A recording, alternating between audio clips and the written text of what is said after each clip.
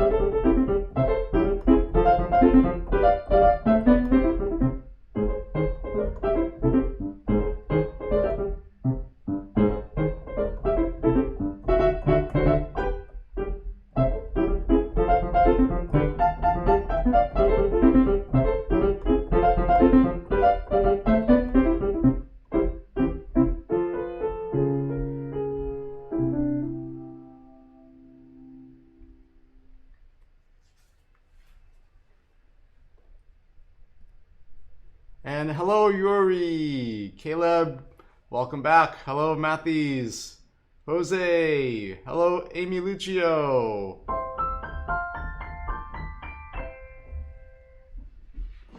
Now I'll play Sonic the Hedgehog Green Hill Zone.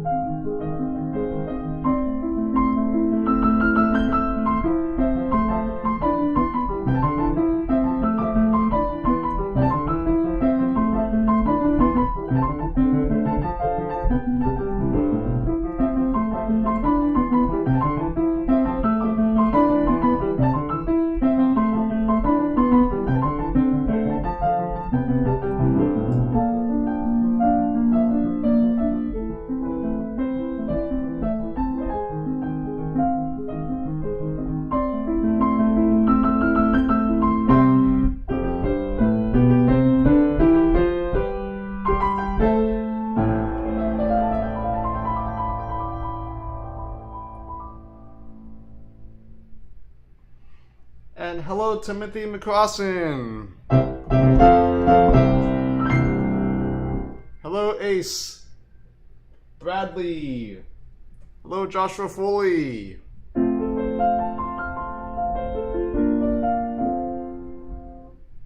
Hello, Stephanie. Oh, welcome back.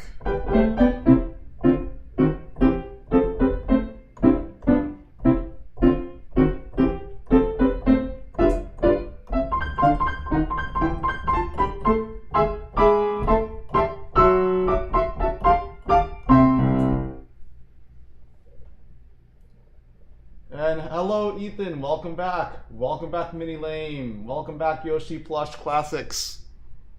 How's everyone doing?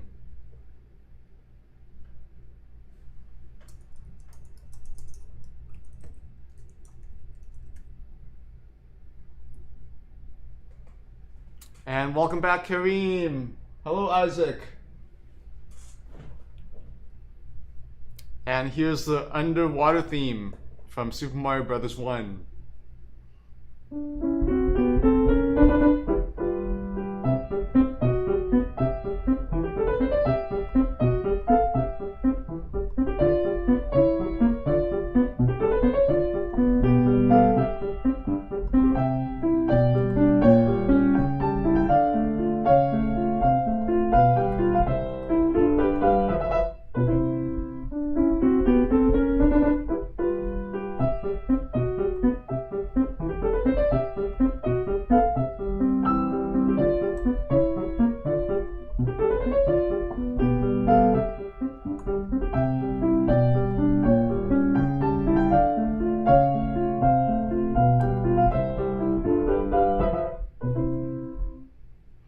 And now here's Bridge Hill Zone from Sonic the Hedgehog for the Game Gear.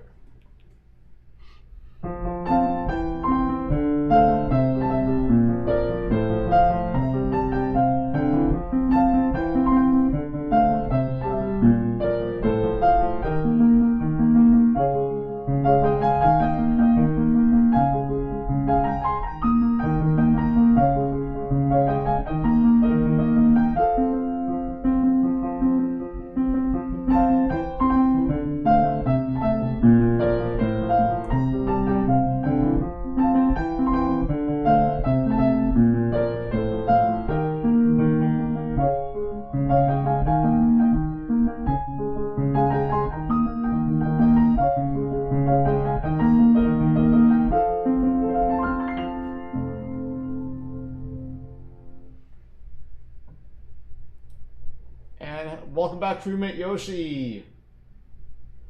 Hello, All Sparks Wars 2. Welcome back.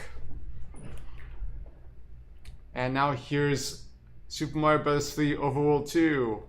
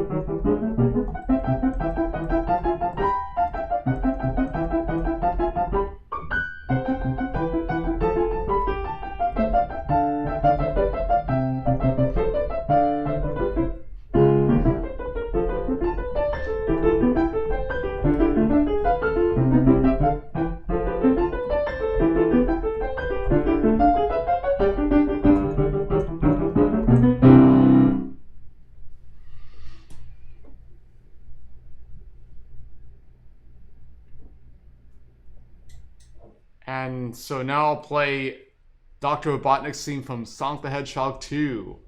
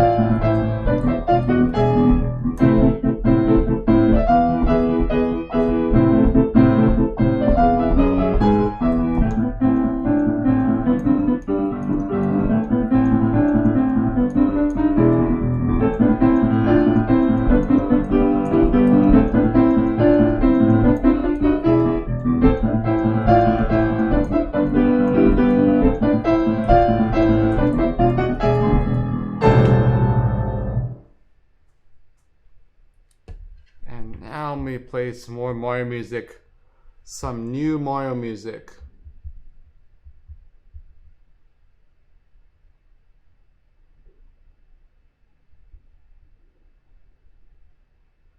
Super Mario 3D Land Clock Tower main theme.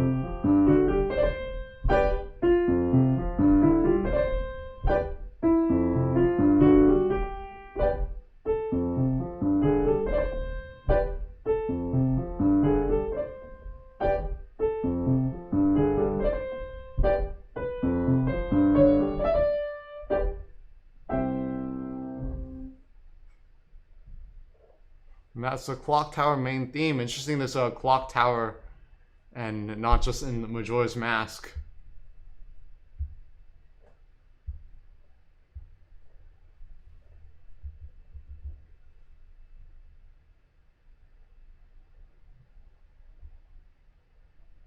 And here's the main theme for Mario and Luigi Bowser's Inside Story.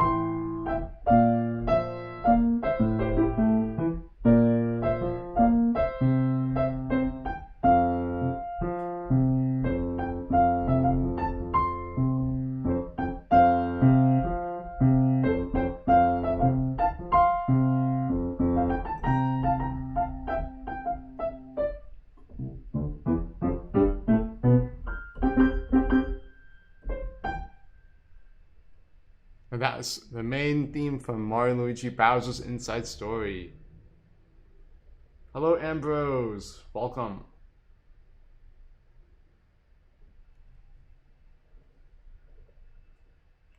Now I'll play the Sonic the Hedgehog 2 ending theme.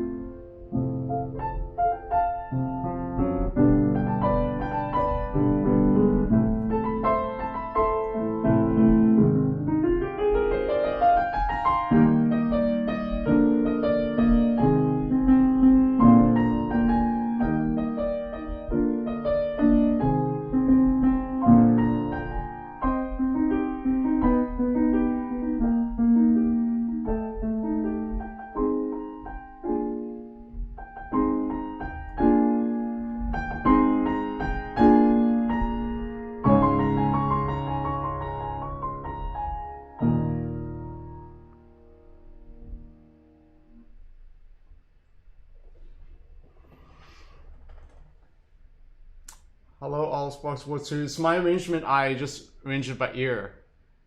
It is beautiful. Alright, see, it's getting a little bit dark. Let me turn on some more light because the webcam is not picking up enough light.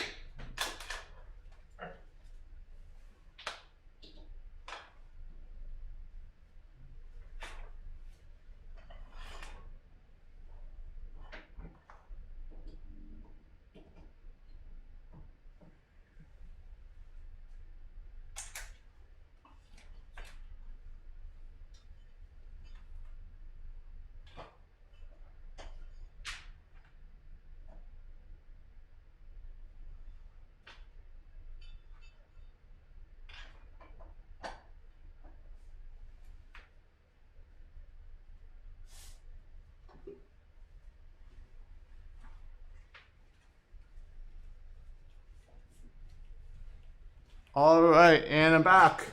Okay, so now I'll play the intro theme to Super Mario World.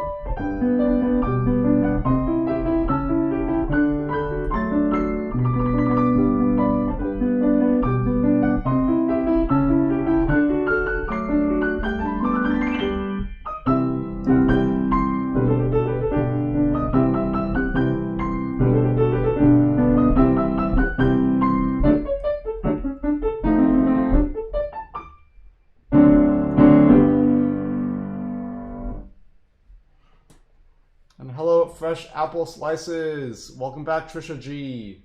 Hello, Sir Kebby. And let me load some more Mario music.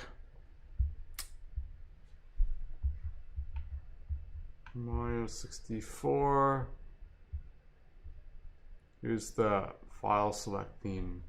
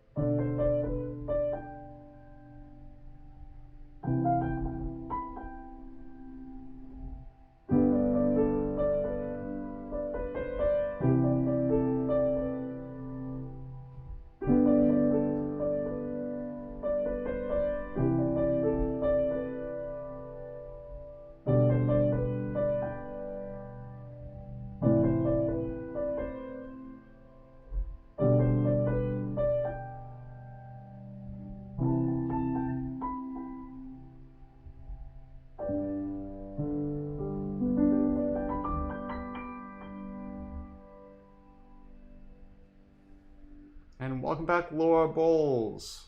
All right, let me see if I can move because the laptop is blocking the light source.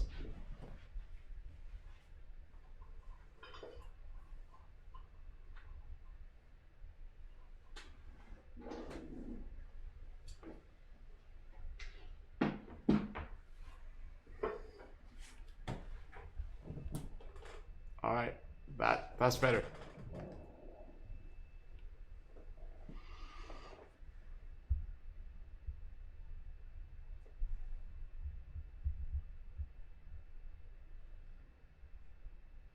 Mario Golf, Caddy Master's Office. How many of you have played Mario Golf? So I'm exploring some of the lesser known Mario pieces to see what it's like and to see how the music is like. The music should still be cool and fun and in the style and sound like Mario, but it's new music, so I'm interested in learning the new music here.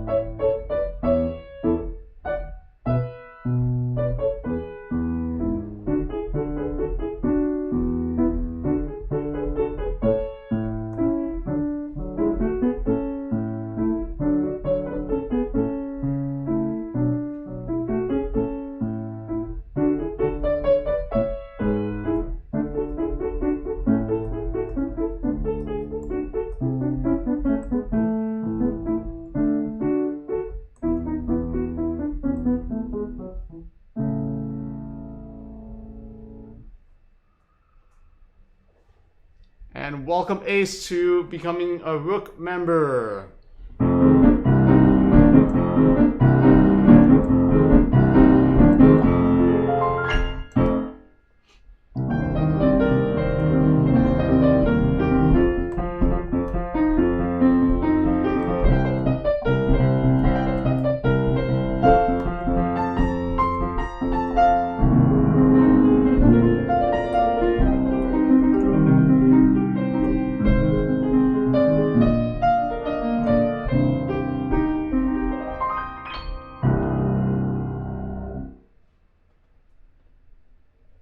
And thank you, Joshua Foley, for the super chat. All right, let me check the email.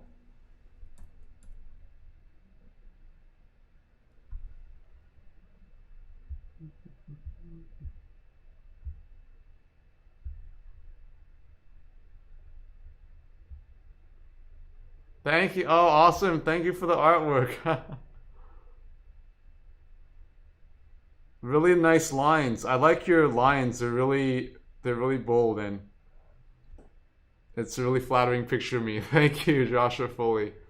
So can I share this with the viewers?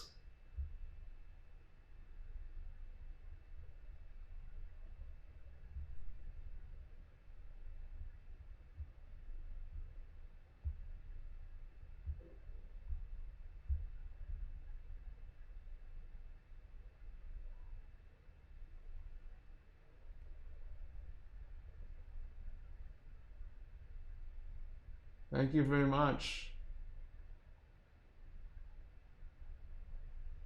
Oh, well, you can call it like work in progress then. Cool. Yeah, you got like the hands and the keyboard, the keys, and you group the keys in 3s and 2s. That's good. Not everybody gets that correct.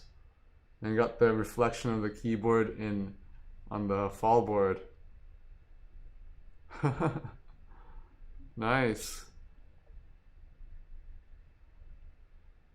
So this is Joshua Foley's drawing.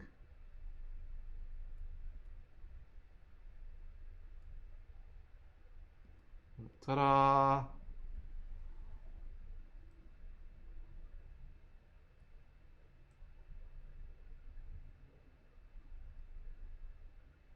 There's some artwork here.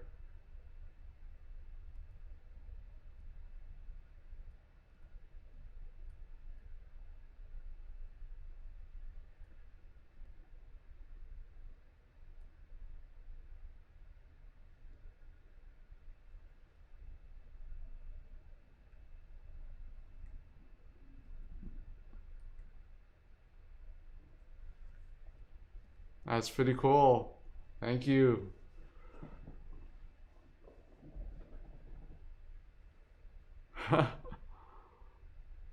Yeah, the colors, it's like really, yeah, the colors and the lines, it's pretty neat.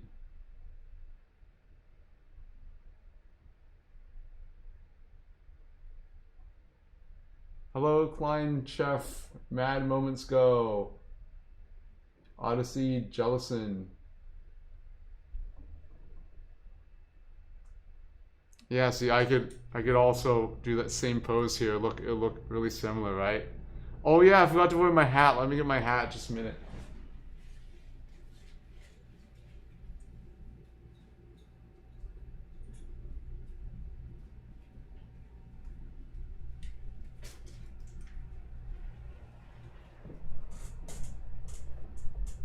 See, you can do something like this.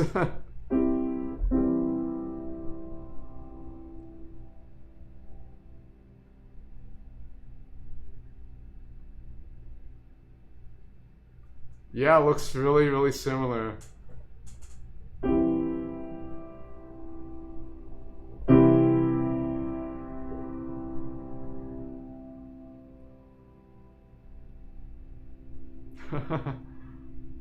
Yeah, it's pretty accurate. Nice.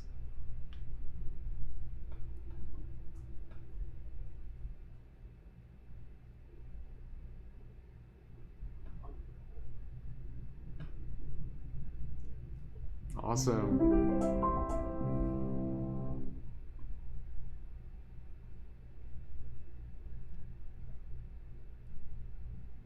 Well, do you mind if I use this maybe like for like a live stream, like in the profile picture, perhaps?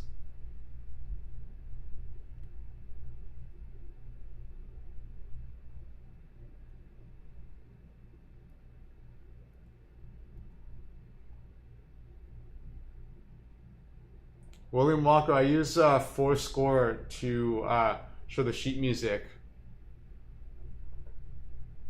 So it compiles, it's like shows PDF documents, and then I have a foot pedal that turns the pages.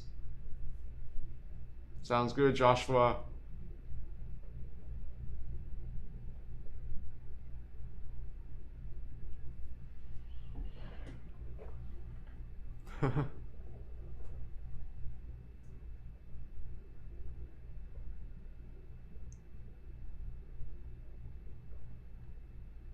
Yeah, I need to update the logo, right? Because like it shows me playing chess, and then when people click on the picture, they go to the live stream, and it's different. There's no like chessboard, except in the background.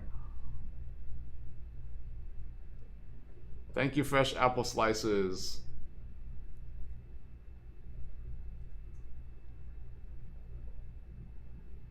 So how's everybody's weekend going so far?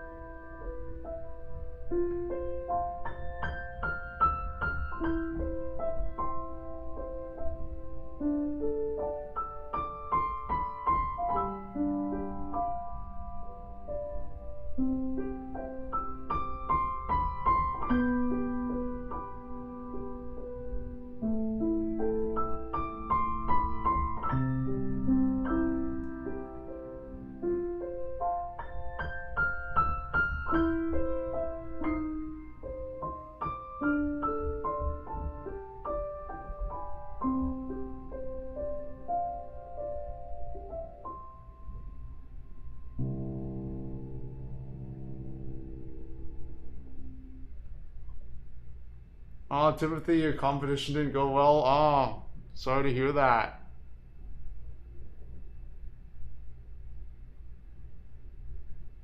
You want to share what happened?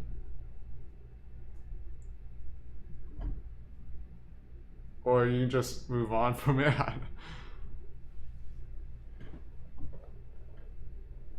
I think you're too nervous. Yeah, that's the thing. See, like, okay, check out this site called Bulletproof Musician. It's created by a person who went to Juilliard, and now he teaches at Juilliard. Hello, Nicholas D. Bulletproof Musician. So here, he has articles on like stage fright and things like that. So one aspect, again, performing is different than you're practicing. Like when you're performing, you're playing in a piano you may have not played on before. Audience, you don't know who's there. Judges, they have like paper and pencil. They're taking notes while you're playing. They might have the music they're looking at. You know, they have an announcer calling. You know, this is the next contestant. You know, it's a new environment, and when you're new environments, at least some people have a tendency to analyze things or pick up the new environment, or like the temperature of the air, all these aspects. But actually that analysis actually is paralysis. You know, there's a saying that analysis is paralysis. So the thing is, if you analyze things too much, especially in a competition, your mind is not going to be able to be calm, because there's so many thoughts bouncing around your head and being bombarded with all these new stimuli. So the analysis actually backfires, even though it's actually could be helpful in a certain way. Like, okay, like the upper register is a little bit too, it's not bright enough, it's too dull, so I have to make sure not to use the soft pedal, something like that. Or like the mid-range is the voicing in the middle range isn't as good as it is in the upper register, so I need to articulate more in the middle register. Some of those aspects are important to realize, but if you're analyzing constantly, like the judges, where are they sitting in the room, in the back of the room, in the side, wherever, or like or like why is that person taking pictures, or like that's why they have flash photography. They forbid flash photography in some performances because it distracts the performers. So if you have all this analysis when you're playing, the problem is with that is that the best way to focus, you have to learn that to become calm is basically the absence of a lot of thoughts, like meditation, right? When people meditate, are they thinking about like a billion things an hour, like what they have to do, during the day and so forth? No, when people meditate, they actually consciously try not to think about so many things. The mind, like the thoughts shouldn't be bouncing around when they're meditating. That's to create a calm approach, right? Calm environment. So the thing is, when performing, again, it's a completely new environment. The temperature of the air, the piano may have not touched. You don't know how it will sound. You don't know how it feels, the action. The bench might have a hydraulic bench. It might have like the knobs that turn it. Somebody might have set the bench really low before you played because they're really tall, and then you have to turn it like 50 times and then your hands get tired. So there are all these aspects here that you could think about or overthink about. And then the problem with that is then you're not able to get into a mindset where you're relaxed and you're not able to play your best. You're not able to let the music flow from you naturally. And you're not able to focus on the calmness because you're analyzing so many things. And when you do that, then it becomes paralysis again, because analysis becomes paralysis. So yeah, it's like practicing for performance is actually something to work on, like to not analyze, to turn off the analytical side of your mind. Because like when you're practicing, you just play something and you can just you don't have to think about every note, and it sounds relatively decent at least, or it could be really good. And to see if you just perform that, it's like, if I only performed how I practice. I hear that's a saying that people have said thousands of or hundreds of thousands of times. If I only had performed how I played in the practice room, right? The thing is that when people are performing is that they're overanalyzing everything. And actually, if you turn off the analytical part of your brain and just play like how you practice, then it's probably better that way, because then you're not overanalyzing everything. It was like, oh, is the crescendo too loud? Is the bass too much? Or it's like, all these things, or the acoustics, you can analyze everything. You could write like a 200-page dissertation on a single performance by analyzing all these different aspects. But actually that can backfire from all that analysis.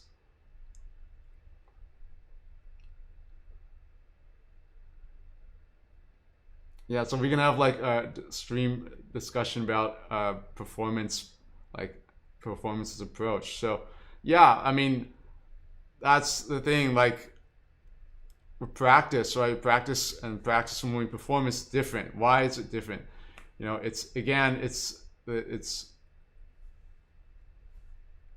It's turning off the analytical side of your brain and not being reacting to the stimulus, right? Meaning the acoustics, the piano, the temperature of the room, who's in the audience, all like the background noise, all those stimulants can, like we're geared to react to, like when you see a Facebook red icon on social media example. That's why I say one thing, you want to get off from social media at least the day of the performance or even earlier.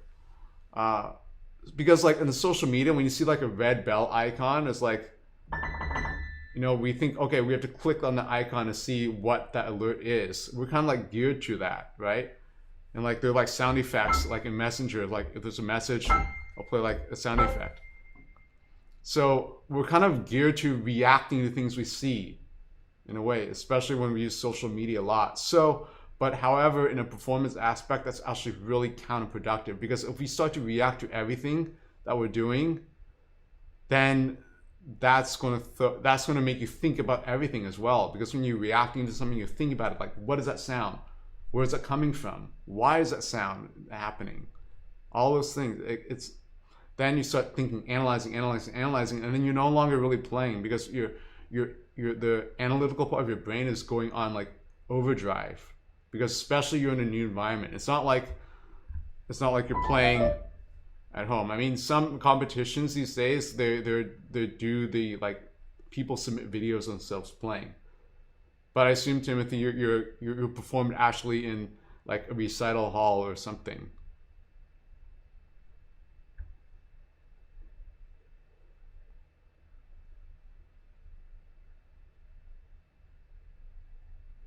So that's an aspect of performing. I mean, there's also, yes, you do have to practice a lot, prepare in advance. Like if you're playing a new piece, also you want to play it like many times before you play it in like an important event. You just want to do many run-throughs as well. So, like, okay, like the singer Sergei Lemeshev, one of his famous roles was being Lenski from Tchaikovsky's Eugene Onegin. And he played Lenski so well. You can see it on YouTube. It's like in black and white footage of him singing aria as Lenski. It's real. It's the like the tragic part where he goes through, he duels the other character. But the way his expression of Sergei Lemeshev is incredible. And I read like he did that role like hundreds of times, and is that how he got good at that role? Because by playing that character Lenski hundreds of times, he got so much better at it. I mean, he gained experience simply from performing it many times.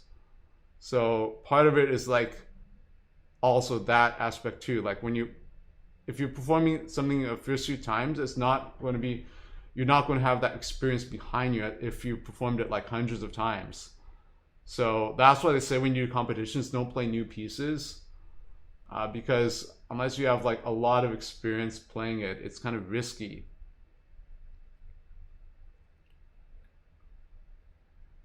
You're in a room with a wall between the piano and the judges. They're the only people in the room, so I couldn't actually see anyone.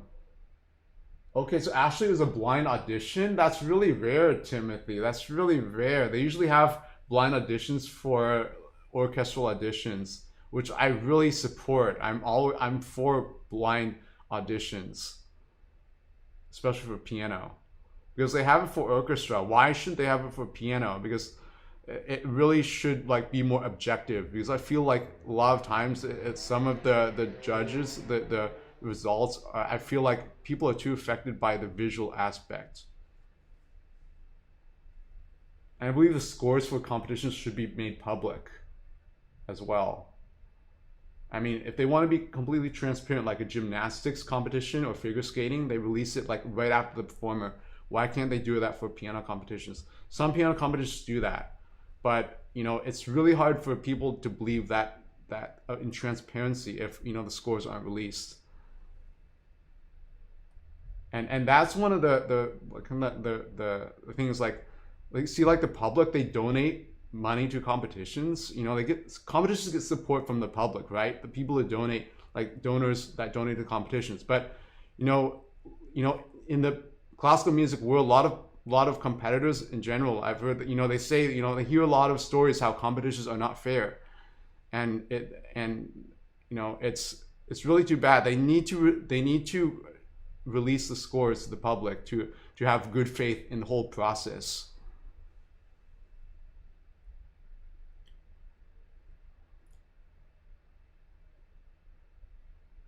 So yeah, Timothy, when you've worked on a piece for months, even that is not a lot to be. I mean, okay, I don't know like what piece you played, but people work on pieces for years. Like for major competitions, people work on pieces for years. They'll play pieces that they've learned for many years. Like I know people people who went to Juilliard, they will pick out a magazine and they'll read a magazine while they're practicing.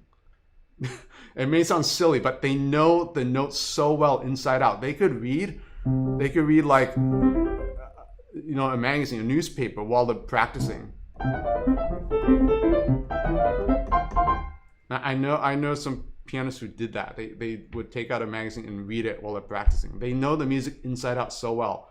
They could wake up in the middle of the night and play the music.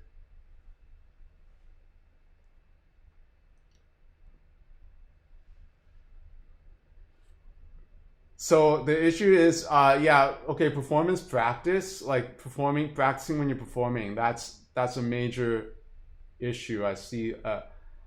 And yeah, so again, I think it's like a psychological aspect too, like almost like you have to approach it like from a sporting aspect. Like people who play sports, they have sports psychologists. But I think in for music performers, that part isn't really stressed.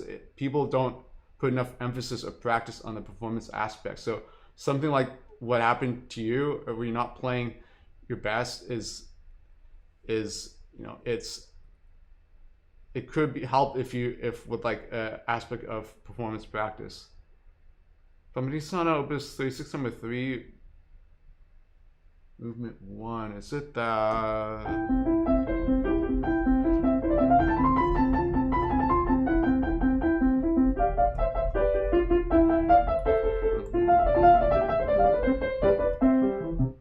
yeah, okay. So okay, yeah, so actually, you know, one thing you want to do is do you set a tempo before you play? Like do you count to yourself before you play? You should hear the music before you play.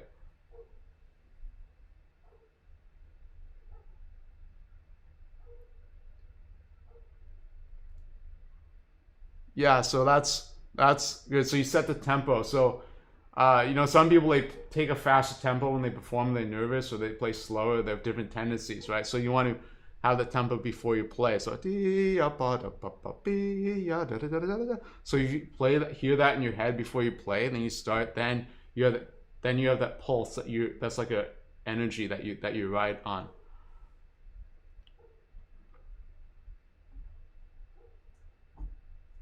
And yeah, there's a lot of aspects that go in, like you can analyze every note.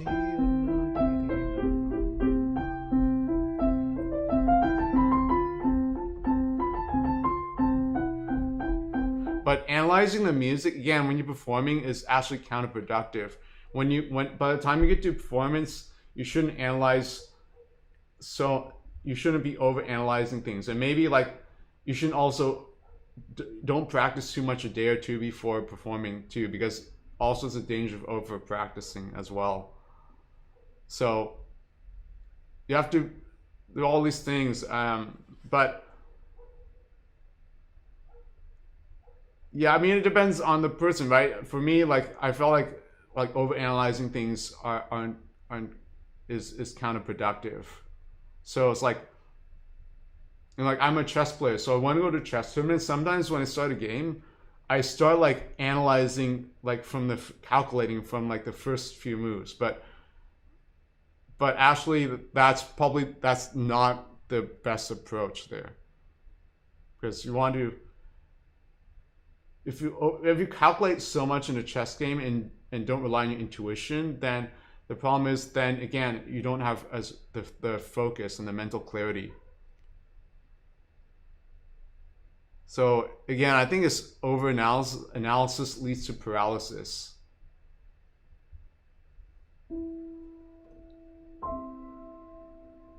So okay, I'll pretend to play this Clementi Sonata and analyze like every note, and like analyze what I'm playing.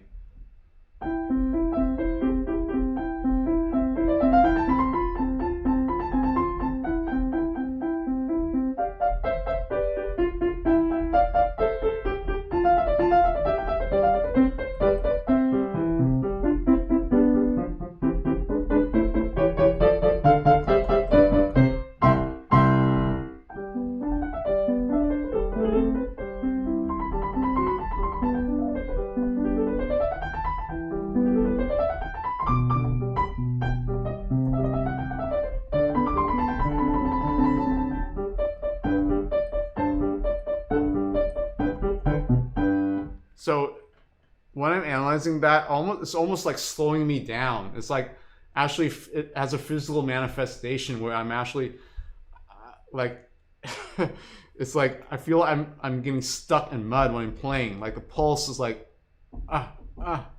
like that. And now I'll play it like when without analyzing much. I'm just almost like I'm just playing by ear almost, but not completely playing by ear. Like some people imagine the sheet music when they're playing. In an interview this with Claude Frank and Adele Marcus says she imagines the sheet music when she plays. And she says she has photographic memory. So if you have photographic memory, like Adele Marcus or Carl Cherney, then that's a big advantage. You can just look at the music in your mind, and then you just say, "I'm gonna play this and this and that," and you don't have to think about anything else. Okay, no. So now I'll play it without being over analytical.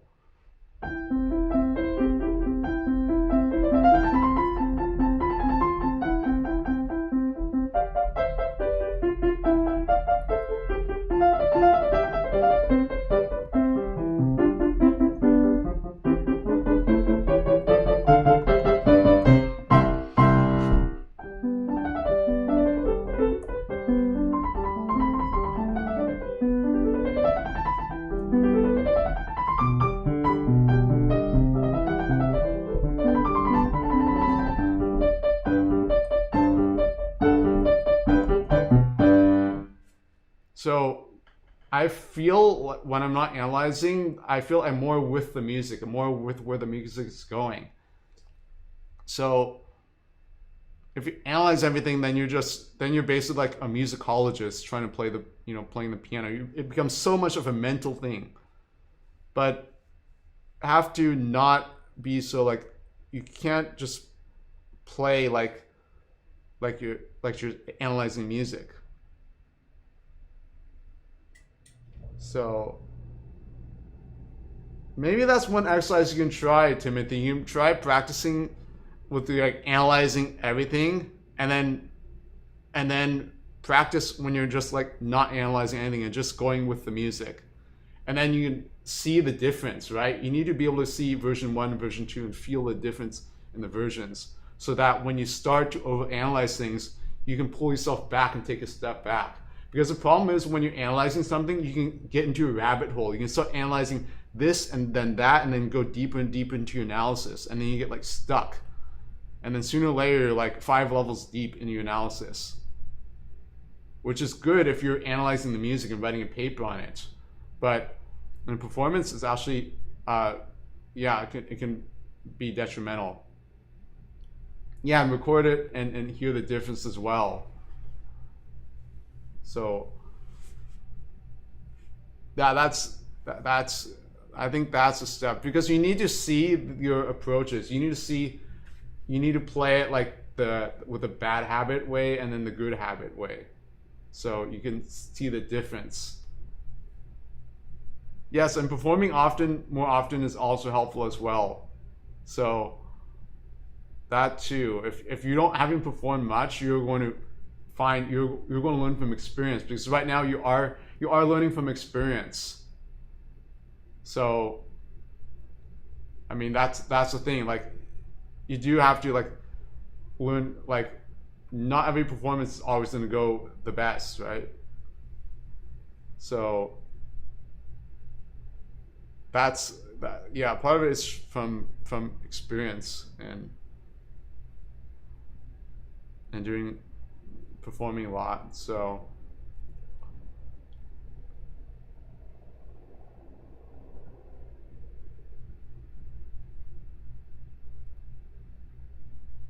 William Walker, tell me about your background in music, because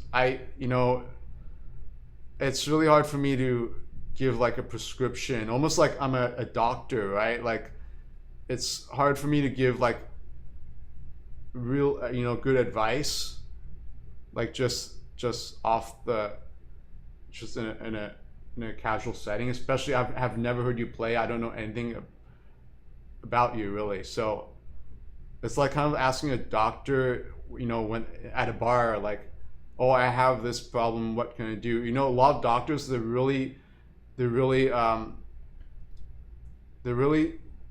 cautious about what they say, because they can say the wrong thing and then there's a bad outcome. So same with the question here. I want to be careful that I say the good things that help you, that are effective. So like in a question like this, it's really not enough for me to give you to understand who you are, because you're not one of my students, so I really don't know you, how you're playing and things like that. You're welcome, Timothy McCrossan.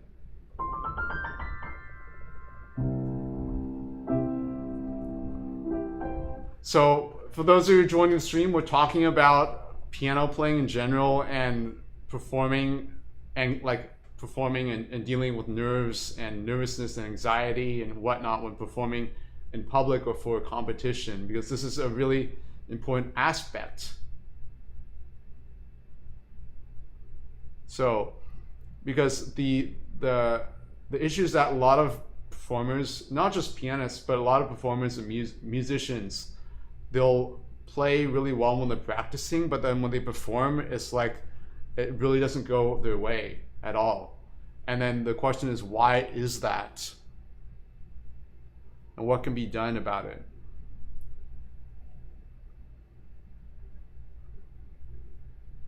Welcome, Mothy Moss. Welcome.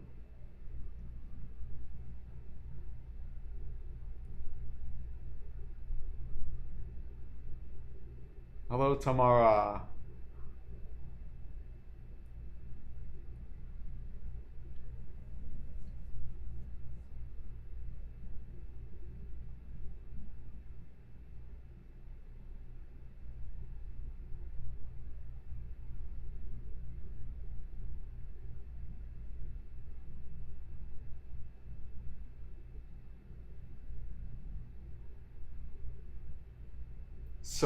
Okay, so you want to learn video game music, and you want to get a keyboard to practice. Okay, that's good. That's good. You're interested in playing piano and learning piano. So my advice is to, okay, from a professional standpoint, if you want to get skills at playing the piano, you have to study classical music. Okay, you have to study classical music. Like, I studied classical music. My training was really rigorous and intense. But you don't need to have rigorous, intense training, but you need to have that foundation that classical music provides. And you need to learn a lot. You need to expand your repertoire. You need to learn a lot of pieces, like sight read a lot of pieces. The issue with playing video game music is that the challenges in the music aren't necessarily like a wholesome diet, in my opinion.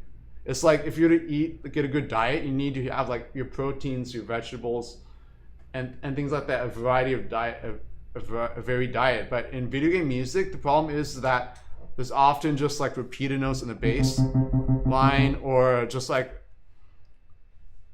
they only use a certain portion of the keyboard, and then sometimes it gets really difficult and then it gets real easy.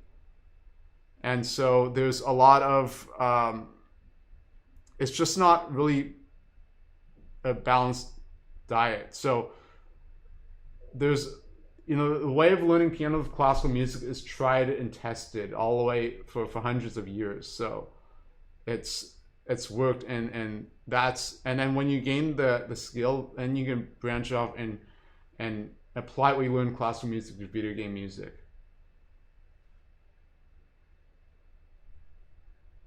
So William Walker, there's two aspects in playing piano, right? The musicality and the technique, and they go hand in hand. So to develop technique, definitely playing classical music, studying classical music, practicing scales and arpeggios and so forth, that's going to help you gain your technique. For musicality, also interpreting the great works, the masters, these composers. Some people consider them as gods, like Mozart, Beethoven, Bach. Uh, they're definitely very important in music history. So when you learn music from these genius composers, you're able to gain more insight into playing the instrument itself. Because a lot of video game music, it's not, the composers, they're not really trained. They're not really trained musicians, professionally trained. A lot of the composers that, like some of the composers that compose music, they don't have this background of the studying like composition. I mean, some do. Okay, I'm not saying everybody, but you know, like the video game companies will just hire like somebody that has a good demo tape sound. But even the people that hire them, I don't know, like even the people that hire them, how much music experience they have, like expertise to make that judgment.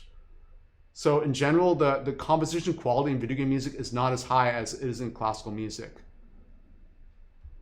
So you want to learn really good quality music. And so like learning Bach, Mozart, Beethoven, the great composers, these are really, really great composers.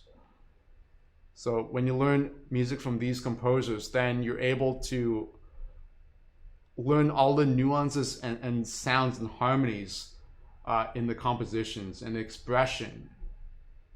So that's a really important aspect, because then you can extrapolate those ideas and play in video game music.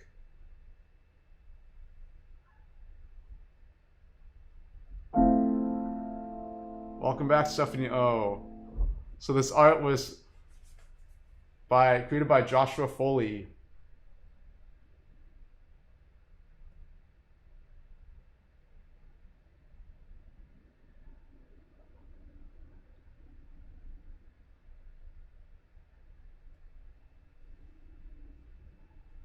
So my advice is to learn classical music, gain a lot of experience, broaden your repertoire learning classical music, and then play video game music like as kind of like a release from the rigors of studying classical music. Because that's how I learned play video game music. I was studying like classical music. I would, when I come home from high school, I'd practice 4 hours a day, and you know, it'd be hot, like the sun would be coming through the windows. I'd be sweating when I'd be practicing. So, you know, classical, it's really rigorous and intense. Think of like ballet or gymnastics. It's that level of intensity in studying. Because I don't think many people, when they start playing the piano, they don't know how intense it is for the training and the practice and the repetition and the mental endurance and the mental sharpness that's necessary to play classical music well. So when you have these skills and that sharpens your skills, and then you apply, then it's like after you take a break from practicing, you can play like video game music as a break. But the trunk, if you're growing a tree, like the trunk of the tree should be classical music. And Stephanie, oh yes, it does apply to anime music as well. I know you're learning the Kaguya-sama, and the best approach is to, in my opinion, is to learn like classical music and the scales and the arpeggios. Like scales are really important to play. It helps your technique and also your musicality as well. You should be able to play. Okay, get a book like has all the scales and arpeggios in it. They're like these fundamental. They have like scales, arpeggios in them, and chord progressions. You can find it on Amazon for like $10 to $15 or so. That's all with the fingerings and everything. You try learn the music there, and that will set you in the right path of playing scales and arpeggios and chord progressions. But then you also need to learn how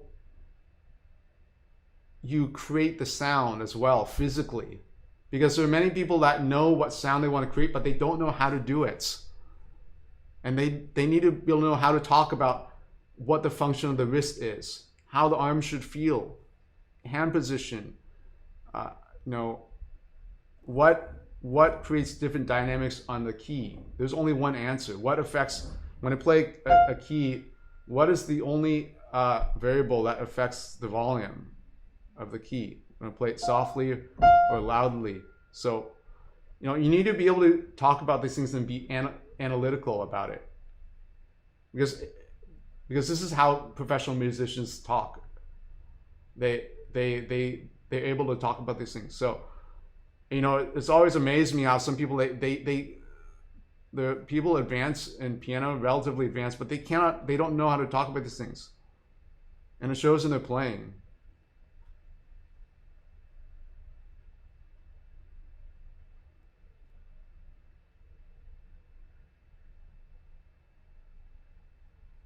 So these are, hopefully this was helpful on how to improve on piano. So as you see, it's not easy to learn the piano.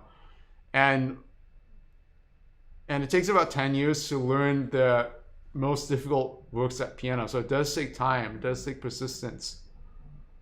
So, and the path to improvement isn't a linear path. It's not like time and improvement. If time is in the x-axis and improvement is on the y-axis, it isn't this linear improvement. It's kind of like this, and there are plateaus, valleys, and peaks, and things like that. So you just have to be persistent and not get discouraged. You're welcome, Timothy.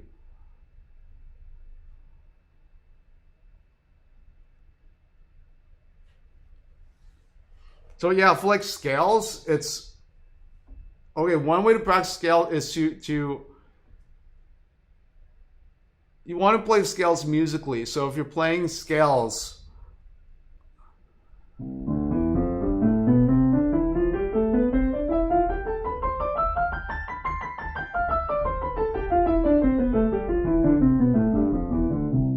okay, when you're playing scales, it's really not important how fast you play it, unless you have a time limit on how you have to play the scales. But you have to think about, okay, there's so many aspects. Okay, you need to feel a pulse before you play. And you have to, that pulse has to have energy when you're playing. So for this, okay, I'm playing this as 16th notes, so I feel the pulse every 4 notes. And you place a slight accent on every note. 1, 2, 3, every 4th note.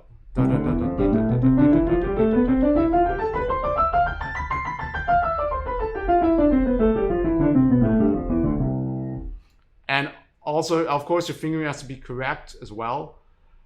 Then also, again, the music has to come from you, right? You have to hear the music in your inner ear. And that's the first step. And you have to also listen ahead as well. So you have to hear the sound in your ear first before playing.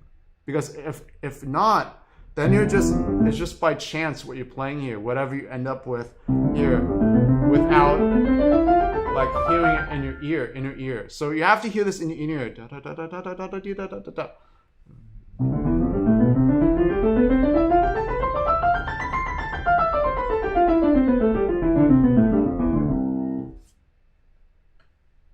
So it's that approach. And okay, the arms, right? Arms need to be very, very light, very free, like a wing of a bird. Like if I were to, if somebody's playing the piano, I should be able to lift up the arm like this at any point when they're playing the piano. If there's tension, it's going to be like this. Arm's not moving because there's tension here. But if the arm is light and relaxed, then it's free like this. So one of my teachers, she would check on if I tense, she'd be like this to check, because if you're tense to play something, then look how much tension there is here, and that leads to injuries. Trisha G, does this sound familiar to you? Well, good teachers think alike. Great teachers think alike. So yes, if your teacher talks about the arms a lot, Trisha G, does your teacher talk about arms a lot? What does she say about using the arms to play the piano? I'm curious. Because it's actually a really important topic, and it is really important to address and talk about.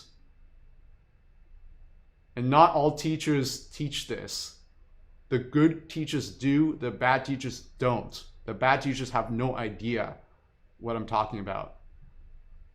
So this is really important because, yes, not all piano teachers teach equally well. Okay, if you don't study with a good teacher, they might not even talk about what I'm talking about here. Because it has to do with sound production and tone. And when we talk about sound production and tone, it's very ephemeral, and it passes in time really quickly. Like just a few notes, that took like about a quarter of a second. It's gone. But those two notes there, there's so much expression that can be gained in just like a fraction of a second. She wants to make sure I'm not tense because I actually got a wrist injury last year. Oh no. And she got really conscious about my wrist moves after that. Yeah, so good teachers, they'll kind of feel bad for the student because they want the best outcome for the student. So what repertoire are you studying, that caused that wrist injury? So yes, that's a good way to make sure the wrists aren't tense as well. And you can also place your thumb here to palpate, to feel the tendons here, if they're tight or not. Came from tennis, like a tennis wrist. Oh, okay. Yeah.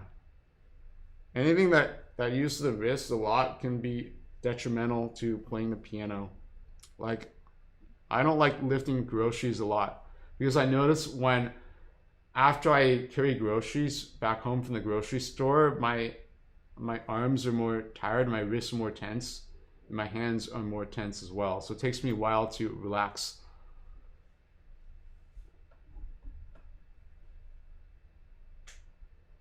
Crewmate Yoshi says, my piano teacher says, when you mess up a note, keep going and not repeat the same note again. So, yeah, so if you have a habit of correcting yourself when you're playing, that's going to make you not listen to the entire phrase, because when you play, you want to hear it in phrases. And if you keep on correcting your mistake, then you're going to break the phrase. So you need to have that trajectory of when you start and end the phrase. And it's like, that's where the music's going, right? Like when you throw a ball, when you toss a tennis ball, it's going to reach a peak and it's going to fall. So why not should a musical phrase be similar to that, have a trajectory? So, the tennis ball is not going to wave up and down the air randomly like that. It's going to have a logic, inevitability to the fall. So sometimes you need to feel the inevitability of the phrase as well, because music goes,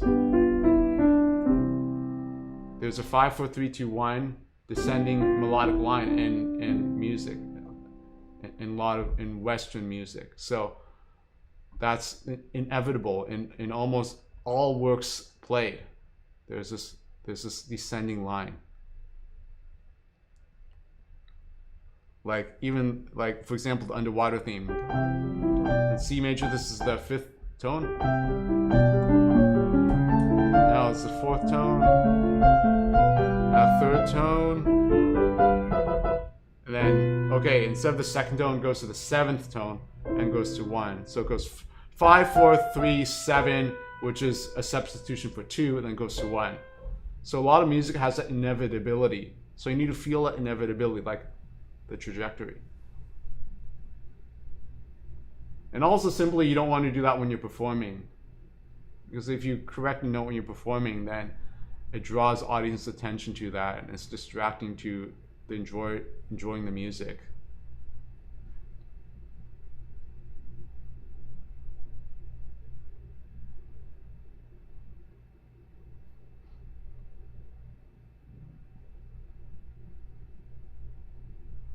Hello, Tamara Farber. Thank you. So that's the idea. I mean, this yeah, you don't want to correct mistake when you're practicing. When you're practicing, you do want to avoid making mistakes. You want to practice slowly. So if you're practicing, like if you're practicing, then you want to correct. You want to understand, because mistakes are a symptom of an underlying misunderstanding of the music. That's what I believe. I believe people make mistakes because they don't fully understand what they're playing most of the time, unless they lose focus. But a lot of times the mistakes happen because the performer doesn't fully understand the music.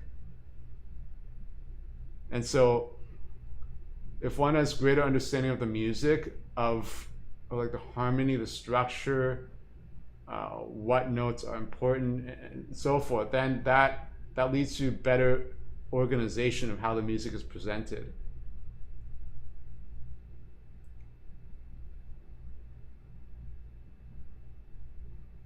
So it's, piano is an art form, so what I'm saying today may change tomorrow, but there's no like formula for this. And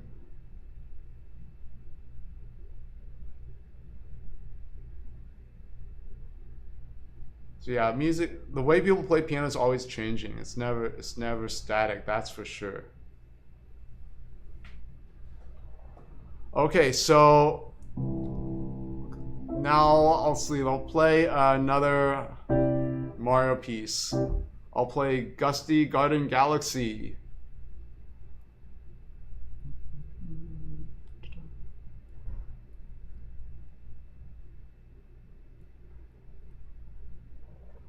You're welcome, crewmate Yoshi.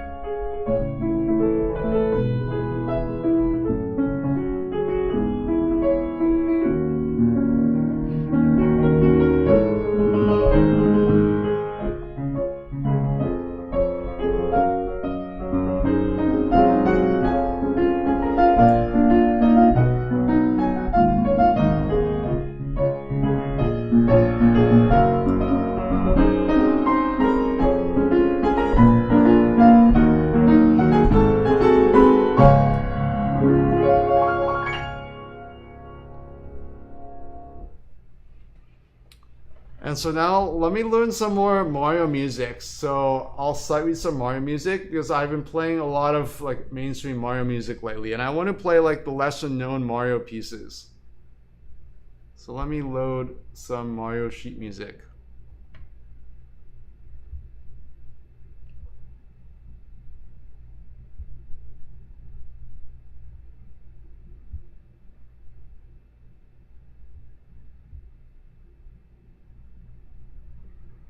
So here is a Sweet Mystery Galaxy from Super Mario Galaxy 2.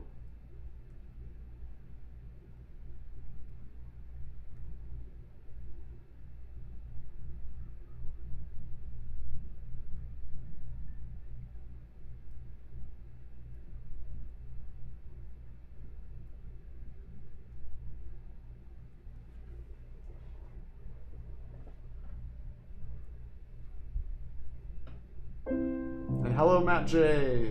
Thank you, L Postmaster.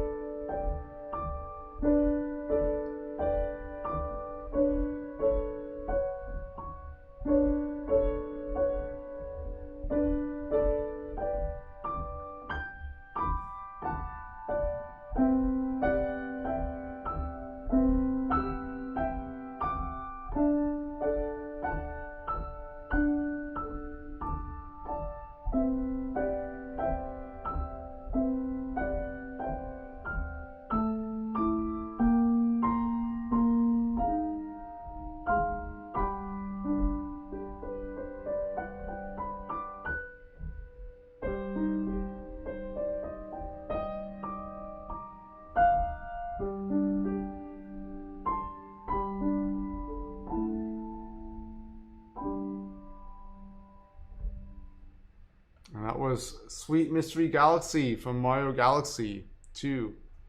And hello, welcome back, Water Music 34. Thank you. Hello, Victor Batalha.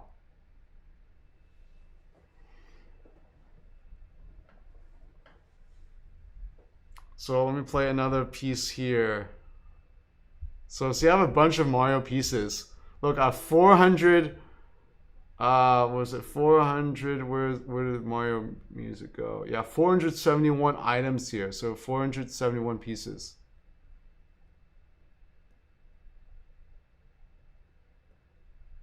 Hello, B. Welcome back. Thank you, L Postmaster.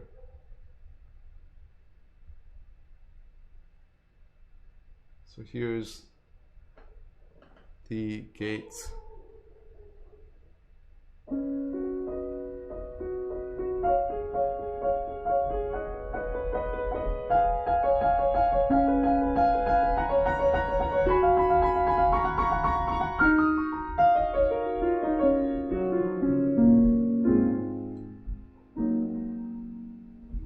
Okay, my intuition is telling me that there's an accelerando here. It's not written in the music, there's no tempo indication, but I feel like if it's just played straight like this,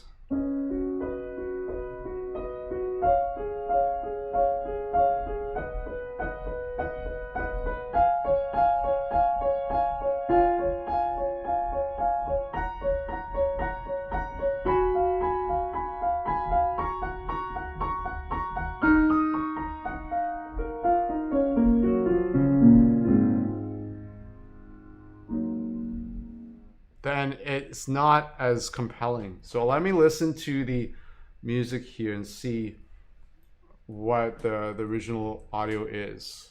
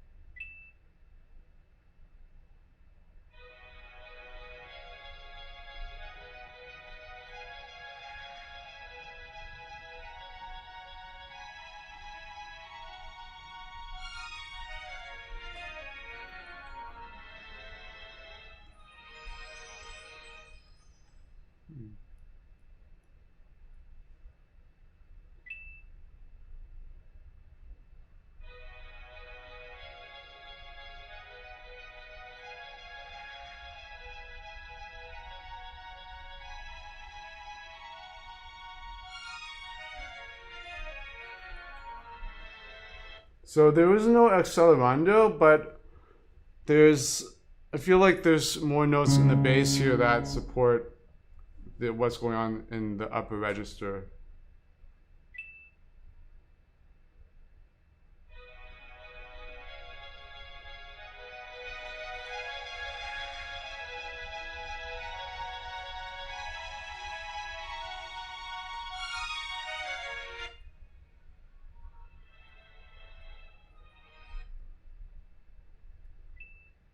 So it sounds like these octaves are doubled here.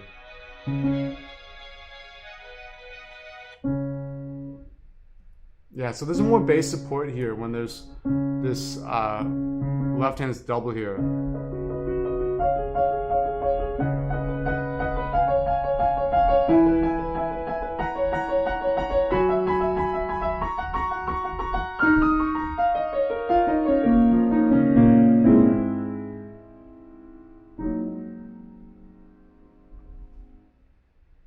And welcome Matt J to becoming a member of the Bishop level.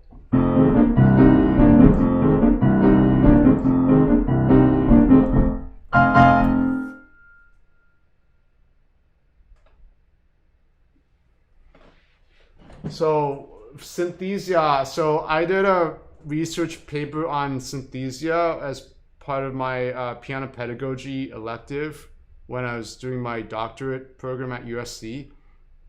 So I did a study on what synesthesia was about.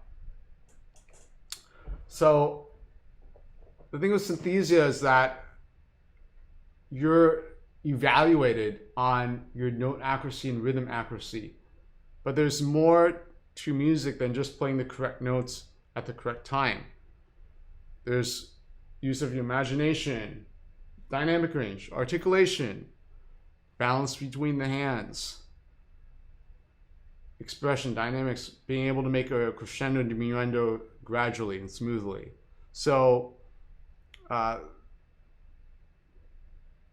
there's a lot more to piano playing than just playing the notes and the rhythm. So the danger of using synesthesia is that if you simply just play all the notes and rhythms and you do it perfectly, then the danger is thinking that you've mastered the music just because you're playing the correct notes. But as I said before, there's I'd rather listen to a performance that had mistakes and had emotion to it and used imagination, told a story, than a performance that was note perfect, that was completely perfect but had no emotion, like a robot, like a MIDI file of the music. The thing is that to create emotion, to create excitement, to tell a story, the performer has to take some risks in order to do so. So if one is just playing really without taking any risks, then there's less chance of the performer making mistakes. And that's one of the aspects of people who play competitions, like the competition hawks, so to speak. They're used to not taking risks and not offending the jury.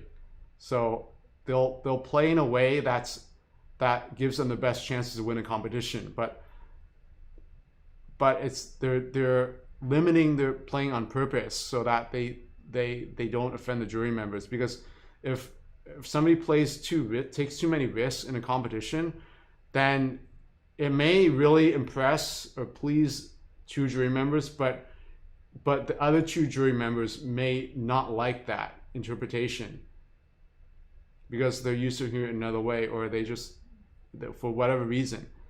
So because there's no consensus. There's people that really like the performance, and then there are the jury members that dislike the performance. And so therefore that's because you take the risk there. So in competitions these days, the trends that people aren't taking many risks when they're playing.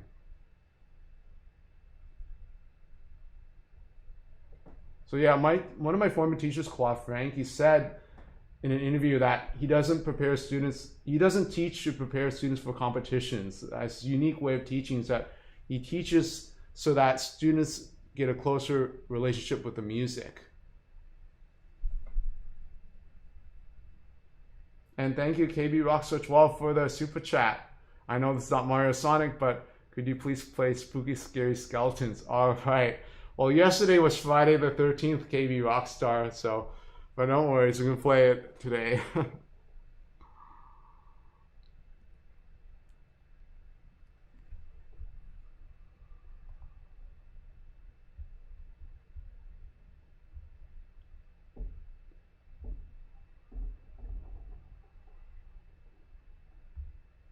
Okay, so let me look for the sheet music for Spooky Scary Skeletons.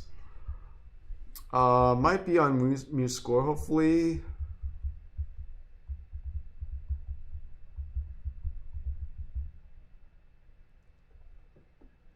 Yes, it is. Spooky Scary Skeletons sheet music.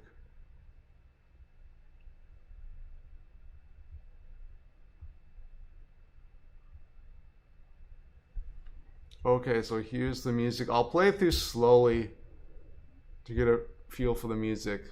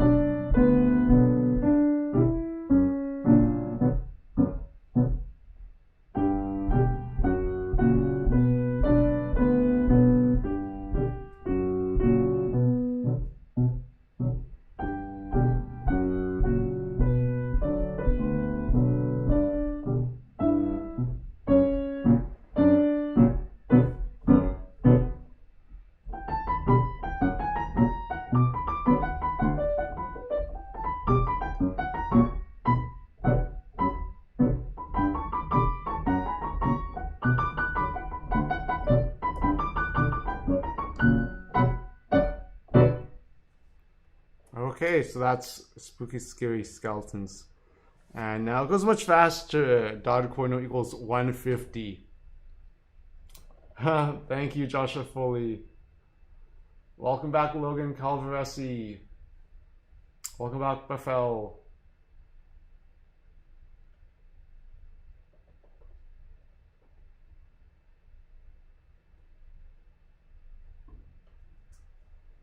Okay, so let me play Spooky Scary Skeletons again a little bit faster now.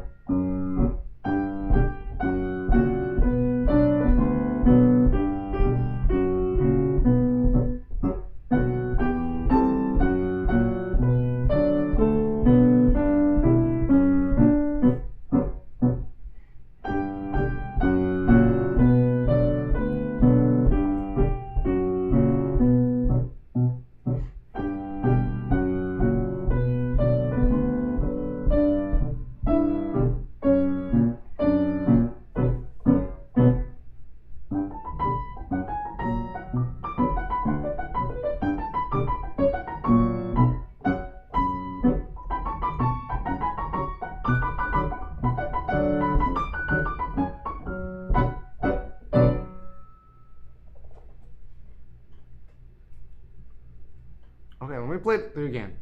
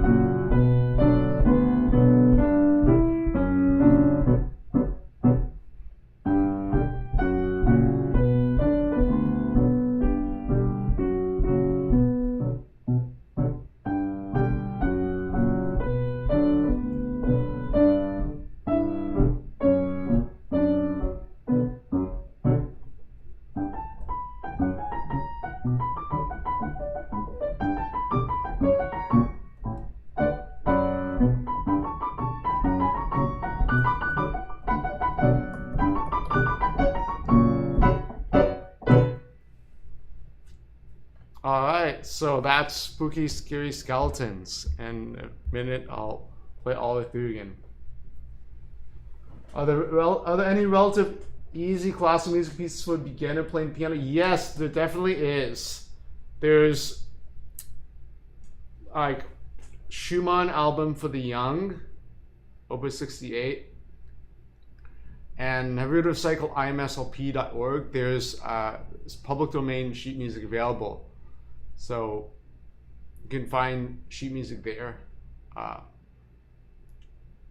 For sight reading as well. So yeah, check out imslb.org for like a treasure trove of sheet music there. Okay, so this is a chord equals 150. Let's see what that tempo is here. Okay,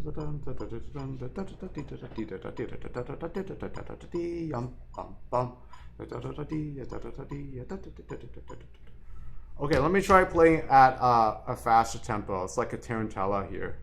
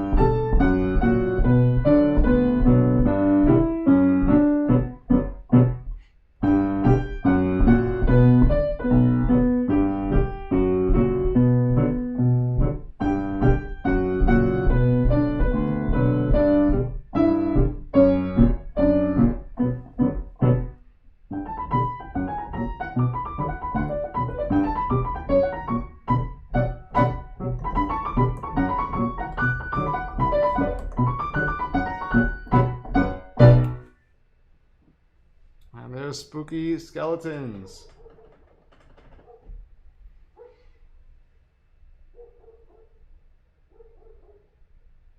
Thank you, Yoshi Plush Classics. Thank you, William Walker.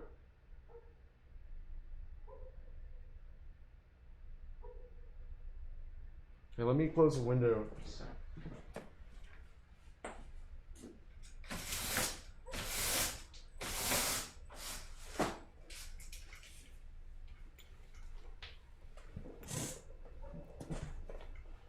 Okay, dot coordinate equals 150. Play it a little bit faster.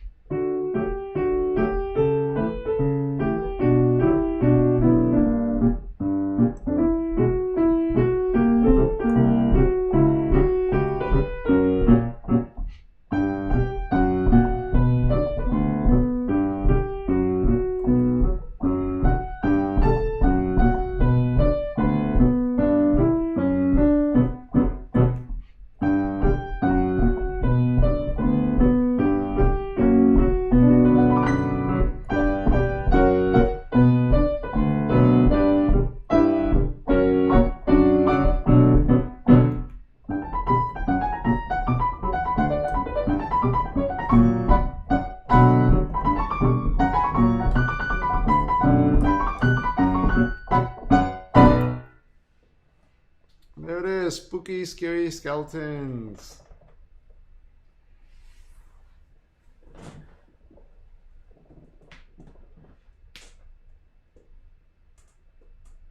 Thank you, KB Rockstar, for the super chat. Thank you, Emerald T.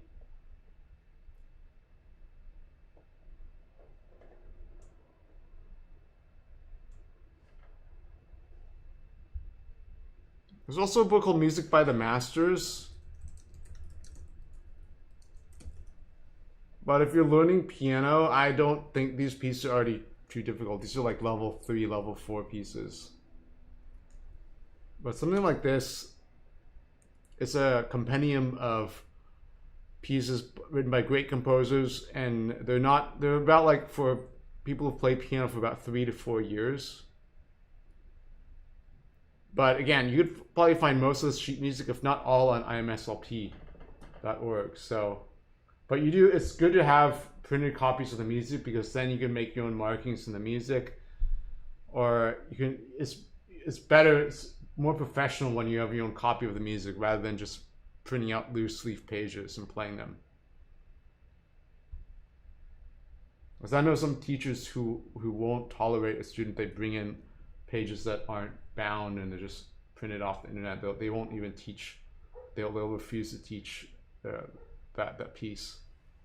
They'll say, okay, go, you need to buy printed music.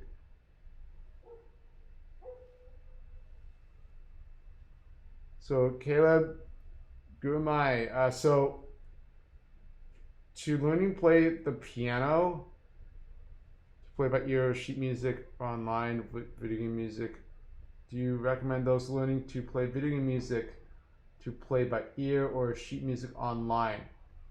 Well, here's the thing.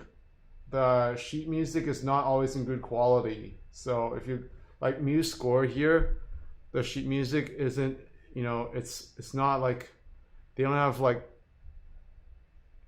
not all sheet music, they might have errors in the music and the notes.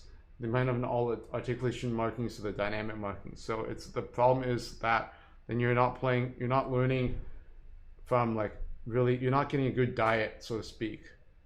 You're like not eating like the good protein, the fruits and vegetables that you need, the grains and so forth. So it's better to play again from music that is by great composers.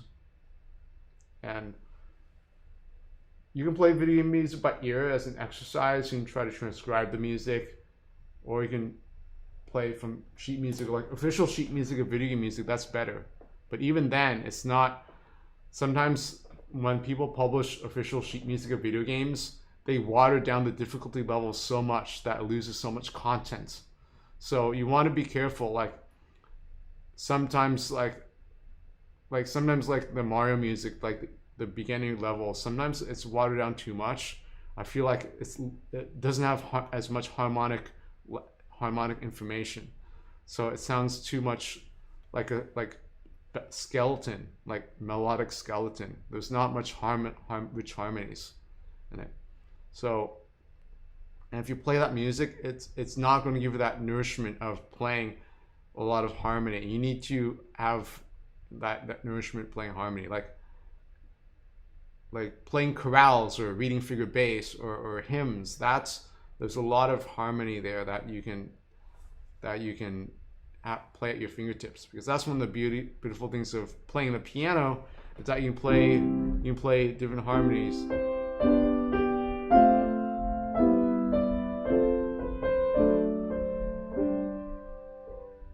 You have a variety of harmonies you can play.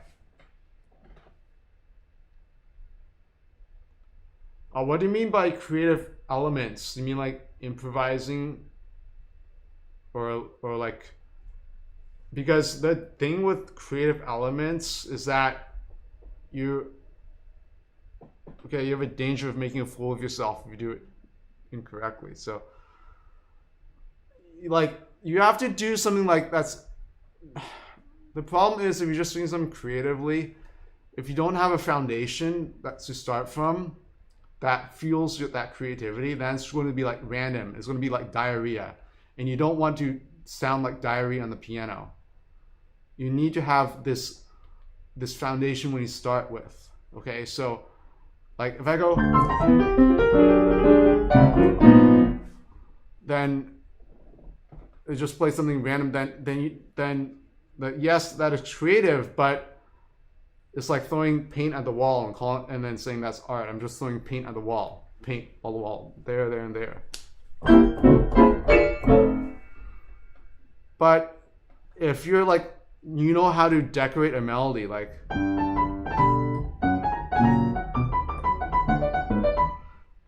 and if you decorate a melody with ornamentation or expand the harmonies or replace harmonies, then that's more creative, but still within the framework of the structure. So what I'm saying is that you still want to, when you're being creative, you still want to respect the structure of the music, and you don't want to be creative that the structure collapses as a result of like any creativity that brings down the structure of the music, because the structure, okay, that's another aspect of video game music is structure. There's a lot of the structure in video game music isn't how to say it. It's not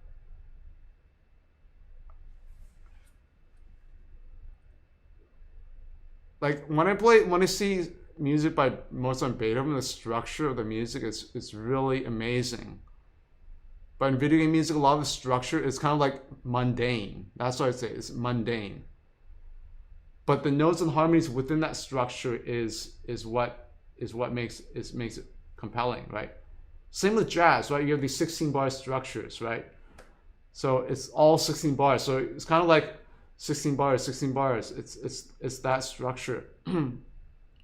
So in jazz, there's a lot of improvisation, but within that structure. Classical music, there's structure, but you want to still, when you're playing, you still want to have that structure in the music without having the structure collapse. So a lot of the problems I see with people who don't have formal training is that they don't have a good grasp of the structure of the music. So it's just really important, the structure, because it's not something that you can just easily grasp. It takes time to learn to structure. So yeah, I'm going to say structure. It's really hard for me to overemphasize the importance of structure in music. So like that's the number one issue I see when people play video game music. I see like random people playing video game music on YouTube. I see like within the first 2 seconds of them playing, I can already see like they don't have any understanding of the structure of the music, or they don't have much understanding of the structure. I'm pretty blunt when I assess people's playing, because there's so many pianists out there. I don't have time to listen to like an hour of everybody playing. It's just not possible. So like I see somebody playing, and like within 5 seconds, I already can tell like how well they're playing. And I can tell like if somebody is playing, they're not playing well, but I can tell they know how to play better than what they're playing at as well. Like even if they're making mistakes, I can tell like they know, they still have that musical knowledge and that skill of like structure, for example, even if they make mistakes. So it's, yeah, again, it goes to structure. It's really important to see the structure.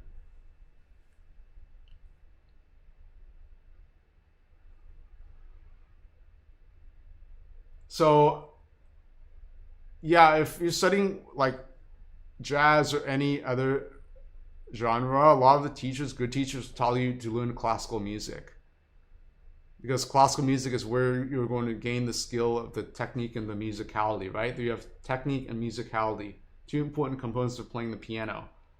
You're going to get a really good education by studying classical music, how those two are combined, how they complement each other.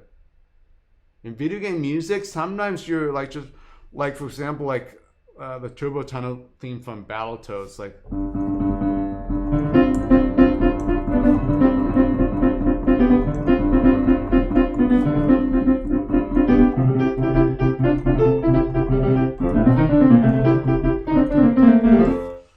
that's like, it's not very nutritious food that you're playing. Okay, you're playing this repeated note, and yes, it is, it's, there's some technical component, but overall, it's how it is with the piano. There's not much, it's not really showcasing all of what the piano can do. You can play harmonies, develop themes, play contrasts and dynamics, different articulation. So, and all these jumps here, like you suddenly have this jump here, and then to get from here to here is, it's a lot of the music is not written for the piano as well. So that's another issue, is that this music for the video games, especially the 8-bit, 16-bit era, it wasn't composed for the performer in mind. So when you're playing this music, you have to overcome these internal hurdles, is what I'm saying. It's like you have to internalize all these issues and then overcome them with like these really sharp spikes in the difficulty of technique. Because sometimes it's really easy, and suddenly it becomes really difficult. Then it becomes easy again, then easy, then it's really difficult, then it's really easy again. And even the most difficult piano works, they don't have that sudden spike of difficulty level. It's just difficult overall. And so that's the issue with the video game music. You're dealing with music that wasn't composed for the piano, and it's not very nutritious music. It's fun, yes, people get nostalgia from hearing the music, and people can relate to the music because they played the game or they enjoyed the music. But the aspect of the technique and the musicality when you're playing piano is technique, musicality, and how they're two combined. You can't separate the two. So you can have a musical intention, video game music, but then the technical level required to do that is really high, or it becomes really easy, but then it becomes difficult again. Or you can have something that has a lot of technique but not much musicality to it. It's really repetitive, like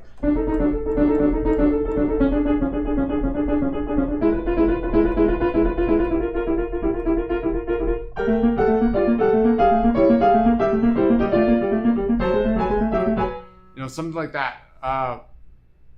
You can add musicality to it, but if you do too much to it, then people will be like, it's going to sound bizarre. Bizarre is a word, because like if I do like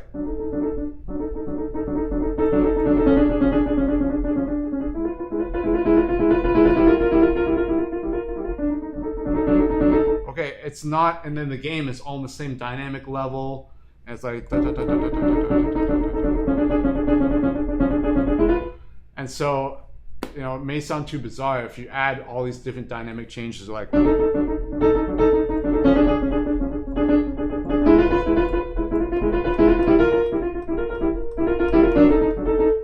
but if you have that same approach to classical music, I can almost guarantee that some of the great pianists, they've interpreted music in really unusual ways, but also at the same time, this really brilliant ways as well.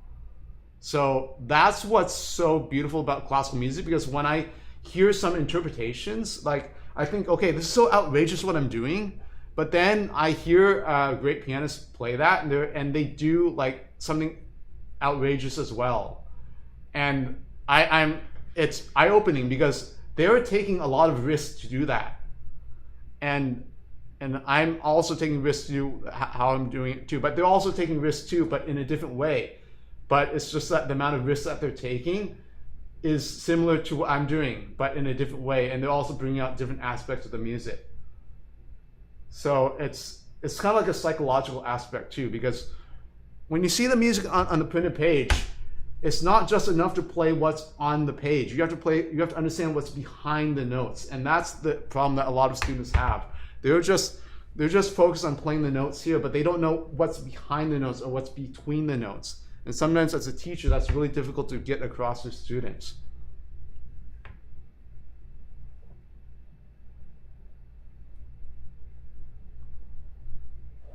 So that's the challenge. So I'd say, again, develop the technique of musicality from studying classical music. And it takes a lot of hard work to do. So, and then you play video music as a break, because when you take a break and play video music, then it's much, it feels like a release, like relaxation.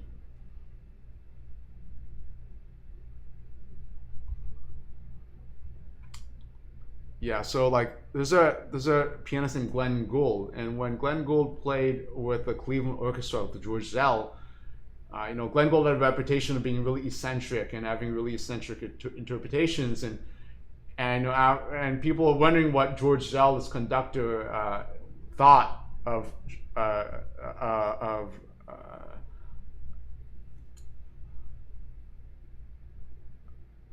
what George Zell thought of the pianist and of Glenn Gould, and George Zell said the nut's a genius. So he was acknowledging that he was really eccentric and nutty, but he also said he's a genius too. So not everybody is like that, can play like Glenn Gould. It's only like people imitate. It's like a certain time period of that can come, that there was a certain person like that, like Mozart. Mozart lived in a certain time period, and I don't think we'll ever see a Mozart ever again, because Mozart was living in that economical, socio time period that had that culture and the audience and the development of music going in a certain direction at the time.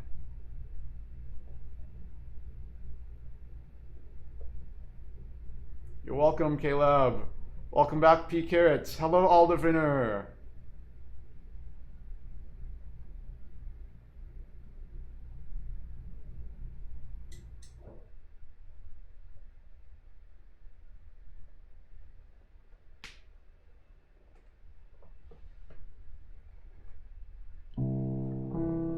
I see, Matt J. Yes, Fantasy Impromptu, Chopin Fantasy Impromptu.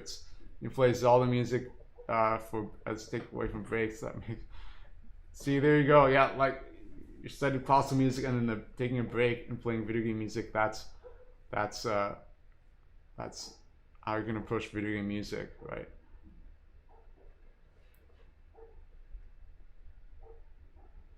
Yes, when you play Guess the Theme, if we get 100 likes, sure.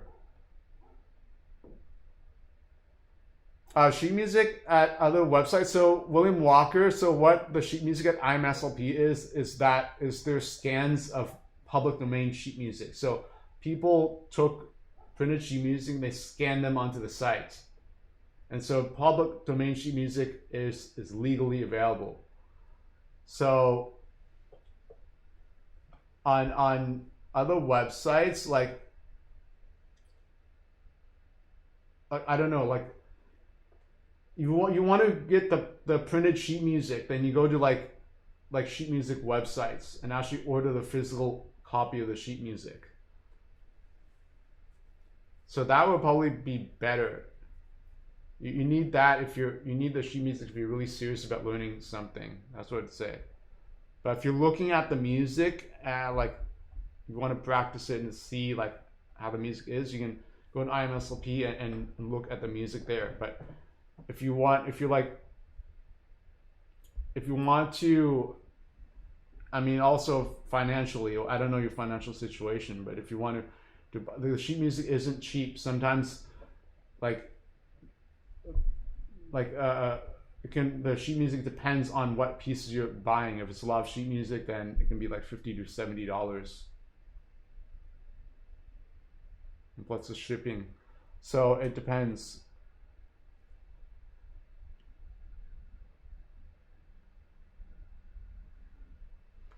Okay, so now play some more Mario music.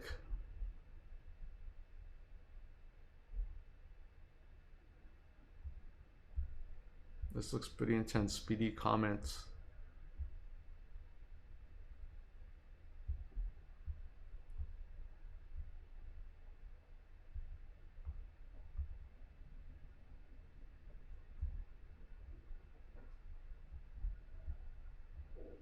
I'm looking for like the cute Mario pieces. The symmetrical phrasing that's like easily identifiable.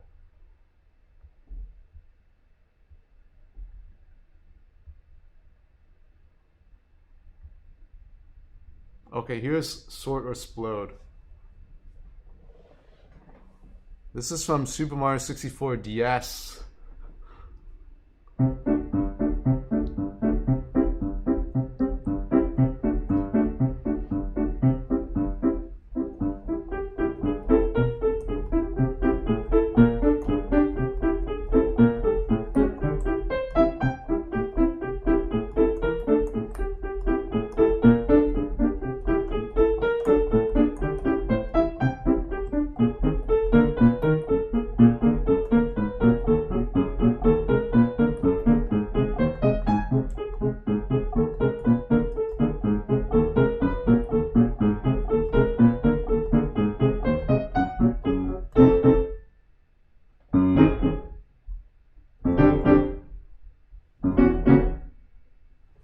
Alright.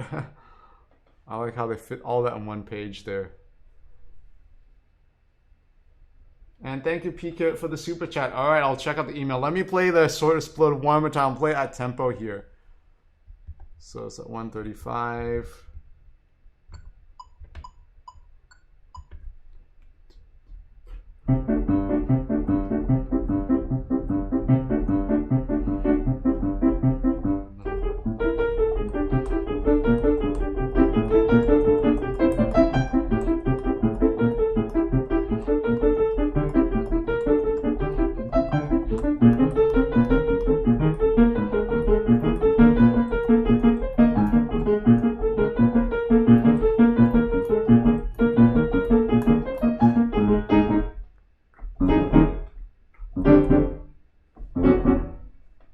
Alright.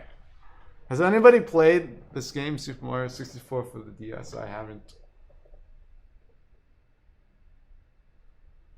Oh, yeah, minigame theme. Thank you, Komomo. I see. Cool. Alright, so let me check the email for P Carrot's request.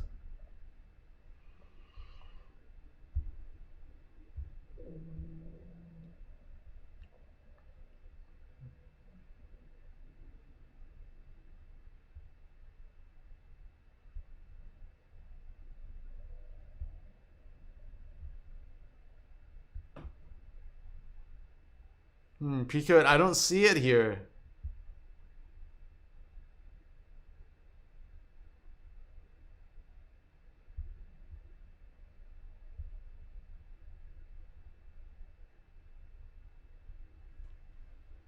Did you email it to vgpstream?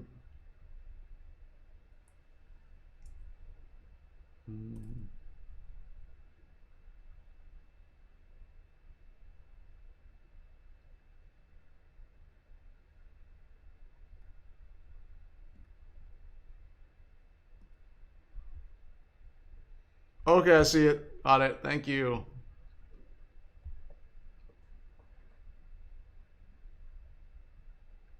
Okay, so the Super Smash Bros. Brawl main theme, composed by Nobuo Uematsu.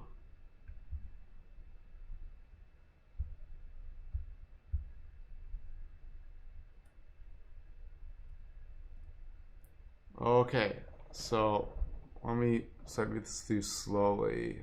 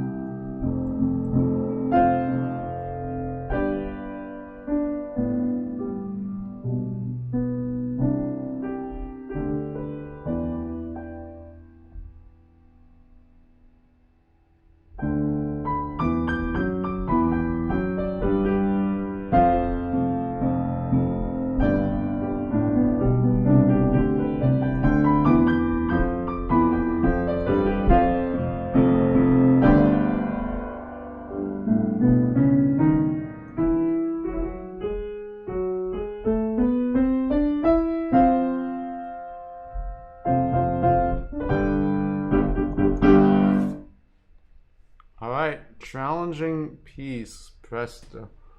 Okay, let me play it through again.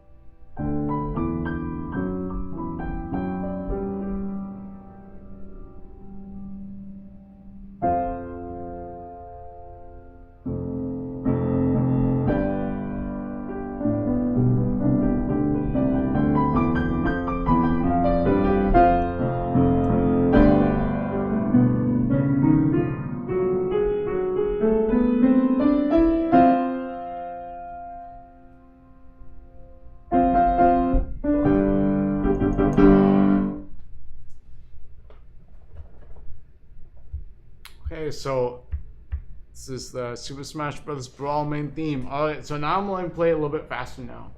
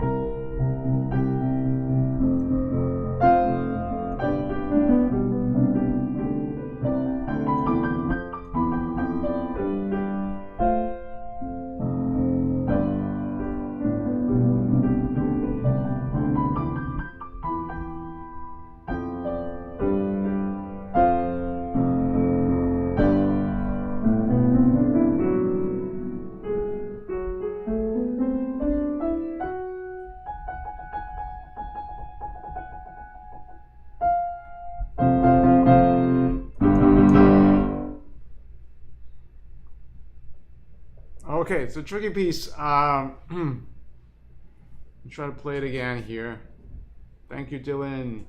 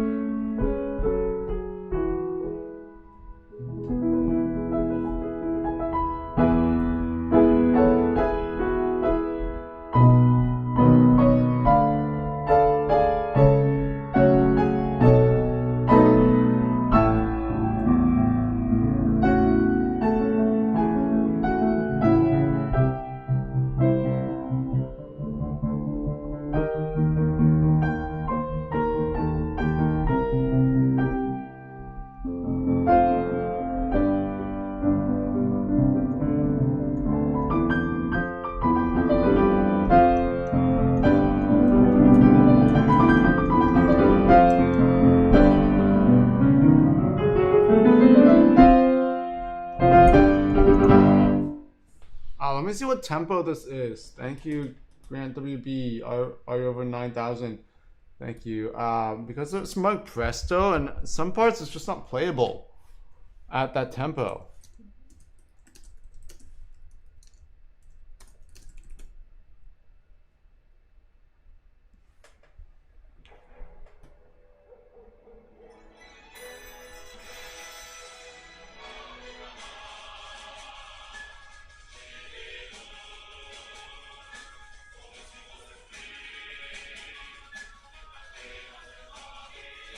Yeah, that, I don't know if it's really playable.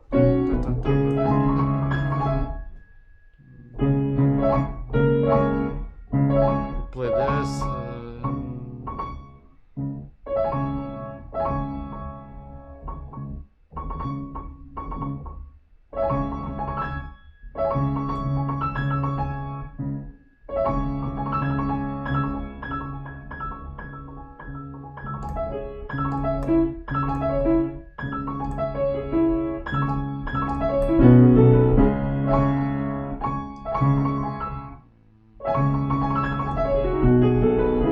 I mean, it is possible, but it's the fingering is really awkward then. You have to place the thumb on G sharp there.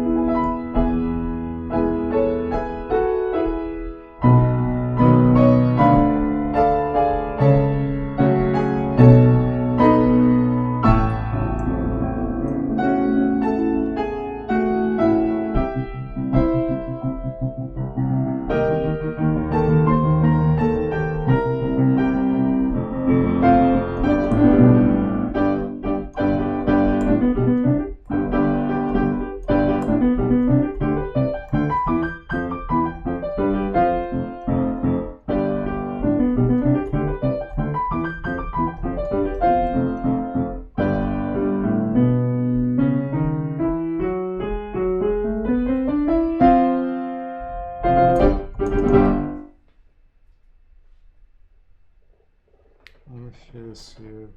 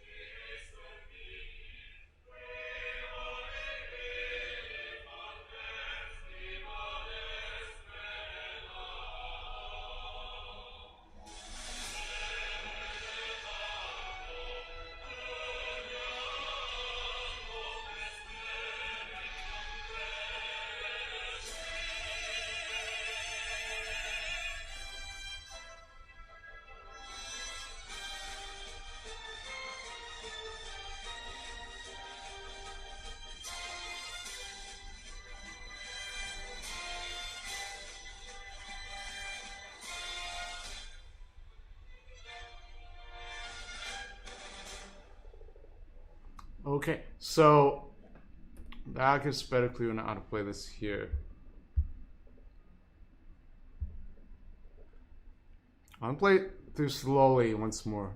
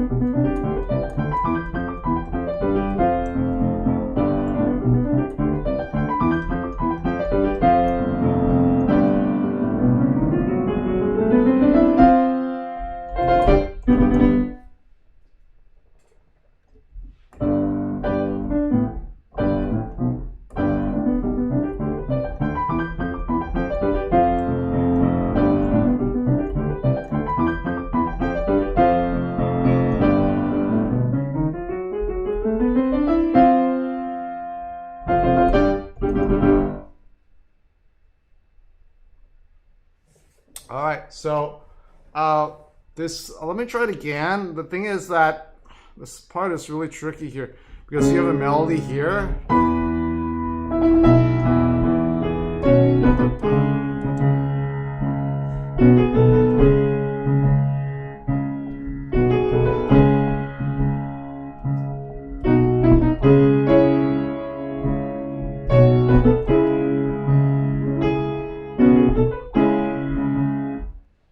And then there's like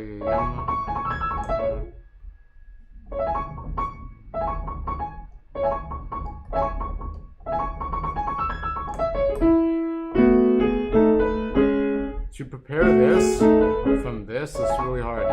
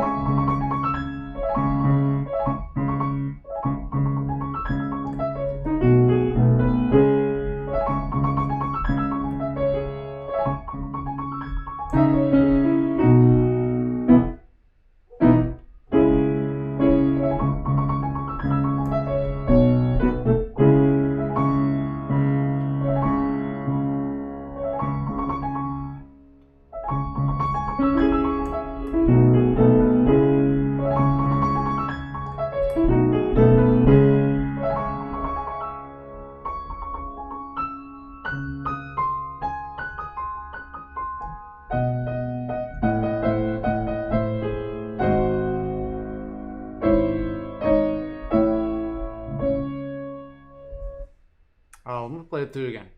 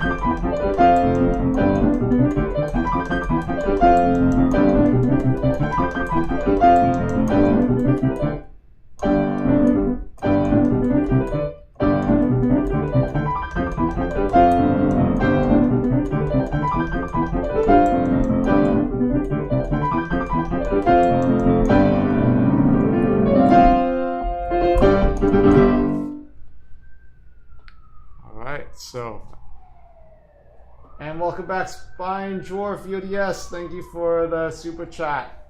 Could you possibly play the Super Mario 3D World staff role, please? Alright, I'll check out that sheet music after this.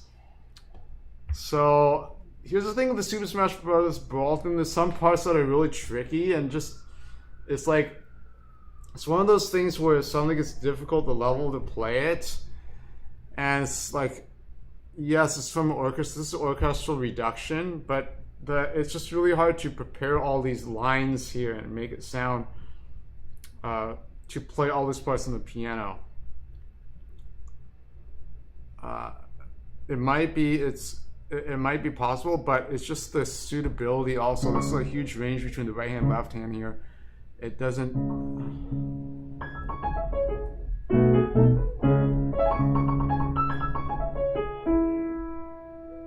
Yeah, it's just because to play it even without this, it's still a lot of musicality to bring out here.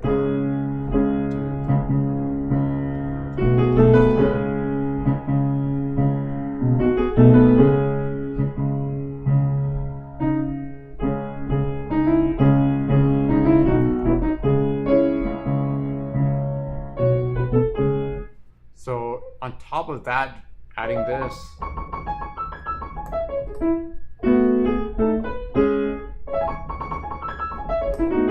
I mean, it's possible, but yeah.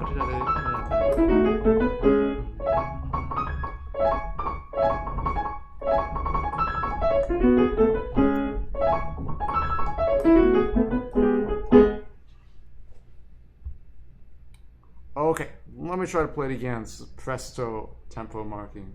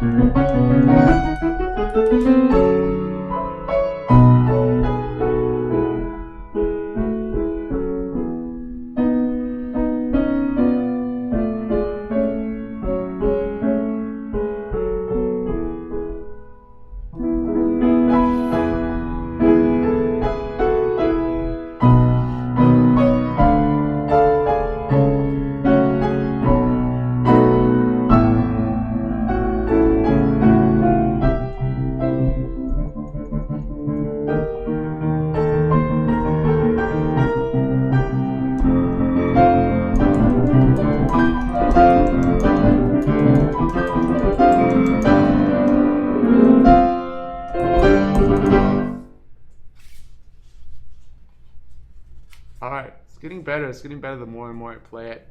It's this tricky part. It's so many notes also.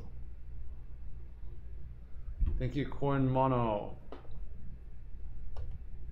Okay, let me try this again.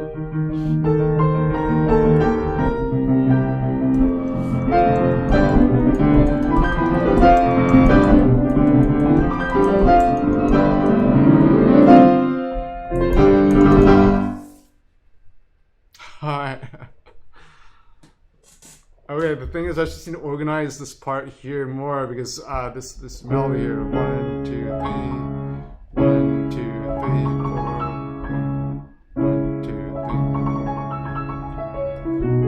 4, 2, 3, 4. So I the G sharp needs to land on beat 1. So that's my landmark note there. That, and make sure that it coincides with the downbeat of that measure. 1, 2, 3, 4.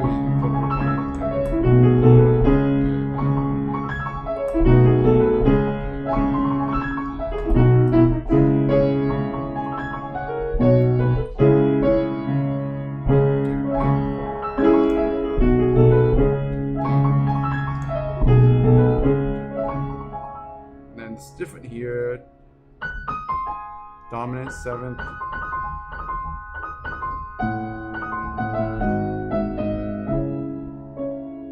Okay, so let me play it again now. Oh, it's a little more organized here.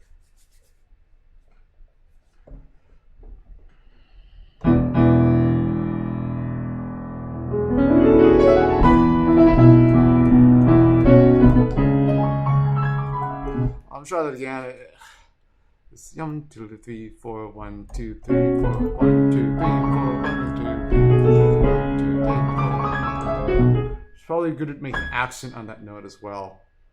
Slight accentuation on this note. Okay.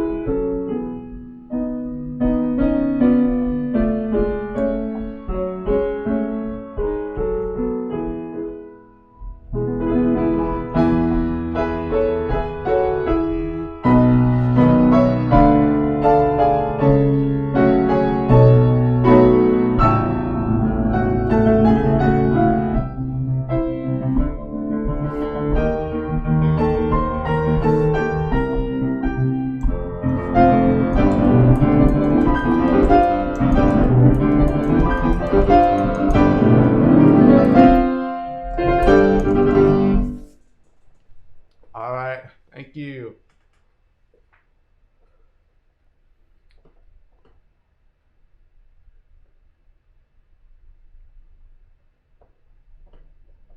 And thank you, P Carrot, for the super chat.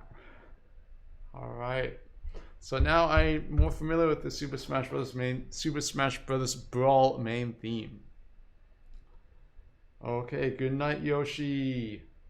Okay, I'm going to take a quick break. I'll be right back in a few minutes. So stay tuned for the next super chat request.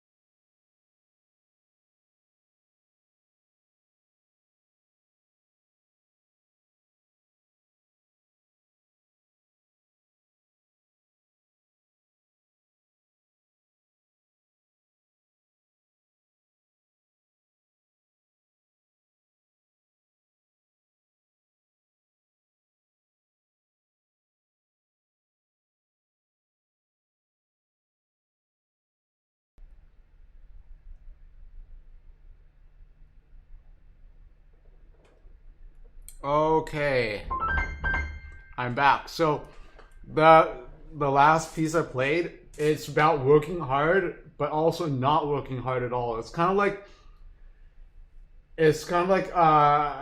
what do you call it? Like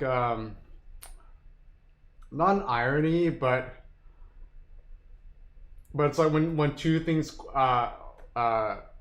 they go against each other. I don't know what the word is, but can't recall a word. But I have to work hard to learn the music and to play the music's quite fast and intense. But also at the same time, I have to work less as well, because I feel like I'm working too hard in terms of the creating the dynamics.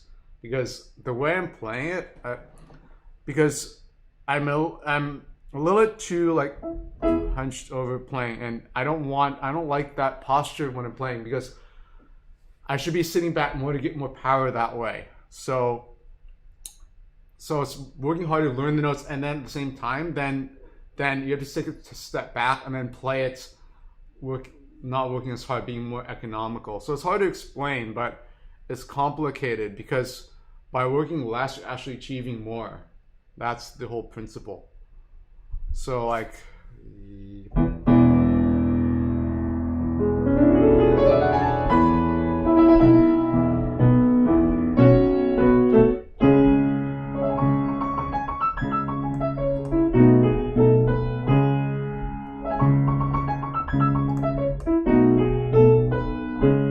something like that, I'm sitting more back, it creates better sound that way. But when I'm learning it, sometimes I have to learn I don't know this piece, so I'm just learning on the spot here and look at all the notes and to learn it. So that's the challenge. So it's ideally, it's at this tempo, it's probably the fastest I can play it. It's like,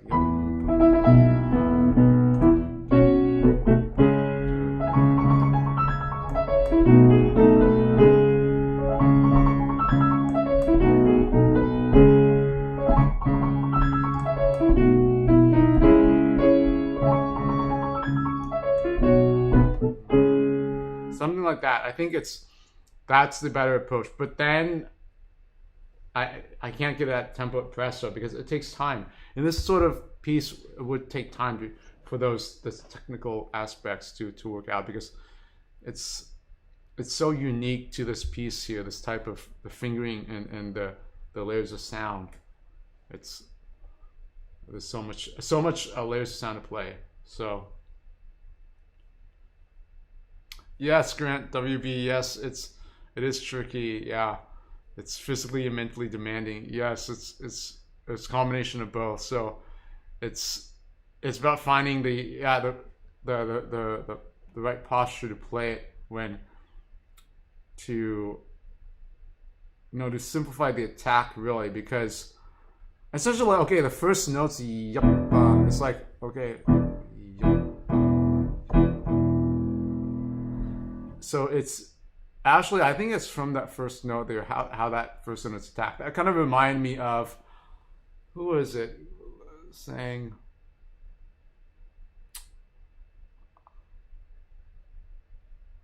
Somebody's learning the Brahms Piano Concerto No. 2, and there's like the first chord, first opening, and then Claude Frank, one of my former teachers, is saying, "Oh, did you get past the first chords?"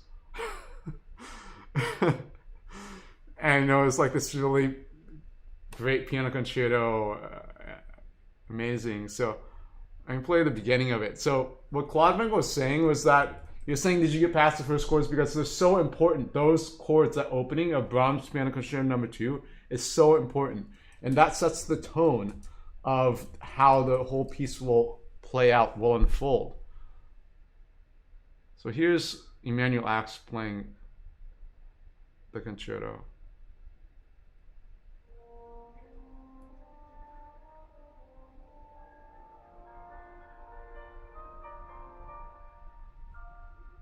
So already that is setting already the tone for that concerto there already. Just those few notes, that already can tell how well the pianist is going to play the entire concerto, just from those notes there alone. So what I'm saying is that the analogy to that is that the same aspect here. We're playing these notes here. It's like how that is attacked, because it's not a down motion, but it's like, I'd say it's more inwards and from the lower back here, and then with this crescendo, this effect, this whirlwind effect here. So that's what I'm saying is, and to streamline that attack, one needs to know all the notes already to do that. So remember when I was learning, I'm still learning the notes, so I'm trying to create that attack but also learn the notes. So that the problem with that is that gets intertwined and creates tension, a little bit of tension, because the notes aren't streamlined, completely organized in my head. So unless they're not completely organized, then there's going to be some tension, at least mental tension, which can manifest itself into physical tension. So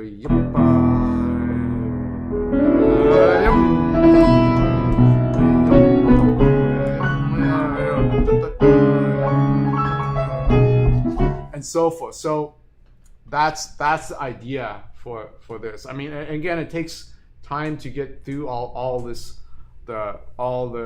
twists and turns of the melody, especially in the melody twist turns. Goes up and down, up, down, up and down. So it's not like just one ascending or descending scale or arpeggio. So that's the challenging part. So I have another story about the Brahms Piano Concerto No. 2 opening. There was a pianist, and he wanted to marry. He wanted to marry his fiancée, his girlfriend, and the girlfriend's father was a really well-known classical pianist. So the thing is, like, the story is that the guy, he played the Brahms Piano Concerto in front of his girlfriend's father, and so that can be really a lot of pressure, because the guy was wanting to marry his girlfriend, and the girlfriend's father was like this really well-known concert pianist. So, and, you know, the daughter's probably really well trained in technique too, and the guy, yes, he's I don't really know his training, but the thing is, like, the girlfriend's father, like, he comes from like a really traditional way of playing piano. So, and when you play for people that are traditionally trained, there's kind of like an aura about them that can either inspire you or intimidate you in the split moment. So those types of piano teachers, they can be really good, actually. It can be really, because a lot of people are afraid of those types of piano teachers. They're afraid to be of the criticism, but actually I found that a lot of them are really inspiring. And what they say is really, they get to the heart of the matter immediately. They're really upfront about things. They're really straightforward and about what they talk about the music. So those type of people, they can be either intimidating to people or inspiring. Those teachers. So that the guy, he played this for his girlfriend's father, who was one of those sort of traditionally trained pianists. Like old school trained pianists. And so,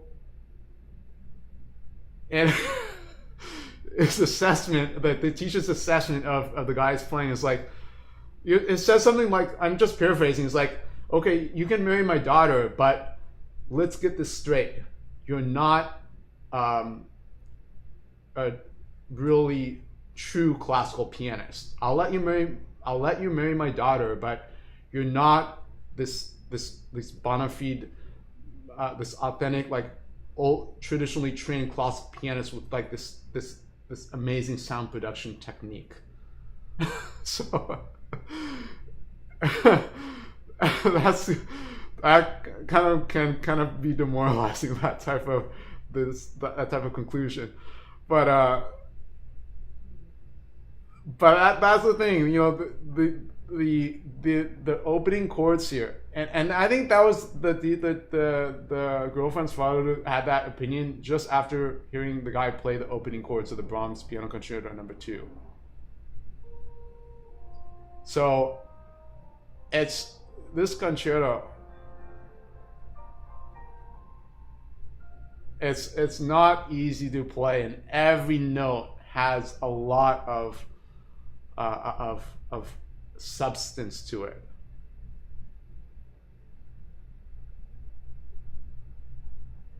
So that's the aspect of the Brahms Piano Concerto Number 2. So there's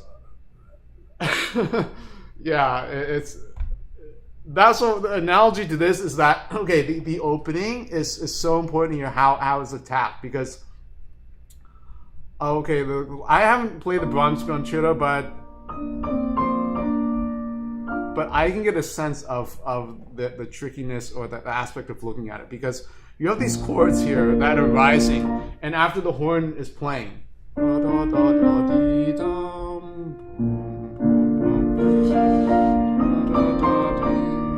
so there's a certain inner strength and inner expression from these chords that are coming from this inner world of sound. It's not like the attack of this, but it's like it's almost like mimicking the horn, the way the attack of the horn player. And the horn is actually one of the most difficult instruments to play in the orchestra. To create a really good sound from the horn is extremely difficult. So the attack with the horn, and you create that from like the inner belly, the innermost sanctitude part of your soul, to create this sound here. That's really difficult to do, because you can just play these notes as arpeggios, but it's not Brahms. It's like etude. It's like technical exercise, but it's not Brahms. So that's what I'm saying about this opening and playing the correct touch and everything. It's just asking you to spend like a lot of time playing the correct sound there. So that's what I'm saying about working hard and at the same time working not hard. Because once you have a certain general feel for it, then you can take a step back and go from that vantage point. So that's what I'm saying about this. Like, it's about working hard, but also at the same time not working hard too. So it's about these two dichotomies. That was the word I was saying, not irony, but dichotomy. It's a dichotomy between these two concepts. Okay, so now let's get to the next super chats. Hello, FranX File. Okay, so the next super chat is Fire Dwarf VODS, and the request is Super Mario 3D World staff roll. Okay, so let me load the sheet music.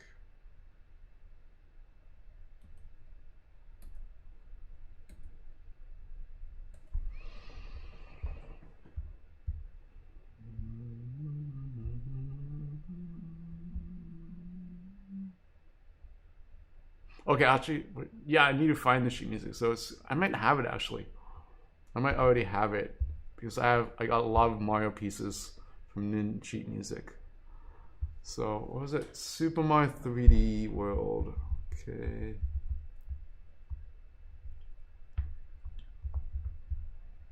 Staff roll. Is it here?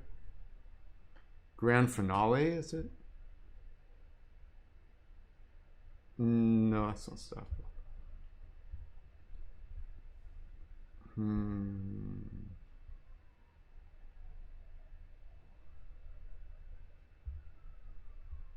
Final curtain for Meowser, course clear.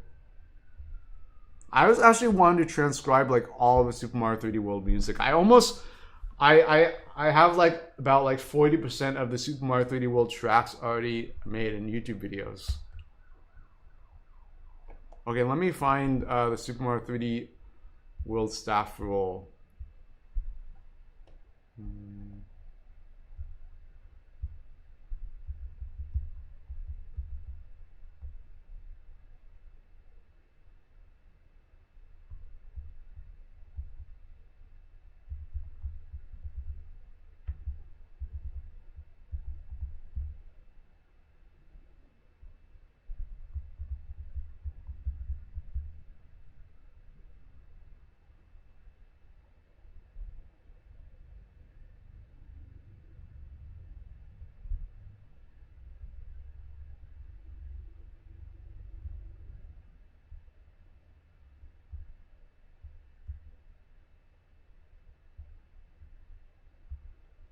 Okay, let's see. I'm not sure if there's a piano arrangement of this. Let me see. Flatio.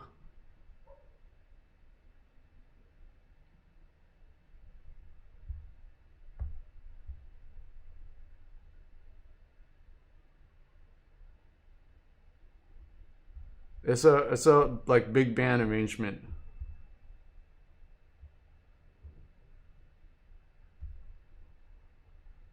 If not, then I'll have to go by that and the the audio the audio original audio.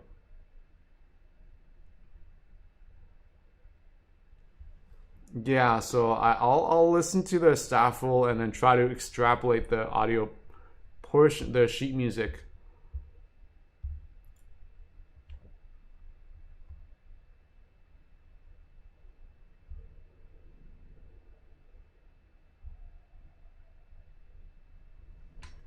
Okay, so let me see. Super Mario 3D World staff roll.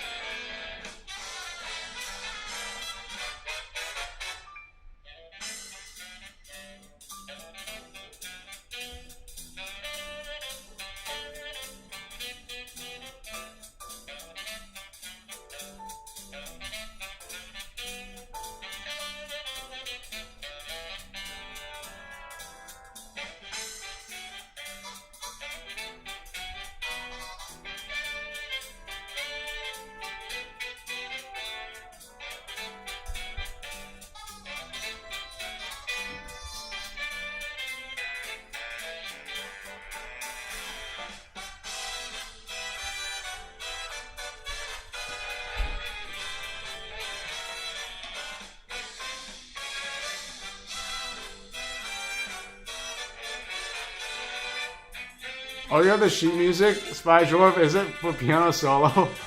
That would be really great because, yeah, or else I'd have to transpose alto saxophone, and yeah, not.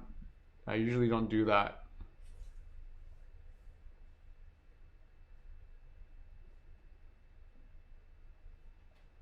Yes, music theory, music history, piano playing advice. That's all what the stream is about. So yeah, it's about like different aspects of music because yeah, that's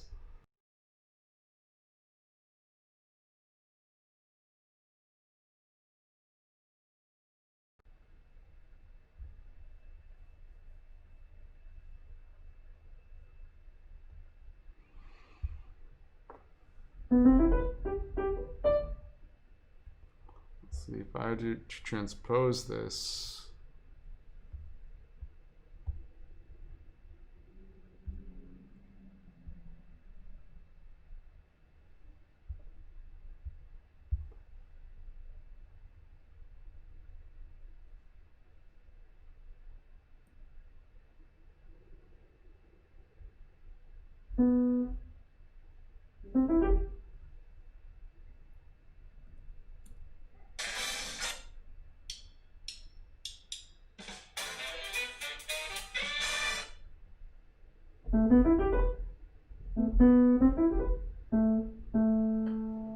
So what is that? It goes down major six.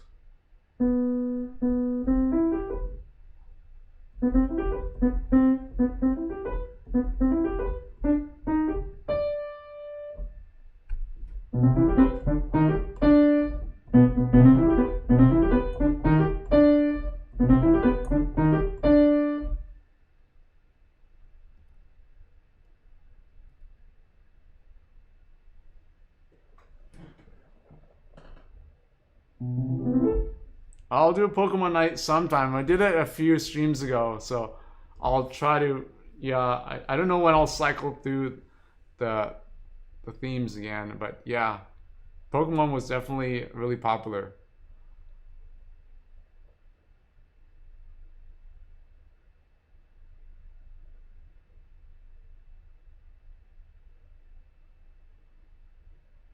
Piano Man, sure, by Billy Joel. Yes, I can even sing the lyrics of Piano Man as well, if you'd like.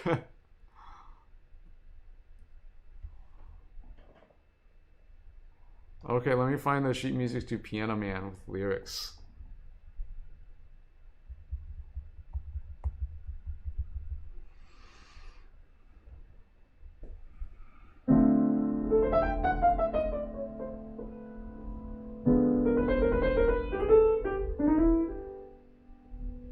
Okay, this one doesn't have lyrics though.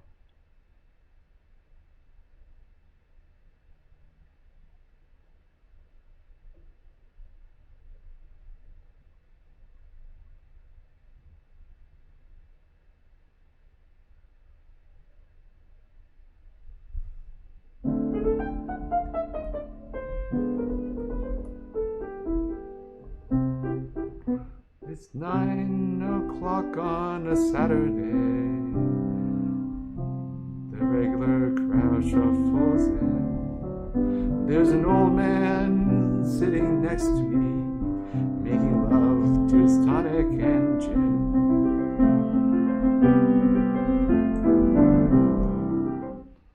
Okay, this has lyrics. I can work with this one here. Let's see.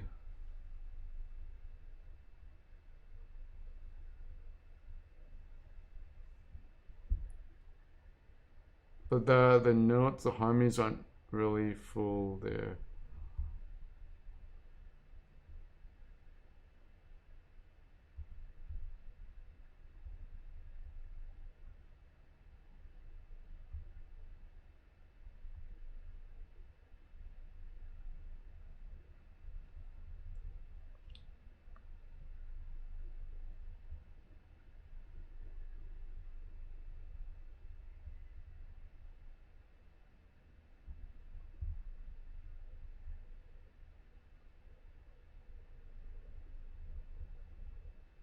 Okay, I'll use this one here.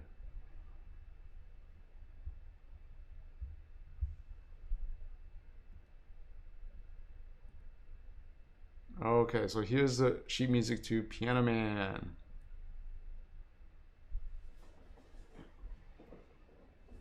Okay, let me just read it through. Let me read it through to see how it goes. Actually, let me play.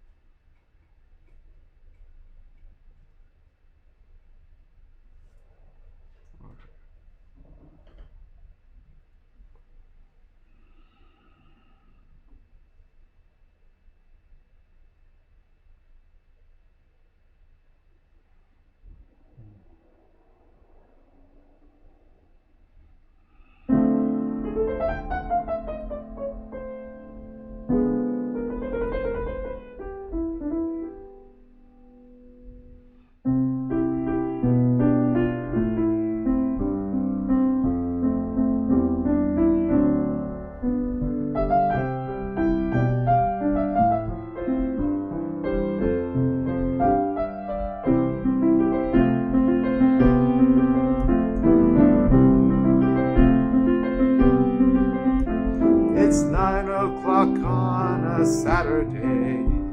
The regular crowd shuffles in. There's an old man sitting next to me, making love to his tonic and gin.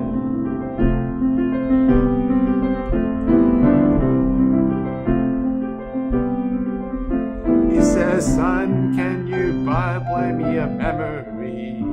I'm not really sure how it goes, but it's sad and it's sweet, and I knew it complete when I wore a younger man's clothes.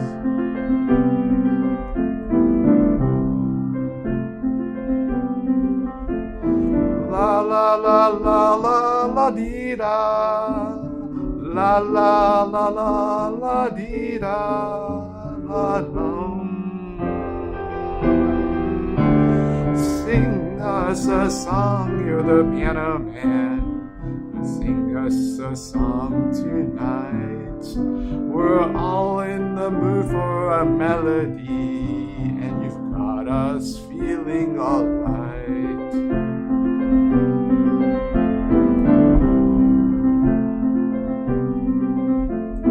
Now John at the bar is a friend of mine. He gets all my drinks for free. And he's quick with a joke or to light up your smoke. But there's some place that we'd rather be. Bill, I believe, is killing me, as a smile ran away from his face. Well, I'm sure that I could be a movie star if I could get out of his place. La la la la dee da da da, la la la da da da da. Now Paul is a real estate novelist who never had time for a wife. And he's talking with Davy, who's still in the Navy and probably will be for life.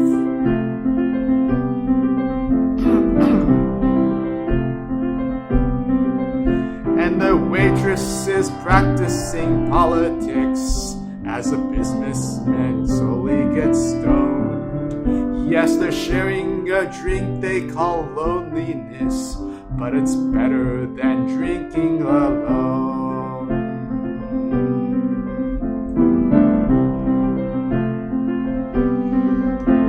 Sing us a song, you're the piano man. Sing us a song tonight.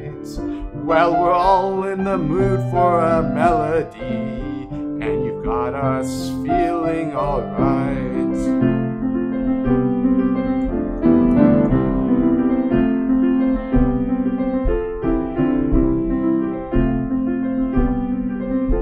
It's a pretty good crowd over Saturday, and the manager gives me a smile, 'cause he knows that it's they've been coming to see, to forget about life for a while.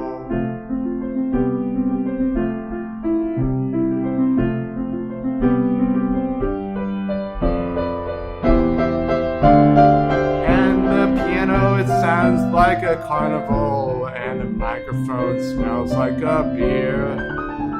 And they sit at the bar and put bread in my jar and say, man, what are you doing here? La la la la la la la la la la la la la.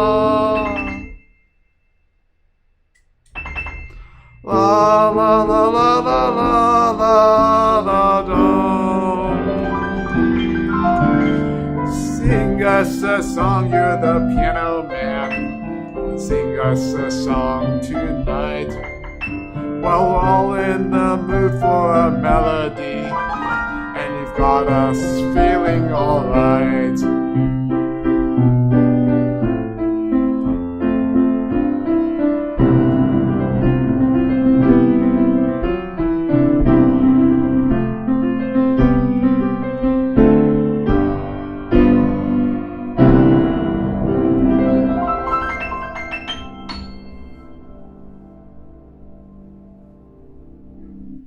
All right. So how did I do?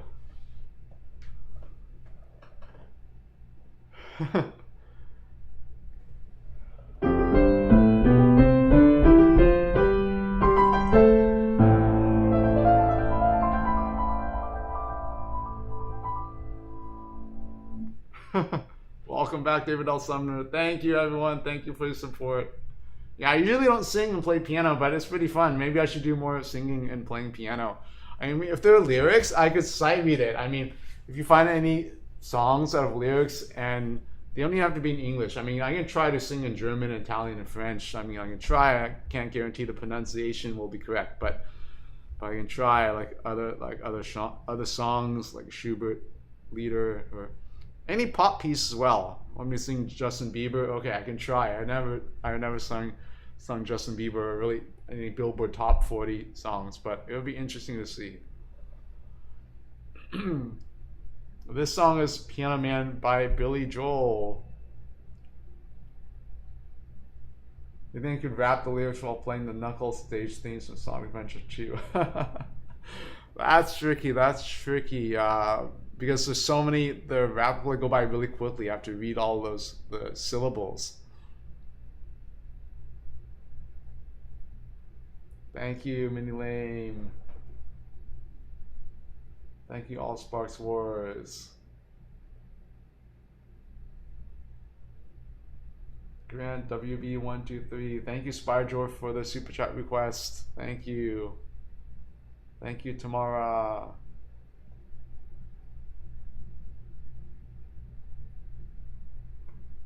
Yes, 8 more likes until we guess the theme. I'm not familiar with the opening few bars of Angry Young Man, 64th Notes. Thank you, Are You Over 9,000? Isn't there like Sonic pieces with lyrics, but they aren't rap? They're like Sonic lyrics to it. I could try, but try.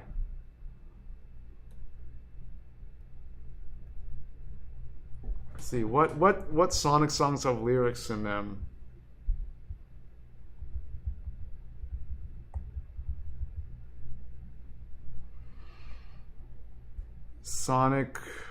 All Sonic songs with lyrics, YouTube video. Guess the theme lyrics, lyrics version.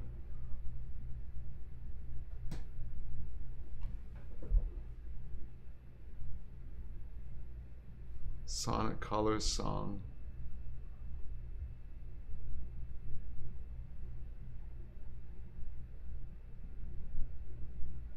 Open Your Heart.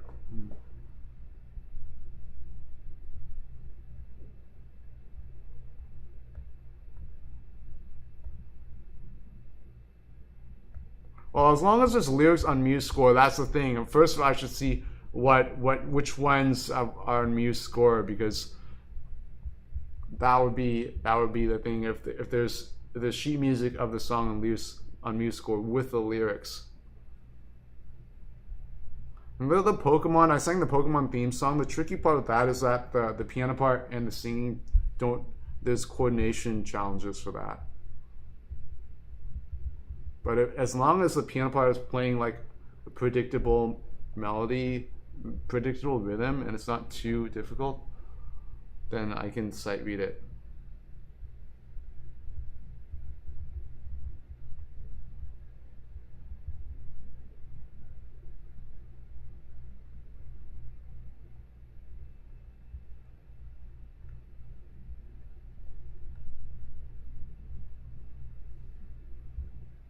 City Escape. All right, let me see if the sheet music for City Escape.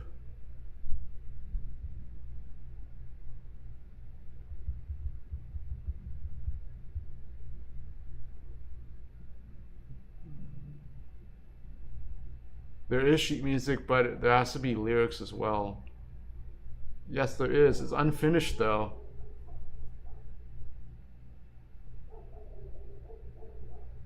Let's see, to what extent is it unfinished? Escape from the City a cappella. Yes, All Sparks Wars. I could do that. I can do like classic rock. I mean, I know a lot of classic rock. I mean, don't think I'm just like a video game, I just play video game music, classical music. I know like I'll like other like classical rock, like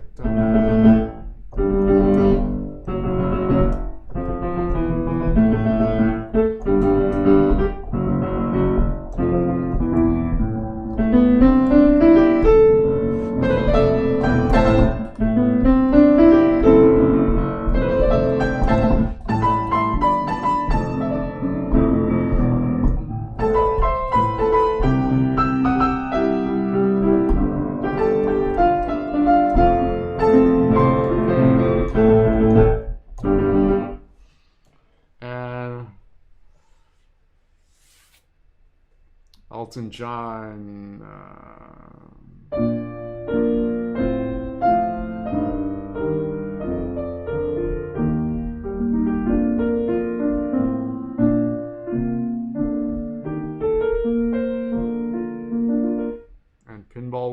word. That's right, Lighthouse. You gain 1 point for guess the pop music theme. 25 or 64. Alright, let's see how Escape from City Acapella sounds.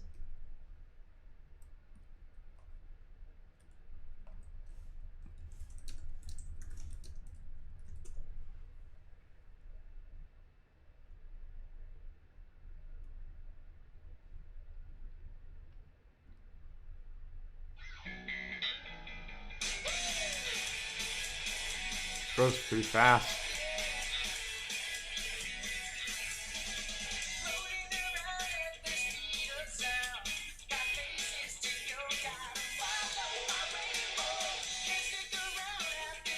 It kind of reminds me of Green Day.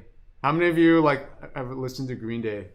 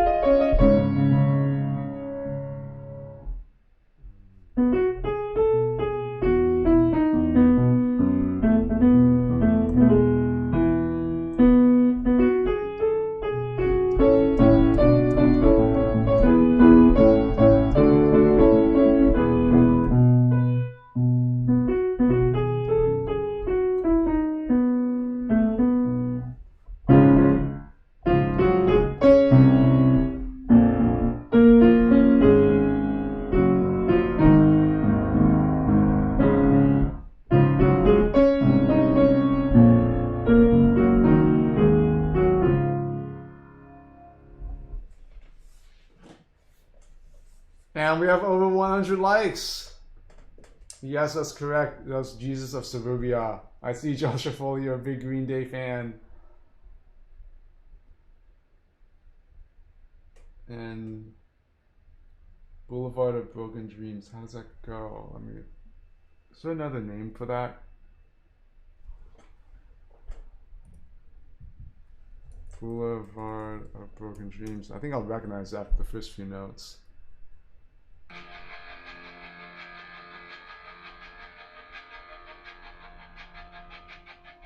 I need more harmony. Okay, yeah.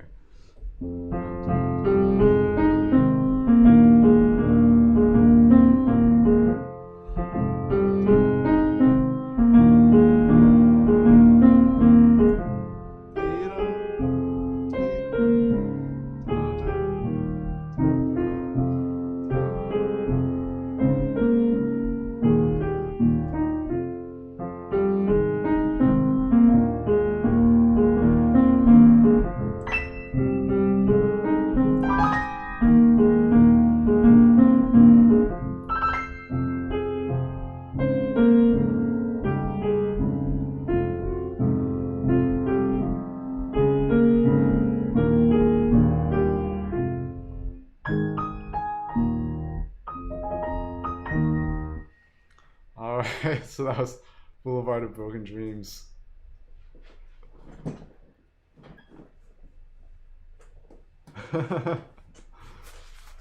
Thank you, Joshua Foley. 1,000,000%. Wow. That's a big jump. Imagine if the stock market jumped like that from 100%, 110% to 1,000,000% overnight.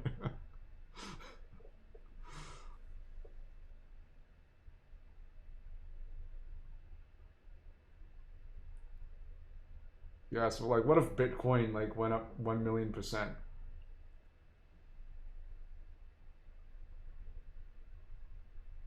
I don't have any stock in Bitcoin, but I'm watching Bitcoin right now.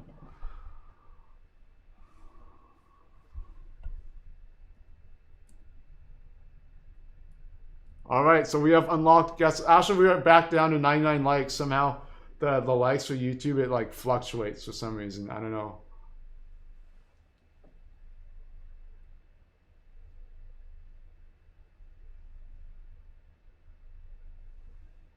Well, I see the 99 likes here. Yes, I can do like a 70s, 80s, 90s stream. Sure, there's like a lot of music from that period. Like, can anybody identify this theme?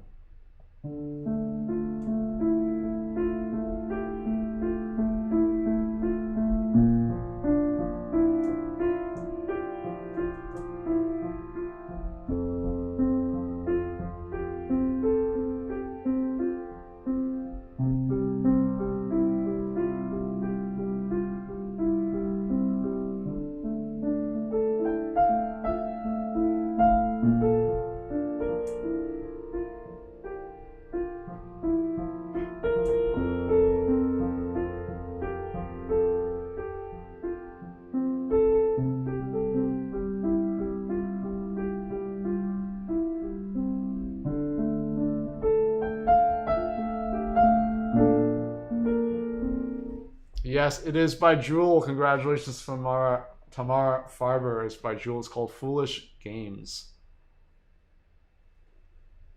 And we're back to 100 likes. Okay, so we've unlocked Guess the Theme. So the way Guess the Theme works is that I'll play a theme from either Mario or Sonic, and the first person to identify the theme correctly will gain 1 point.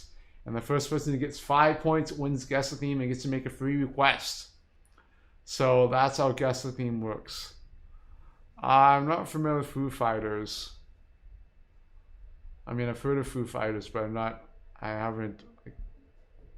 don't know the music very well. So we'll start off like, because people's internet sometimes is faster than others, so I'm going to try to change the question so that it kind of evens the playing field, meaning that to come up with the answer, it's not only just you have to identify the theme, but you also have to know, I'm going to play just a segment of the theme. It's kind of like a puzzle. You have to figure out what theme that is. So like for example, let's see.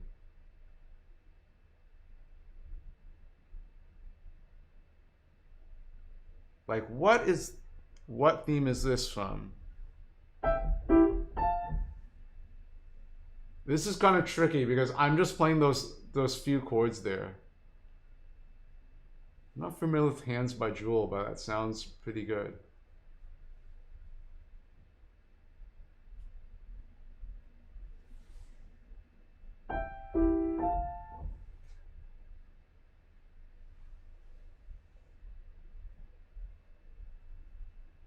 So just type the title of the theme.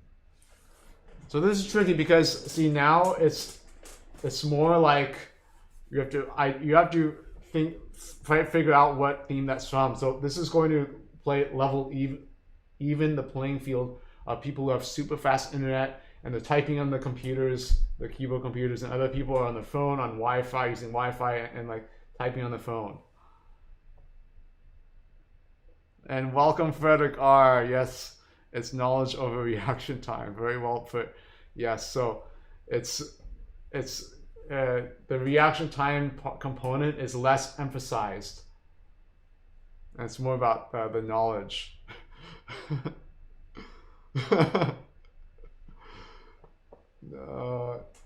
Everybody has a chance. So Frederick is a 7-time champion of Guess the Theme. Piano SAT. It's tricky because it's hello Johan Leapart, welcome back. Yes, I can try a new kind of song, sure. I mean, I was, if you were here earlier, I was singing Piano Man by Billy Joel, and I can try singing other pieces. As long as like the piano part isn't too hard, like the Pokemon theme song it's not. The problem with the Pokemon theme song is that it's fast, and then the rhythms of the piano and vocals don't align all the time. And the syncopation is like ba ba ba with the piano part, and then like I'm trying to sing like the steady eighth notes, and then the syncopation of play syncopation is challenging. So we're gonna identify what theme this is. I wanna be the very best, like no one ever was.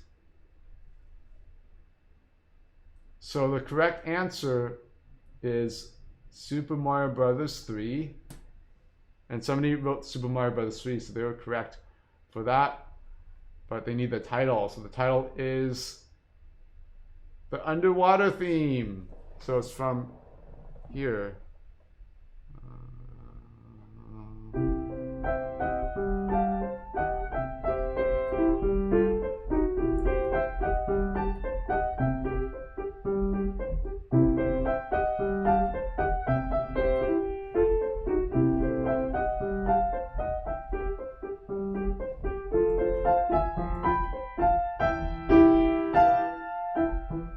So did you hear that? It's from this part. So that's the tricky part, because I'm going to take just a few notes from certain pieces and people have to identify from that. So there was like a string quartet. I'm not sure. Is it? When I took a chamber music class at Cleveland Institute of Music, the professor there, she told a story about the string quartet. They knew the Beethoven string quartet so well. I think it might have been the Cleveland Quartet that she was talking about. The Cleveland Quartet, they knew the Beethoven trios, or the Beethoven string trios, or the pieces for the string quartet, the Beethoven string quartets. That's what I meant. The Cleveland Quartet knew the Beethoven string quartet so well that just one person, they just played two notes from a string quartet. The members could identify what string quartet that was from. And that's pretty amazing. I mean, do you know that so well? I mean, I think I can do that with the Beethoven sonatas, but there's like the F major sonata in Book 2 that I'm not so familiar with. So, and like some of the late Beethoven sonatas, like Hammerklavier, I haven't studied in depth. But I think for most of the Beethoven sonatas, if I just heard two notes, I could figure out what sonata that's from. And like my mind would work like a database. So I think that just comes from studying the Beethoven sonatas a lot. It's hard, but actually it's kind of not that hard as well, because when you study the Beethoven sonatas, you kind of pick that up, that knowledge already, like secondary when you're studying it. Okay, so now we will continue with the guess the theme. So type 1 in the chat if you're ready to begin to guess the theme.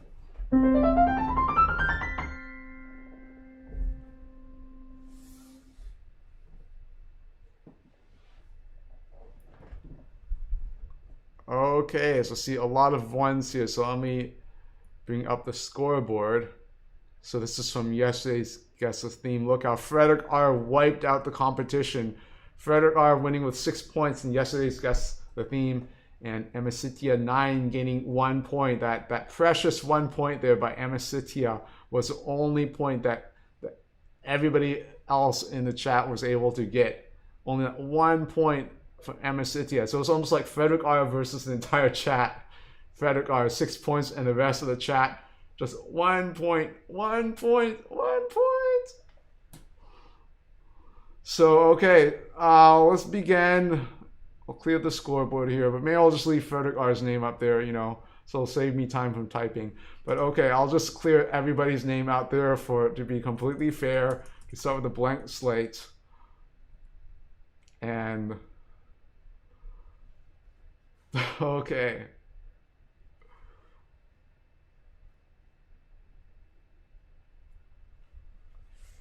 We'll begin with, okay, so remember, they're either, the theme is Sonic or Mario, so it could be either Sonic or Mario. Okay, so keep that in mind. It may not be even Sonic or Mario. Actually, let's add another component. This component is that it's neither Sonic or Mario. So one answer could be neither. So if I play like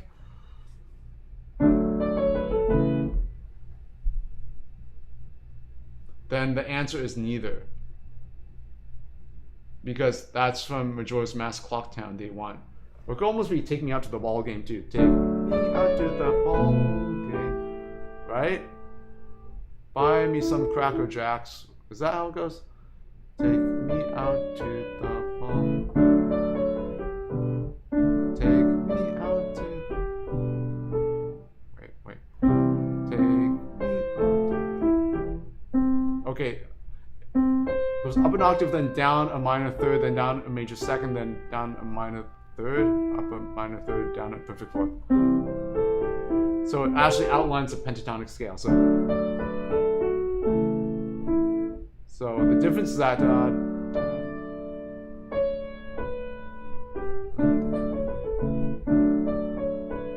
so this is outlining a descending major scale.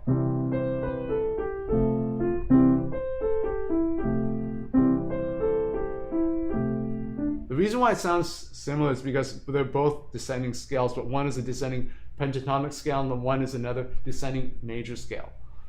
But yeah, there are different melodies. I mean, Clocktown Day 1 and Take Me Out to the Ball Game. Okay, so neither is like something like that. If I just play like an excerpt of music, that's neither. Okay? So be aware, if I do something like this,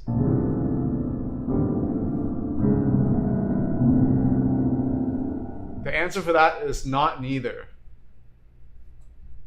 The answer is Super Mario 64. It's the Super Mario 64, like the scary piano room. You know.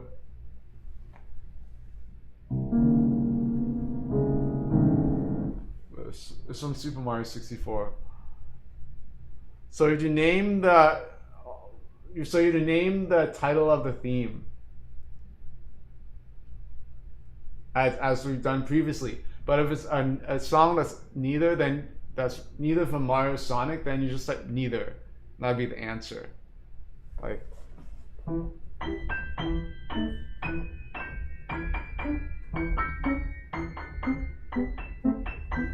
So that would be neither. But if I play something like,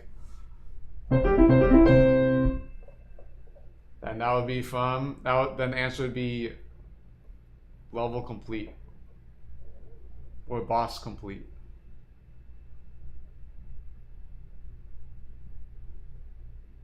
Okay, if the answer is overworld, then you need to specify what overworld it is within the game. Like if it's Super Mario Bros. 3 Overworld 1 and Overworld 2, they're different, right?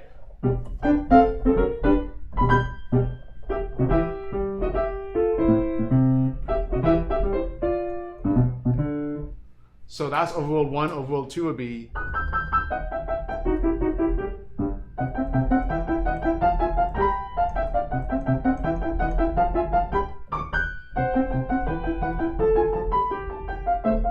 And so forth. Okay. So here we go. The first question.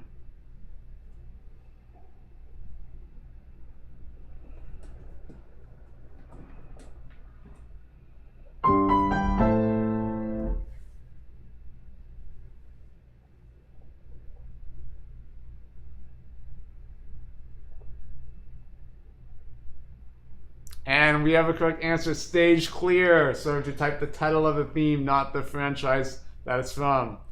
Or level complete would also count as well. So the correct answer is stage clear, and Frederick R gets the point. See, I knew we should have kept Frederick R's name on the scoreboard.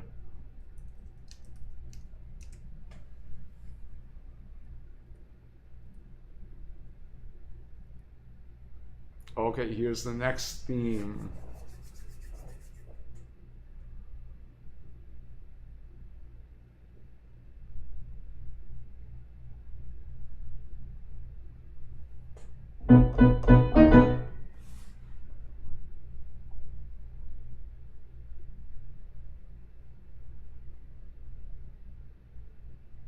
Any guesses?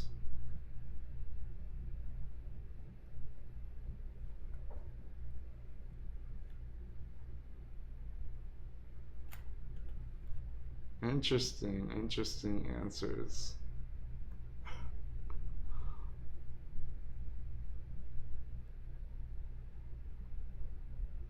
The timer's ticking.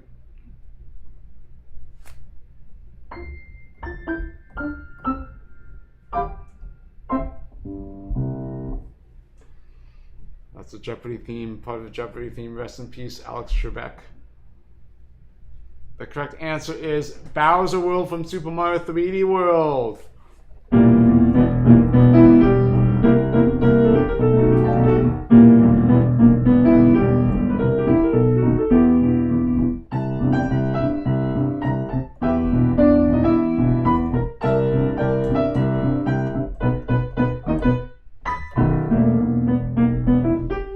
Alright, so I took the end of that phrase, the tail end of the phrase. So make sure when you're listening to the phrase, listen all the way to the end of the phrase, right? Just saying.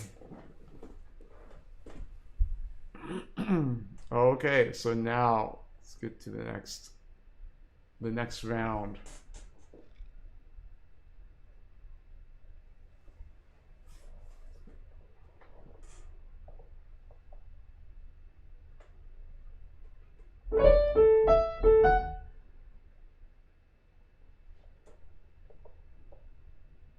So what theme is that?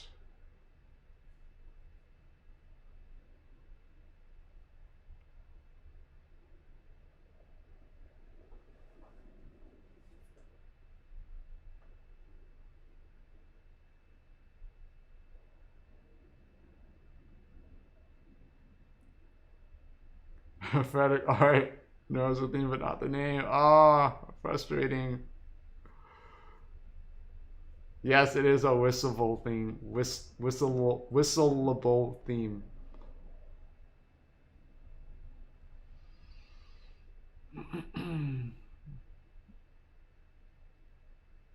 Okay, I'll play the Jeopardy theme while waiting.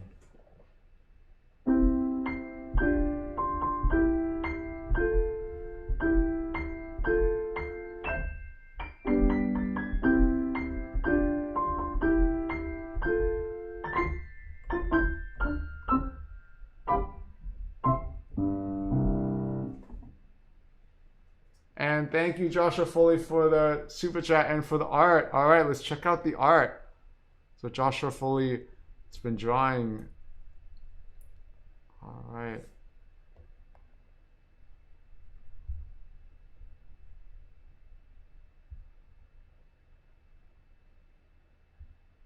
Wow. Really dynamic here.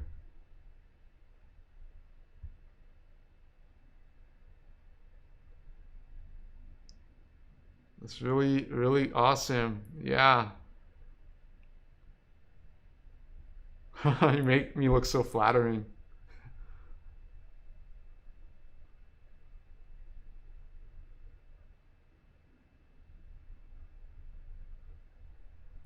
So let me share the artwork here by Joshua Foley.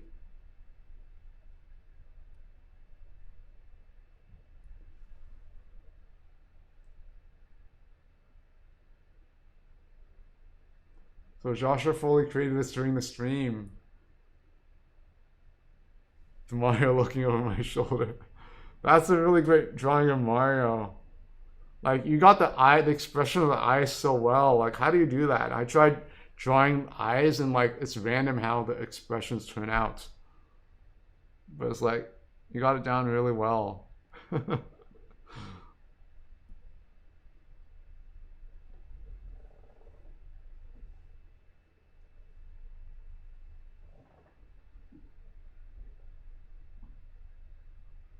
Yeah, I see practicing. Yeah, that takes practice for sure.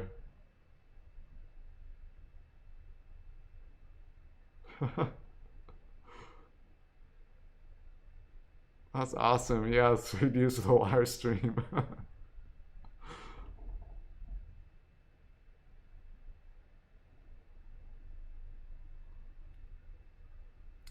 So, any guesses on?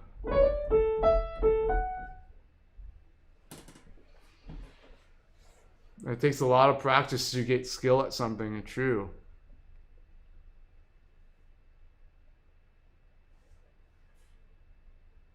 Okay, and we have an answer here by Steven. Puzzle Plank Galaxy. Puzzle Plank Galaxy from Super Mario Galaxy 2. And that is correct. Correct answer is Puzzle Plank Galaxy. So congratulations, Steven. You gained 1 point.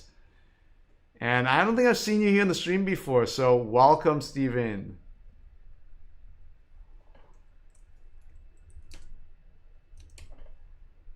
All right, so we have some competition here heating up.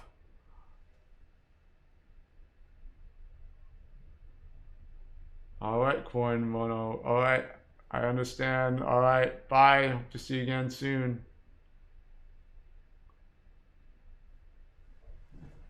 Okay, so now here's the next question.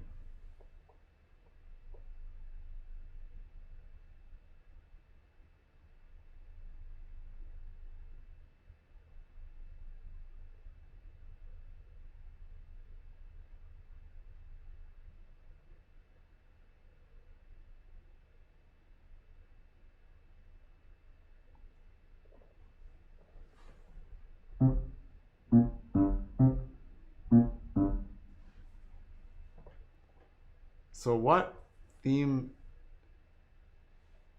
music has that theme there?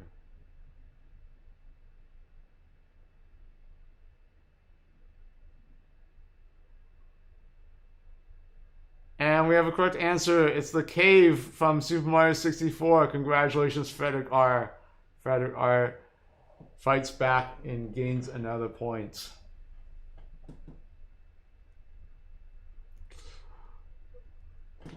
Frederick R takes the lead. It's from under the cave theme.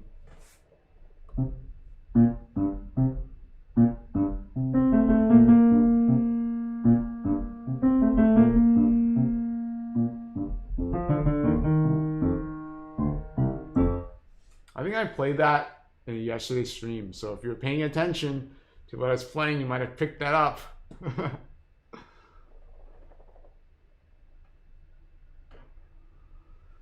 Yes, you know, video music's like they say, when you learn classical music, you have to breathe, eat, and like you have to breathe and eat classical music or something like that. Basically, you have to know like the music really well. It's like Horowitz. I think Horowitz said, like, in an interview and in his apartment, he said something like, "I know the pieces inside out." Like, he knows them really, really, really, really, really, really, really, really, really, really, really well.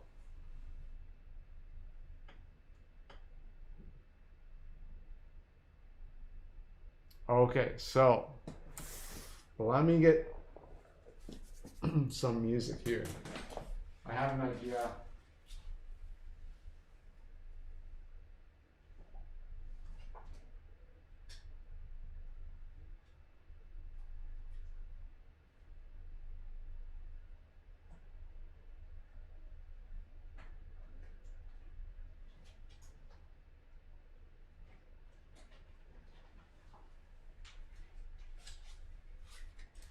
Okay, now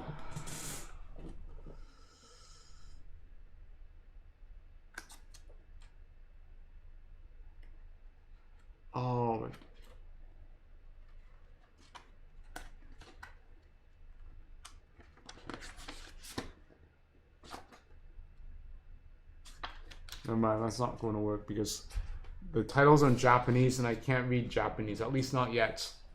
At least not yet. That was sheet music to Super Mario Bros. Wii. I can play some of the music here. See, this would have been really fun.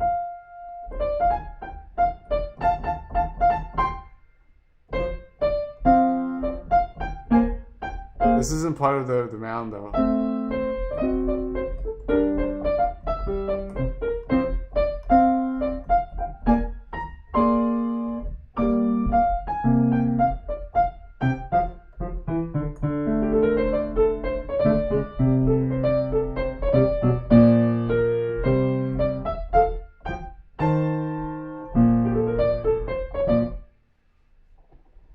Oh, yeah, it's staff credits.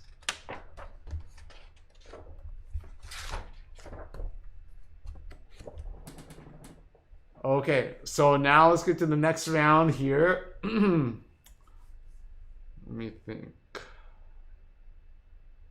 Okay, for this round, I'll just play one chord. One chord. That's all you get, just one chord, and you have to identify the piece that it's from. Okay? One chord. You don't even get two chords, you just get one chord. That's all. And here's that one chord. Are you ready? Can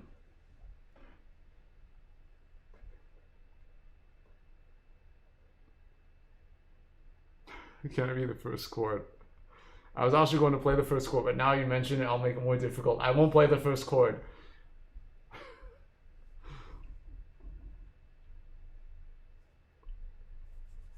Okay. Here it is.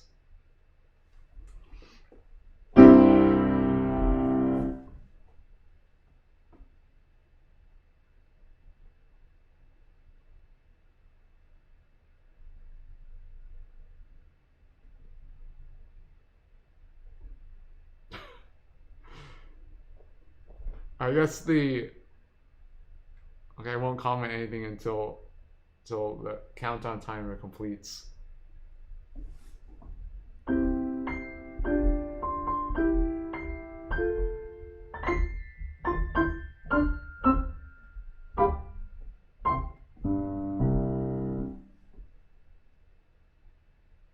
Okay, so most of the answers were from Mario, but it's actually from Sonic, and David L. Sumner's on the right track. I think people were thrown off by the C major sounding chord, but it's not. But it's actually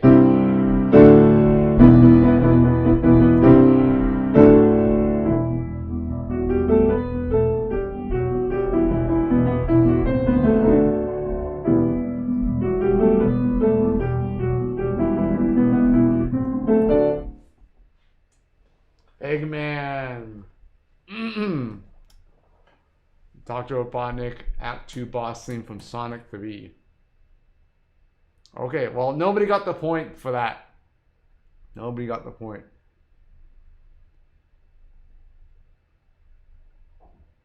And here's the next one.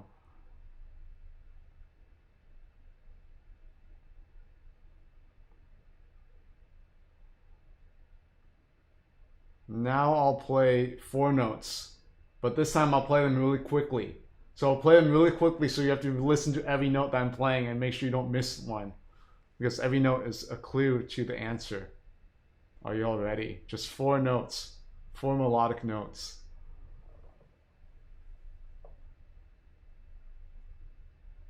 I'll play them super, super fast, like so fast that they almost sound like one chord. Like they all combine into one sound. But this should be easier though. This should be easier. Okay, here it is.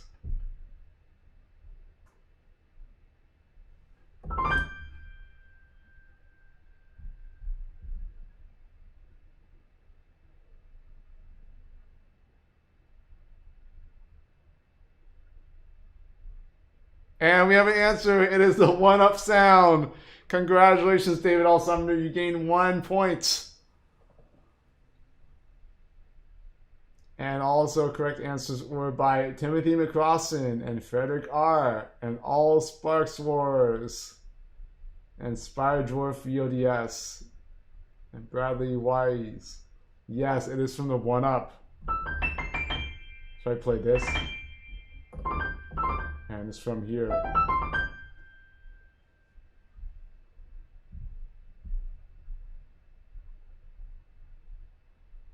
And the point goes to David L. Sumner.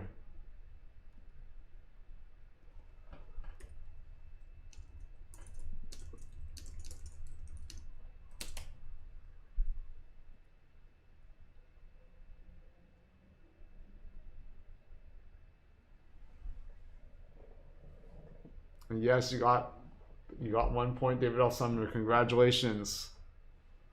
Okay, here's the next theme.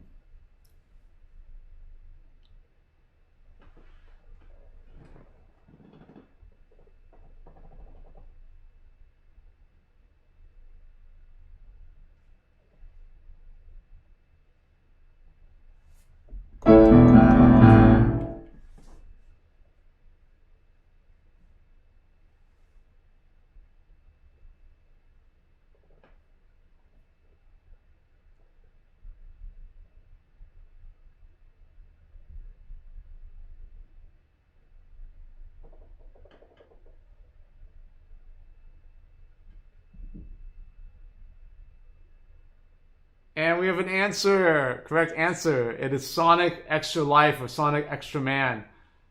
And the correct answer, the point goes to David L. Sumner. Congratulations.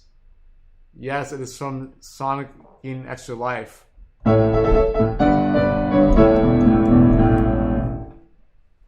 And Frederick R. was on the right track of like a boss defeated. It was like a victorious theme. It's in the right spirit of the music, on the right track. But 1UP is the one and only answer, the one and only correct answer. Yes, Timothy McCrossan. So I added a new component where it's neither, where neither is, it means either neither Sonic or Mario. So I could play some notes that aren't from either Sonic or Mario on purpose, and the correct answer would be neither.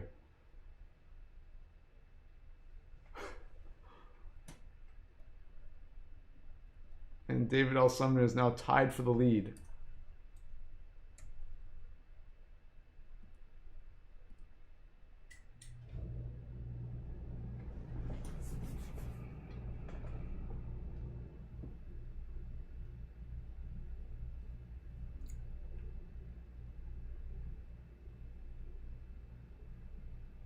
And here's the next theme.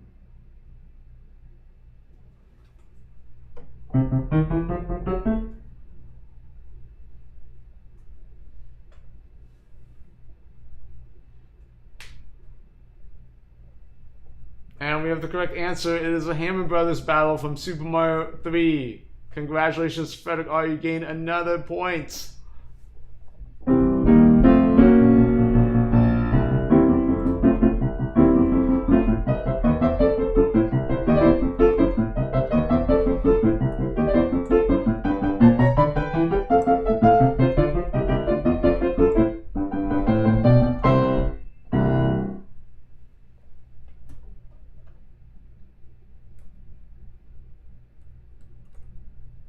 And Frederick R. takes the lead with 3 points.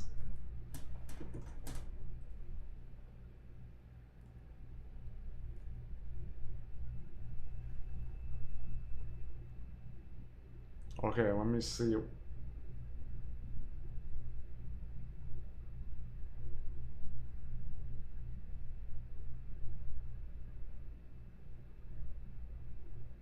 Okay, here's the next theme.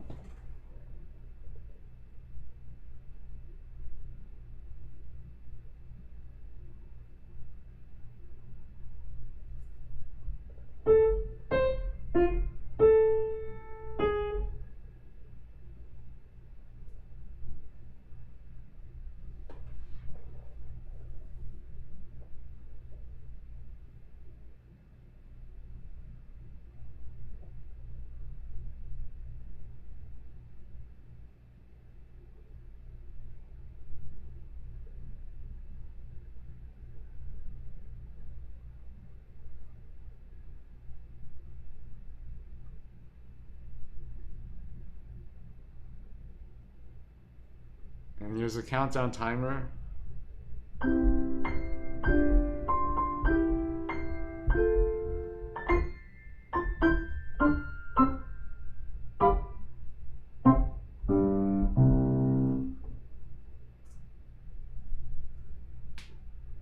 I'll play it again.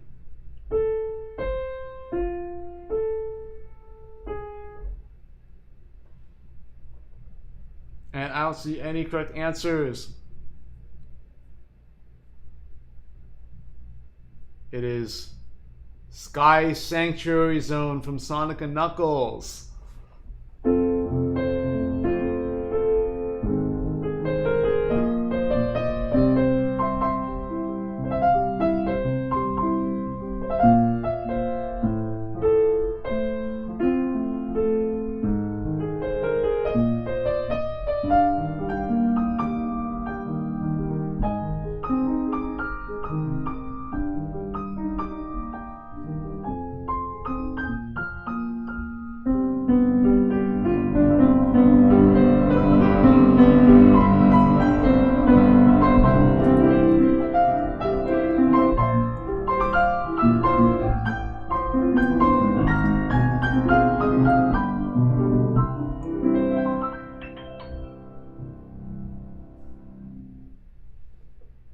And it's almost like Santa Claus is coming to town, but I added the extra note. And so Santa Claus coming to town would be... So it would be that one note off.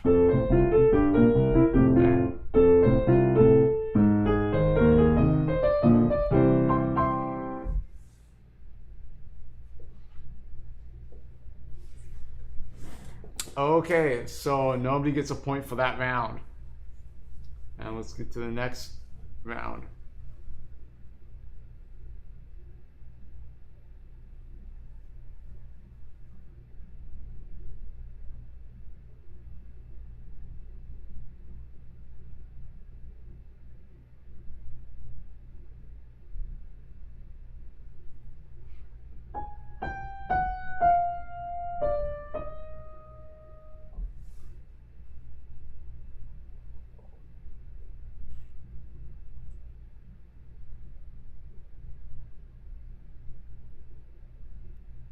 And the correct answer is Ghost House. Congratulations, Frederick R. You gain another point. This is the Ghost House from Super Mario 3D World.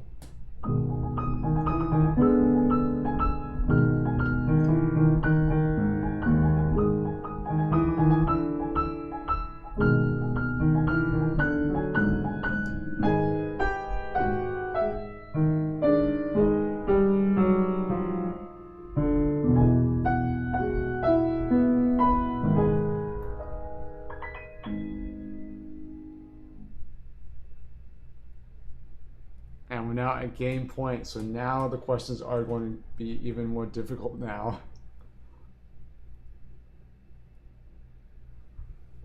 Okay, here's the next round. So what theme is that from?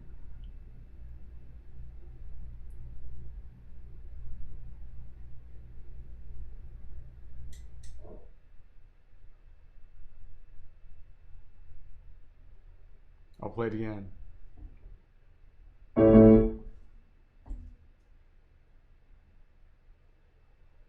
That's a tricky question.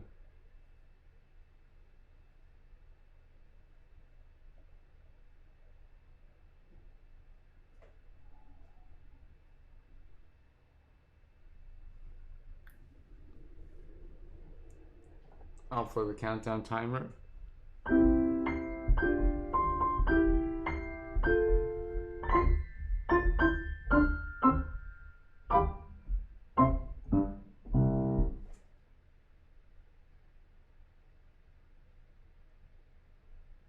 And the correct answer is Aquatic Ruin Zone from Sonic 2.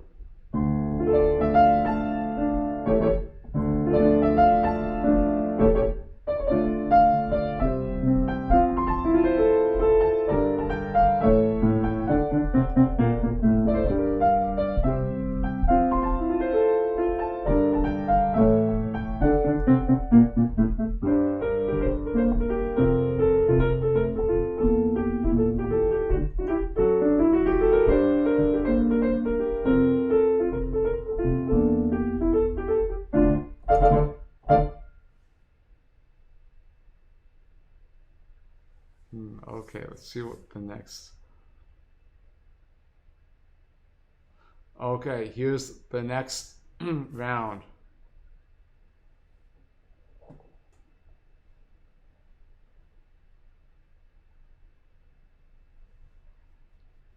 Okay, thank you, Josh Folio. Check that out.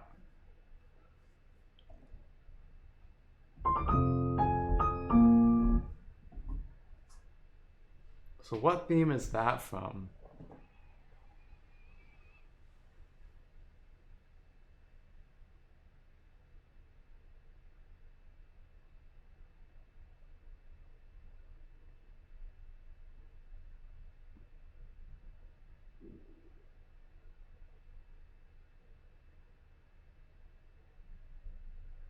And we have a correct answer. It's the Sonic 3 save file by Hey Hey Hey. Congratulations, Hey Hey Hey, getting 1 point.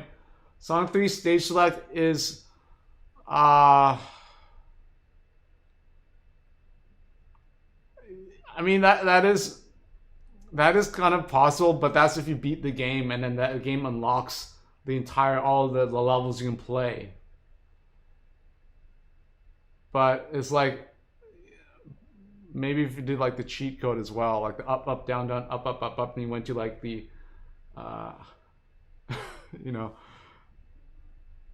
the screen for that. But it's the Sonic 3 save file. The save file, the screen we save and load the games. So congratulations, Hey Hey, you gained 1 point.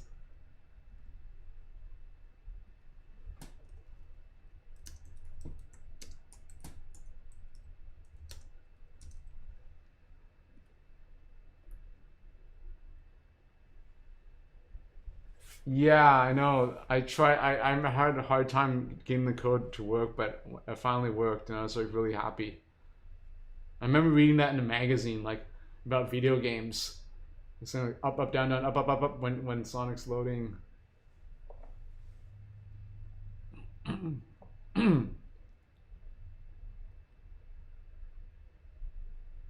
Okay, here's here's the next theme.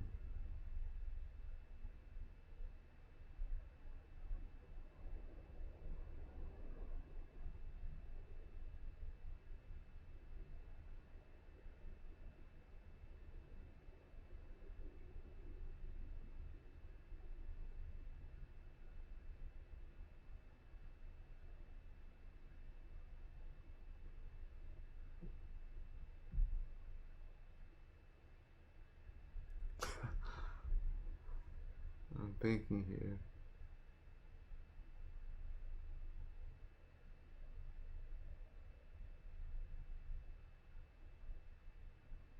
Okay.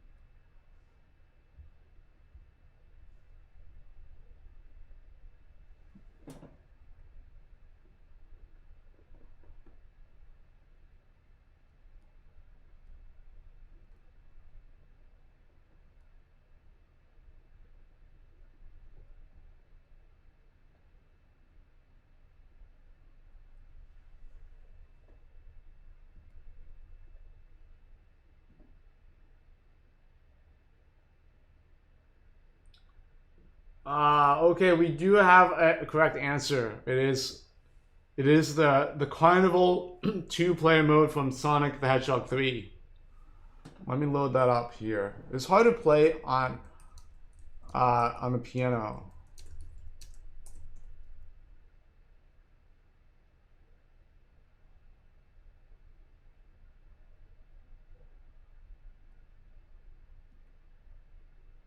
Let's see.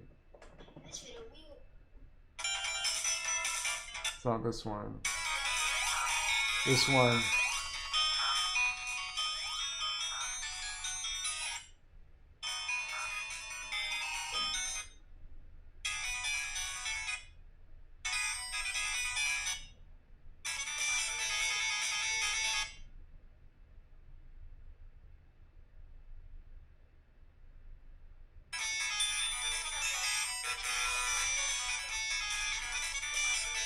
Is that part where when it goes.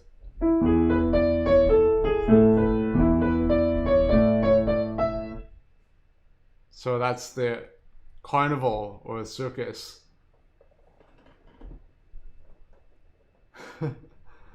So Matt J, you get the point.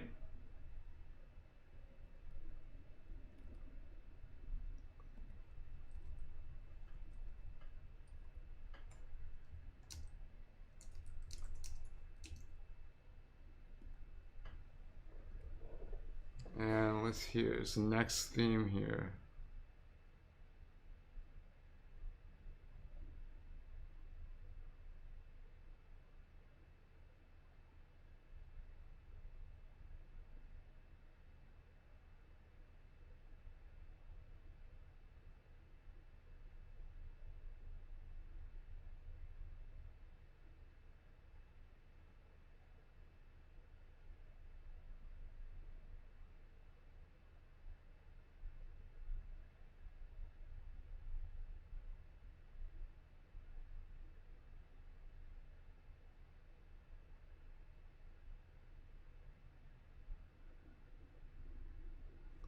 Okay, I got it. Here's the next theme.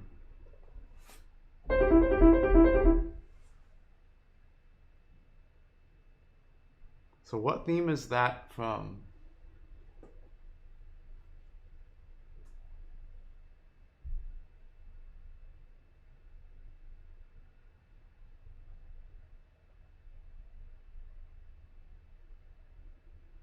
I'll play it again just for clarity.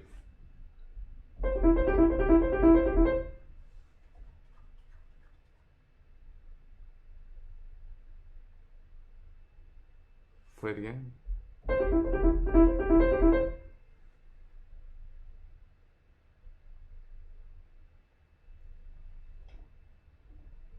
Play it one more time.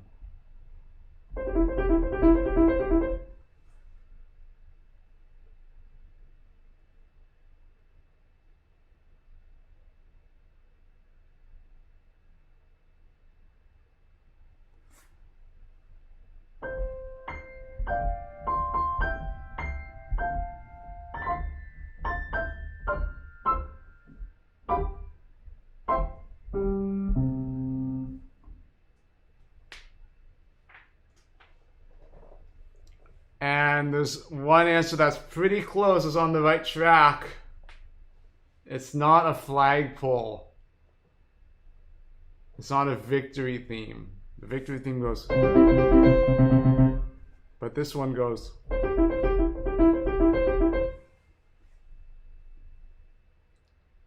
So this is from Mario Kart. And it's from Moo Moo Farms.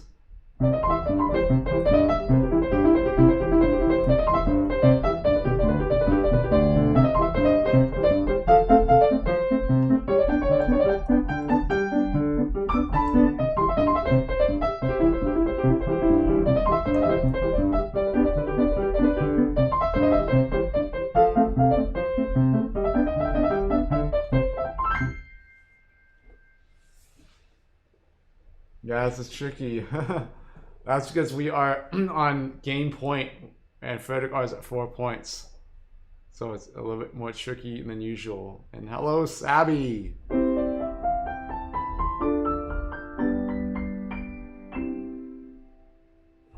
Happy Saturday. Okay. So now I'll play another theme really quickly, a fast theme. Let me think.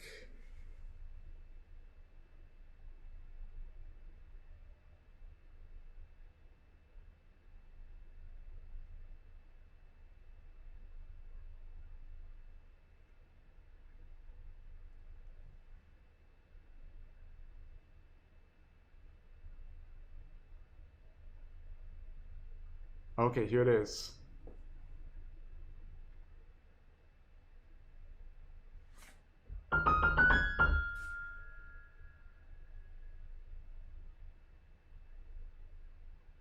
So what theme is that from?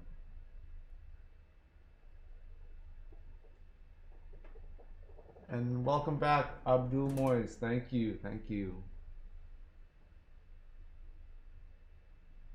And we have an answer.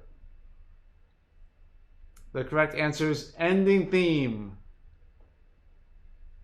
from Super Mario 64. And congratulations, Frederick R. You win. Guess the theme for the 8th time.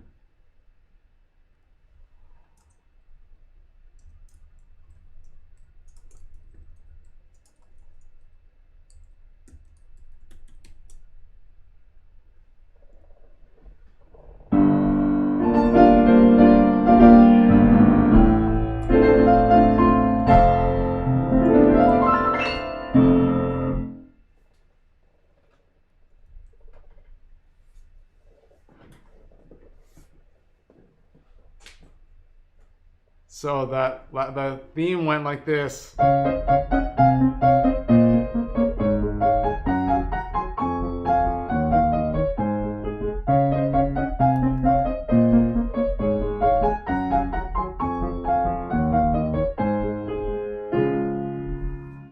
So even when I play it quickly, Frederick R picked that up with the twist and turn of the melody.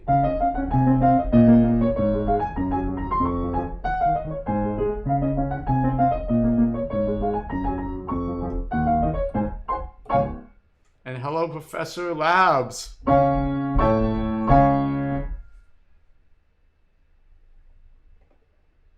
All right. So, Frederick R, what is your request?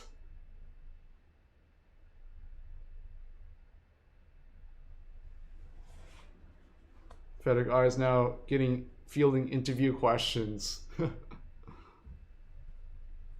Gollywog's Cakewalk by Debussy. All right, sure.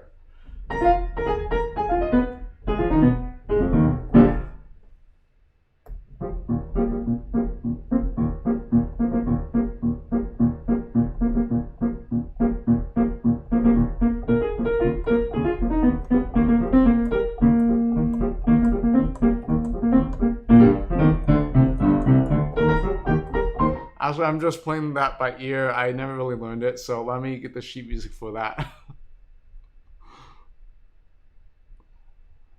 I probably have to play it a little bit slower too. That's a little bit on the fast side. Ta-da.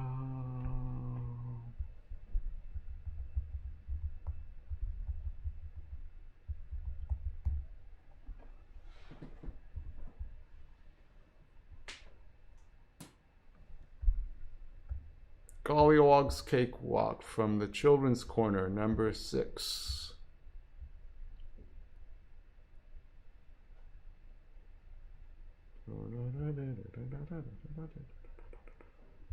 How many of you listen to classical music?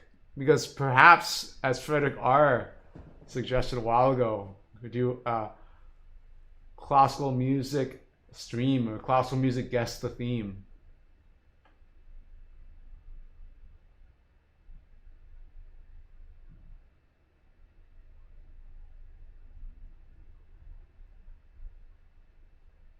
Okay, we do have people would love guess the theme classical version.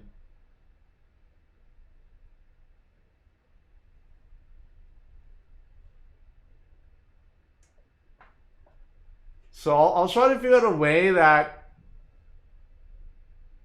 like, yeah, I know, like, some pieces you can recognize but you can't name. It's hard, like, you recognize it but you don't know exactly where it's from.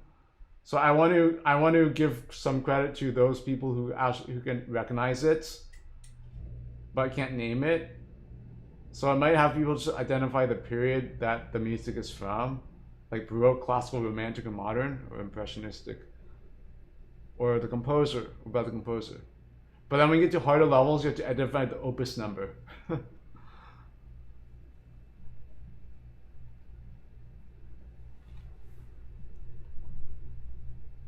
And thank you, Sabby, for the super chat. Yes, I'm gonna play Beach Bull Galaxy from Super Mario Galaxy. Yes, we'll play that after the conclusion of Guess the Theme. So good question. Why do I have so few viewers while I have over 100,000 subs? Well, the thing is, I only have a small percentage that have clicked the bell icon. It's less than the average amount. Like the average amount should be like 3% or 7% or something like that. But it's below the average. And the reason why is that YouTube made this transition with the bell icon when it wasn't active on my YouTube channel, when I was in school during my doctorate. And that takes a lot of time, like 65-unit credit program and writing papers, preparing for recitals, attending classes, preparing for learning French to pass a French exam, a language exam, playing for, doing piano accompaniment that's required by the school, and so forth. So the program, it takes a lot of time. It's like I didn't have time to work out as much either. So I kind of neglected working out. So I lost a lot of muscle mass when I was in school. But that being said, like I didn't have enough time to work on my YouTube channel while I was in school during my doctoral program. So YouTube made that transition to the bell icon when I wasn't active on YouTube. So as a result, a lot of my subscribers don't have that bell icon clicked. They don't. Because it was during that time when I wasn't making videos, and had I been making videos, then it would have gained momentum for more people to click that bell icon to be notified. So all my subscribers are authentic for YouTube here. There's I gained them. A lot of them are from Nintendo Capri Sun. He sent a lot of his supporters over here. So you all know who NCS is, Nintendo Capri Sun, Timothy Bishop. I met him several times at Penny Arcade Expo. He's a really cool guy, really down to earth. We played like Smash Brothers at PAX East earlier this February in Boston. That was really fun. So yeah, I got a lot of like subscribers from NCS's channel. So I got a lot of those subscribers, but I don't have people that click the bell icon. So unfortunately, when I read this video, only 3,000 subscribers so get the notification. So really, that's the thing. That's why it's really important for the new subscribers that join the channel, and there are new subscribers. I'm actually now, the good news that I'm actually gaining subscribers when I stream. Before, when I was streaming, I would lose 10 or 20 subscribers every time I'd stream. And I'm like, why? What's going on? What am I doing wrong? But I don't know. Now, when I stream, I actually have a gain of subscribers, which is good. Because actually, I gain more subscribers streaming than I do making videos sometimes. So, yeah, the live streams have really changed the dynamics, especially Twitch, right? Twitch, 6 years ago, Twitch was just starting out. But now look at Twitch. It's they got a lot of people over there. And people are doing full-time Twitch streaming. And so, you know the site Sully Gnome? Sully Gnome is a Twitch statistics site. You see the amount of hours watched on the site and so forth. It's a statistic. They don't have this for YouTube. I wish they did for YouTube. So for instance, Minecraft, you see the statistics for Minecraft. Over the past 7 days, people watch Minecraft streams for over 21 million hours total. And that's a 63% gain. Over the past year, people watched Minecraft for 406 million hours total. That's just Minecraft alone. And on Twitch, total over the past year, 16.9 billion hours were watched on Twitch. And that's a 54% increase. So actually Twitch, they're gaining more hours watched there. They're gaining. So wherever people are coming from, other platforms, they're going to Twitch. Or maybe not going, but more people are watching Twitch, at least. So yeah, that's the reason why I don't have, a lot of viewers. I mean, I am getting more viewers, concurrent viewers, like in the hundreds now. So it is getting more. So that's a good thing. So there's like upwards trend. So yeah, to tell people to click the bell icon in the videos. Yeah, I know, like I need to get like Phil Moore or something and to like insert that in the video, because I do have Adobe Premiere Pro, but I don't know how to like add that and make all these special effects with Adobe Premiere Pro.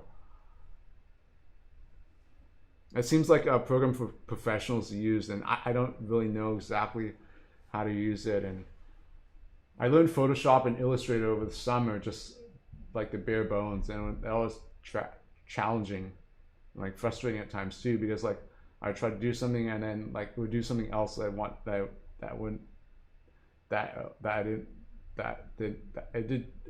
did something that I didn't want to do.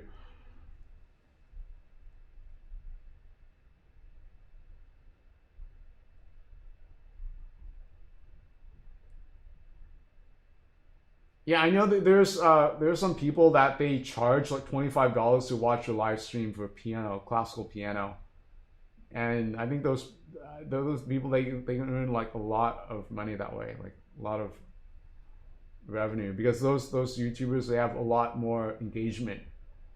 Again, because for me, I didn't have, because I didn't make the videos in the past when YouTube made that transition to the bell icon.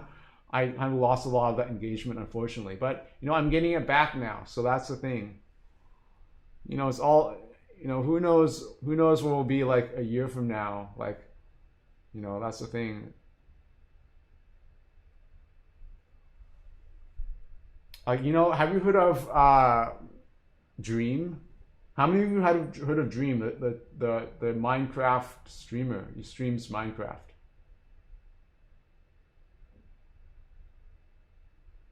So Dream, he doesn't even show his face. He focuses on like the brand and like the image and the idea of Dream. And so he got like 11 million subscribers. Was it on YouTube? Or that's, yeah, in like a really short period of time. What was it, like less than a year or so?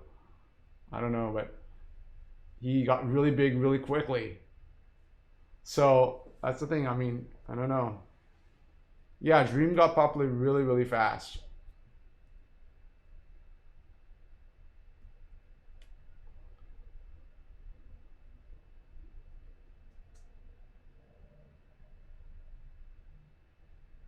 Okay, so now let me see. Gollywog's Cakewalk. Okay, let me load this.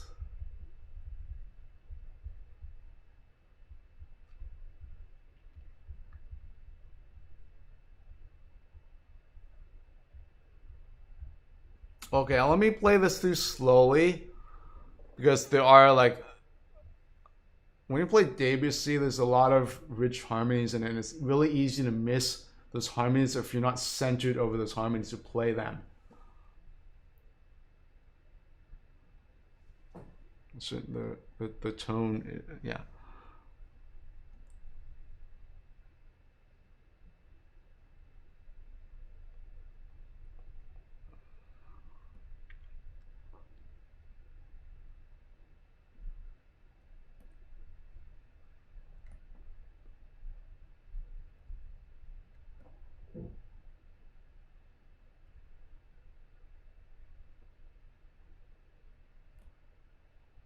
Okay, so here's Gollywog's Cakewalk.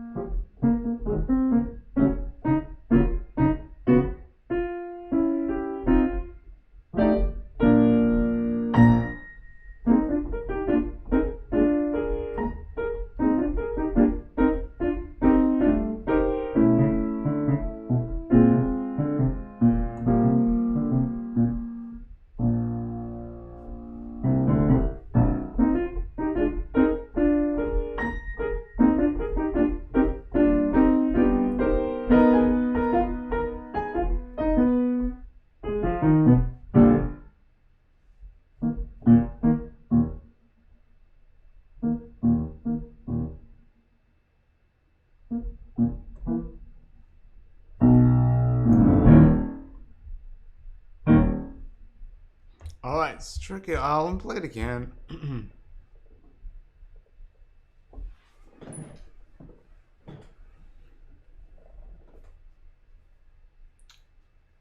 Bye-bye, Timothy McCrossan.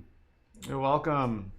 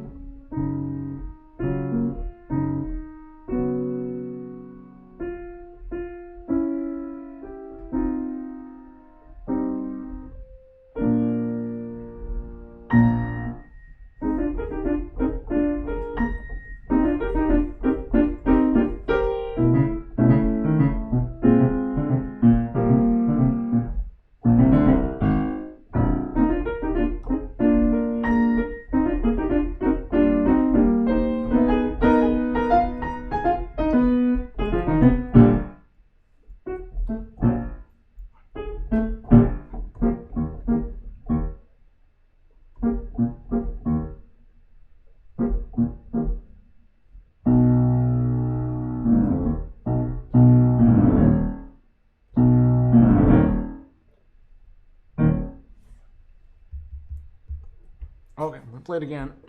This is Gollywog's Cakewalk.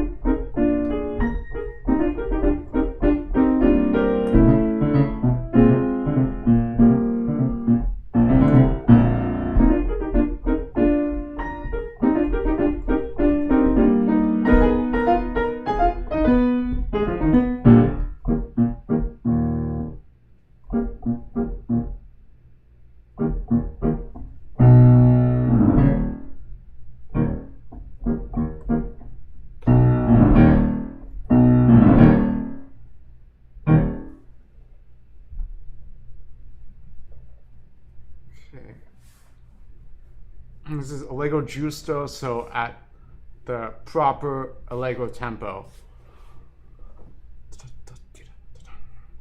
One.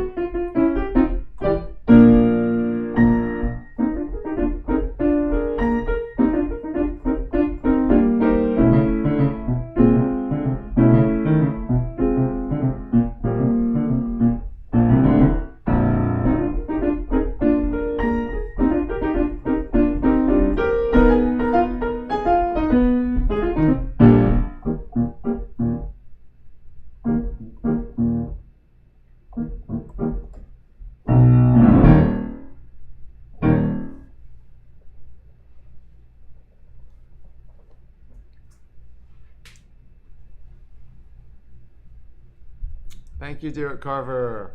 All right, let's play it again. I'm trying to figure out a tempo here. Un peu moins vita. A little. Does that mean a little more life? Moins.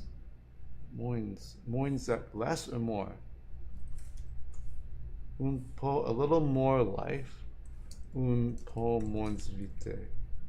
A little bit slower. Okay, that makes sense. That makes a lot of sense there, because suddenly it's a different key and there's more accidentals and these grace notes. That makes sense. Sometimes you can see like even without seeing the marking, I'd see like it makes sense to slow down because simply the landscape is changed here. It makes sense. To play at the same tempo previously is just not plausible. It's very difficult.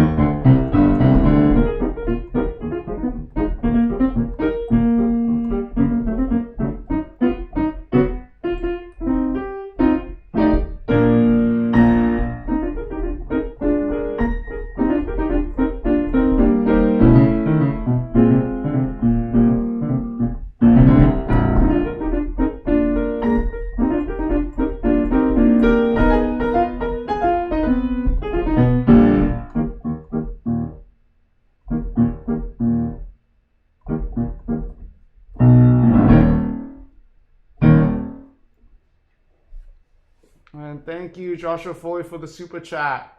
This is Gallifrey from the Doctor Who. Doctor Who has some of the greatest soundtracks in live action television show history, in my opinion, at least. I highly recommend listening to some music from it.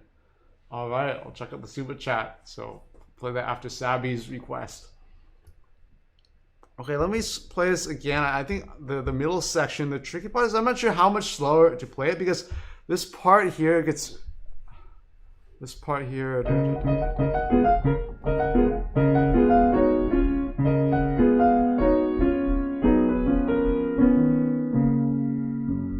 That part is hard. Like, there's so many voices there and layers. So if that's the tempo, then...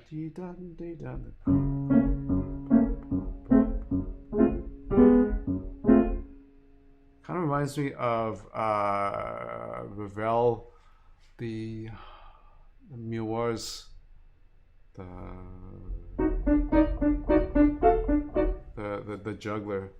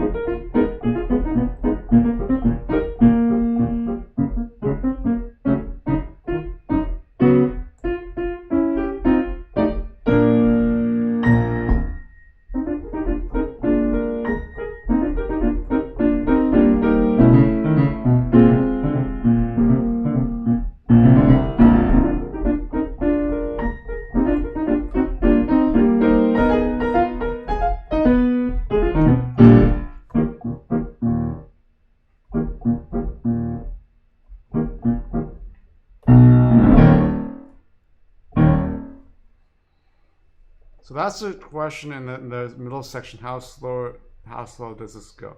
One, da, da, da, da, da, da. Because this is the tricky part here.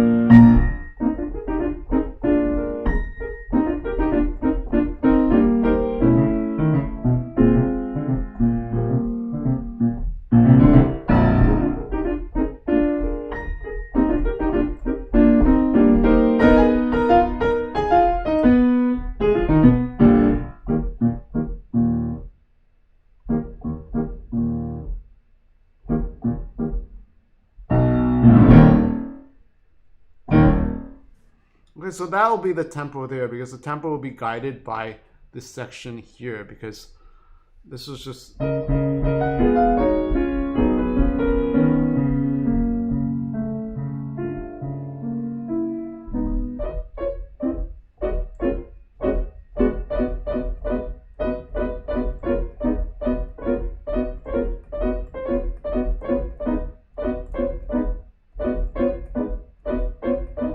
because they'll be guided by that section. Because if I take a too fast tempo at the beginning, then this doesn't work here. So the Lego juice do will be 1, 2, 1, 2. Okay, so I'll play it through one more time, or practice it one more time.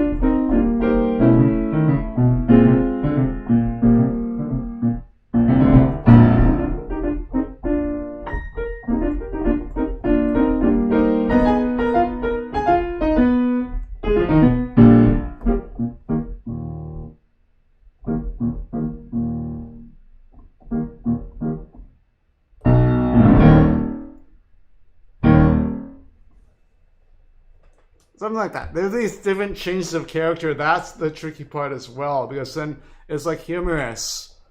And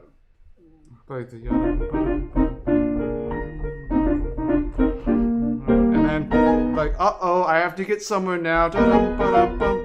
It's like I lost track of time, and suddenly I gotta get going.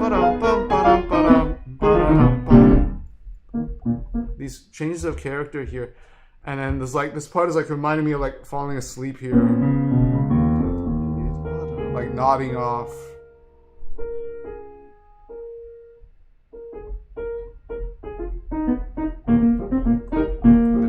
Back to the tempo here.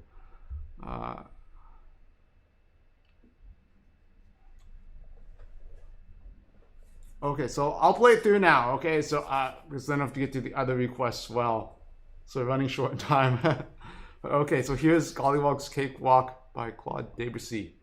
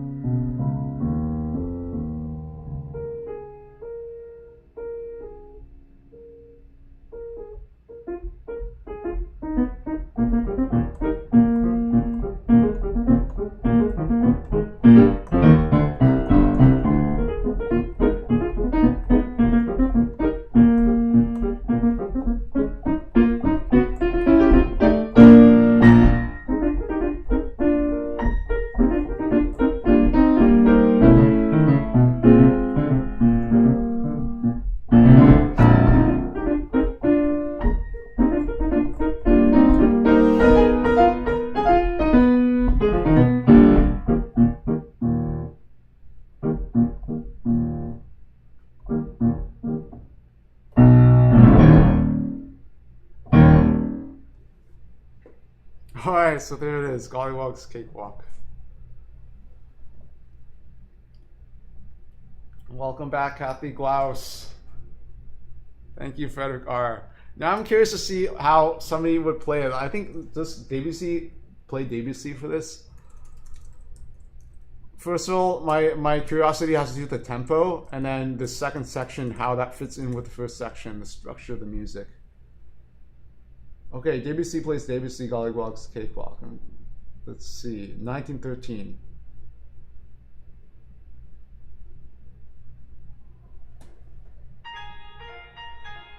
Okay, so it uses pedal already there. Okay, that in the style, that makes sense to make it not as dry. So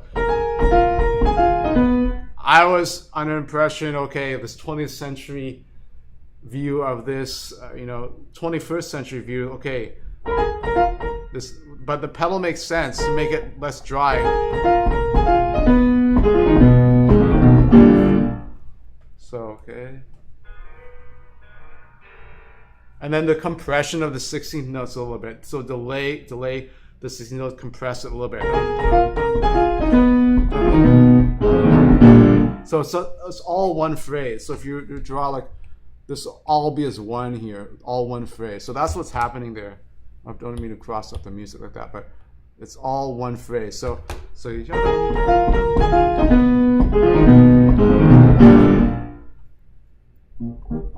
and then that's where it starts. Again, the use of pedal here to make the swell and the forte.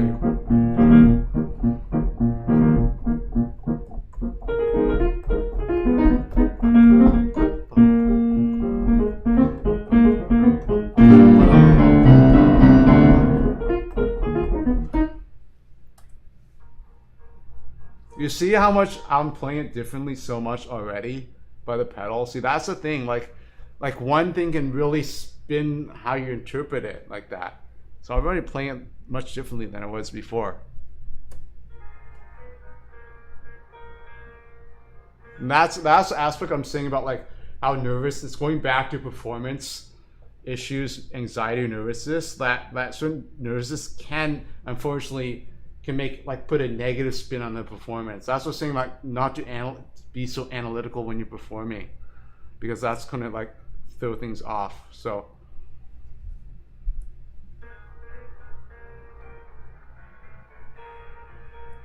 okay, so already there's a slight accelerando. I'm not sure. It's not written in the music like that, but let's see.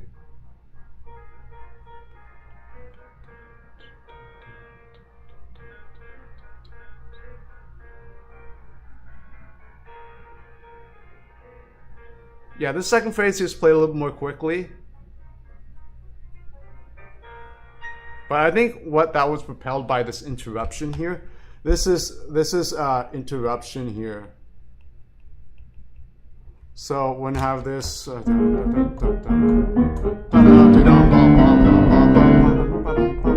that interruption is what drives the music forward.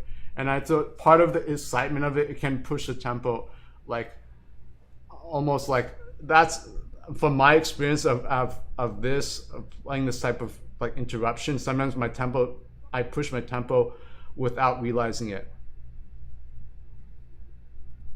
So I don't know if that Debussy did that intentionally, unintentionally with the change of tempo here, but definitely his interpretation of the interruption is pretty clear.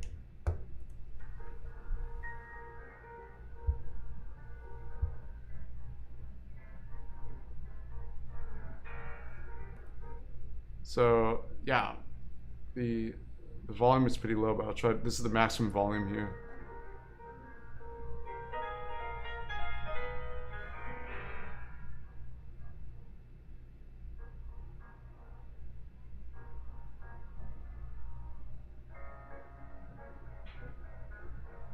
So it's not too much slower, but it's the part here. The next part is a little harder to play for me.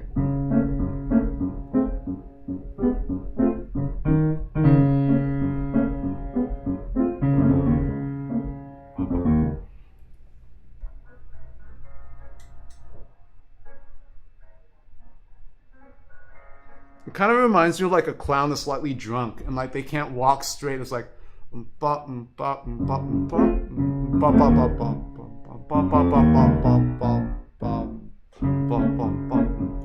it's like that piece in Bartok Suite Opus 14. This part.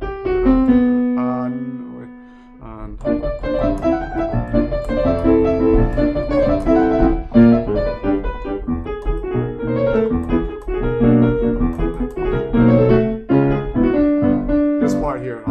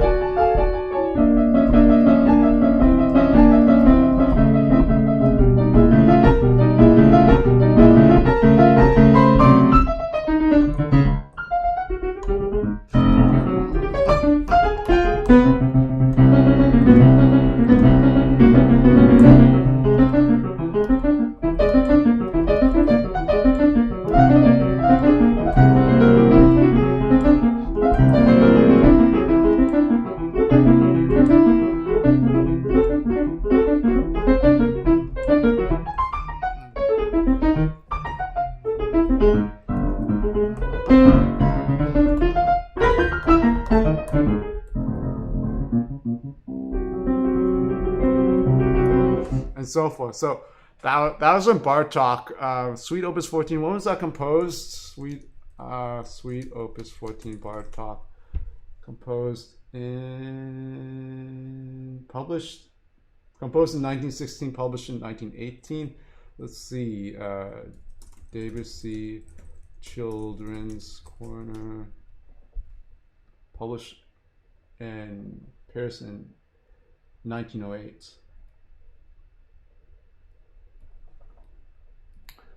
Anyway, so that's the idea there with that's what I interpret this clown. It's kind of like a drunk clown here.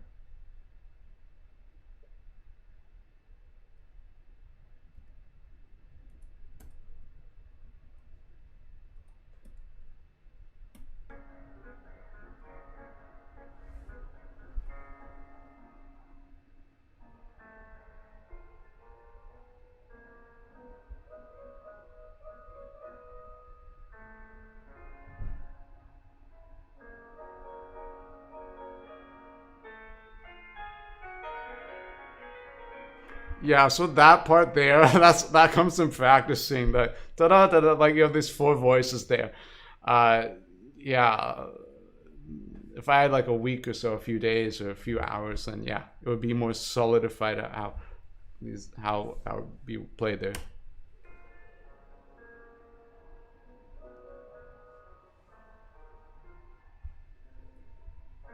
So there's a lot of personality here in the stories.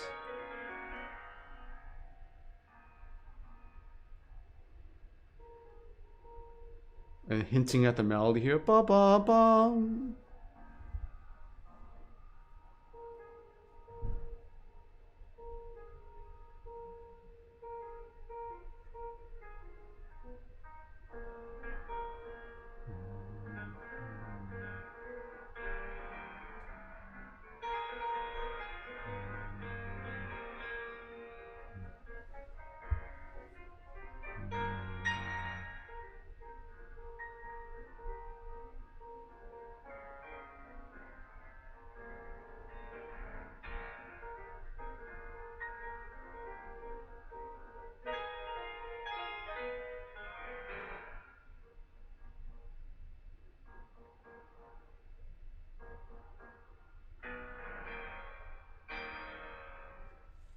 And there are people complaining about my timing and so on. But if you count those E flats, that last E flat was played early.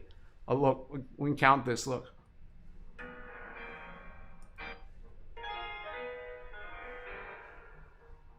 One, two, 1, 2, 1, 2, 1, 2, 1, 2, 1, 2, 1. You see, that E flat came like before the ictus was here. It was played here.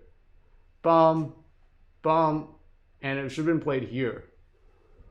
So people say, "Oh, you're playing with a metronome. You know, timing is off. Terrible pianist. You cannot play this. It's just a single chord in time, just one note and a measure. It's off." No, but you know, this is art. Okay, it's not supposed to be played metronomically. My point proven there. 1, 2, 1, 2. See, that last E flat was early. I can give another example. Gilels playing Mozart Sonata K457, by the way. I mean, there are tons of other examples too. Let's see. Okay, I'm not sure which recording it is. Let's see. Okay, that's correct. That's correct. Let's see another one in Florence, 1951. That sounds fine. It's a recording where I think it's a live recording.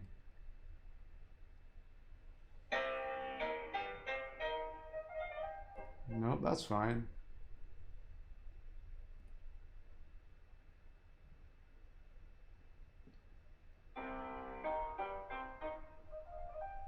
That's fine.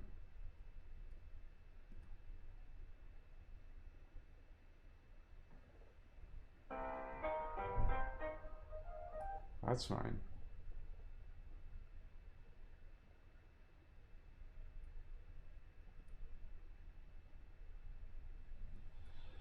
Where was it?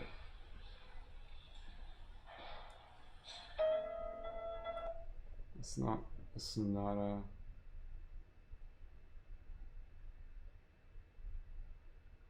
Huh. I'm gonna have to switch to my history, YouTube history. Switch watch history. Okay, 4, 5, 7.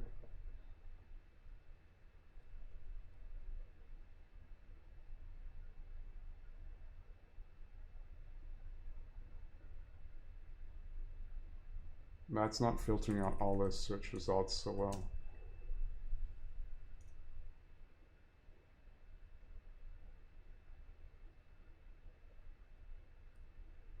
Okay, is it this one?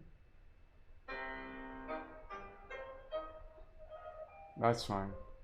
Do you know who this pianist is? Can't tell by the tone, the roundness of the tone, and the precision of the placement of the beats. It's Sokolov.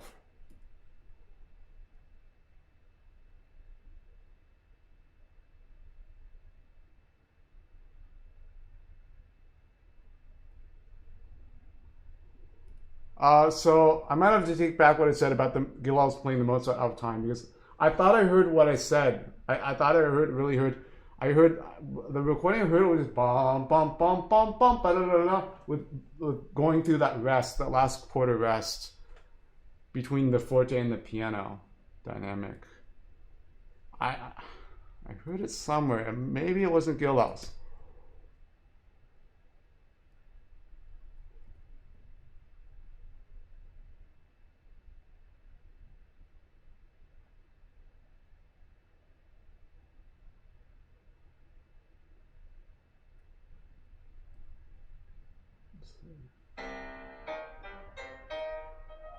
No, that's fine. That's Richter. Oh, I can't find it for now, but it made an impression on me that that somebody blew through that rest as if it didn't exist. Bum bum bum bum bum bum.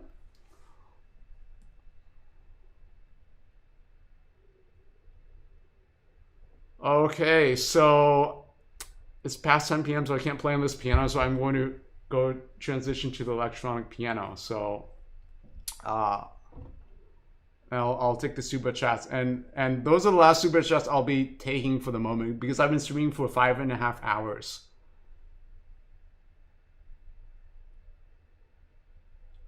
So okay, let's be intermission.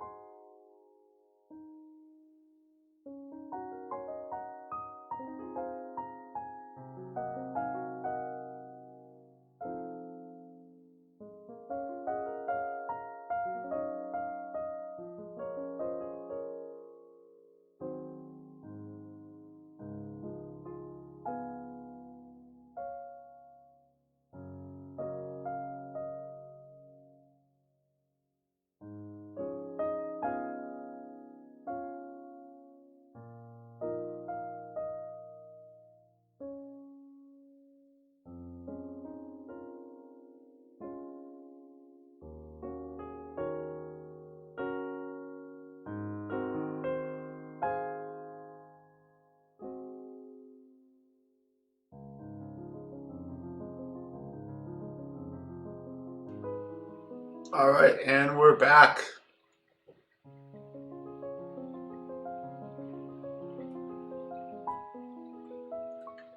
So let's get to the next super chat request. That's by Savvy Beach Bowl Galaxy from Super Mario Galaxy.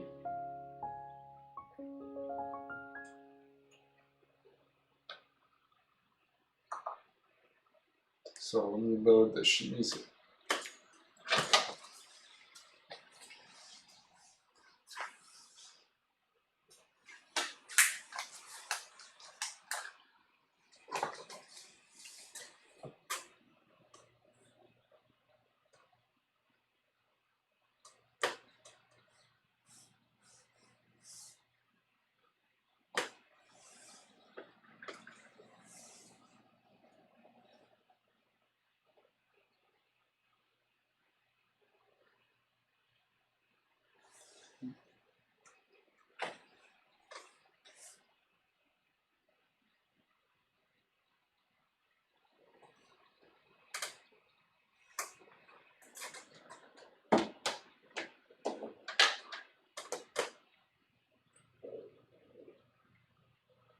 Okay, so I'll start you through the Beach Bowl Galaxy music, and then I'll play it through slowly first, and then I'll play it.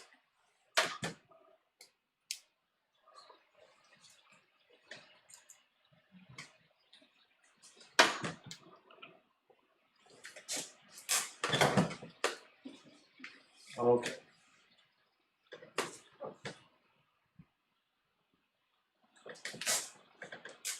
Actually, I don't need the webcam the camera, because it's basically the same view from here. The laptop is over here, so you can read it. There's not enough space for me to put it over there.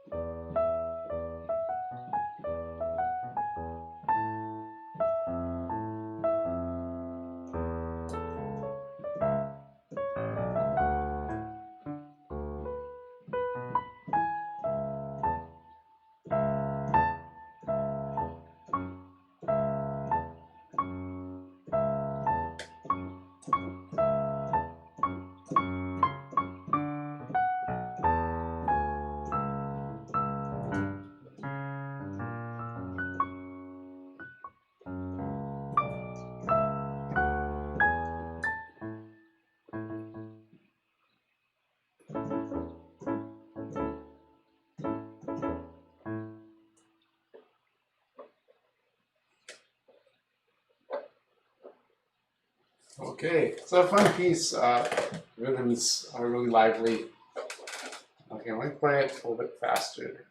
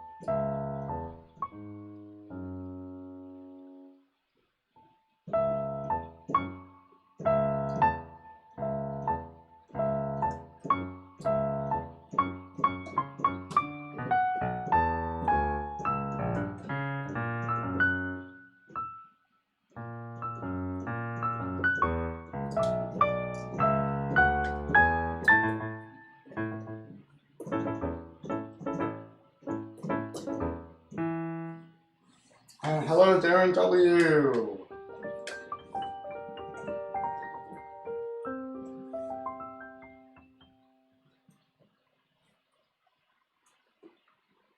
And we play Beach Pool Galaxy.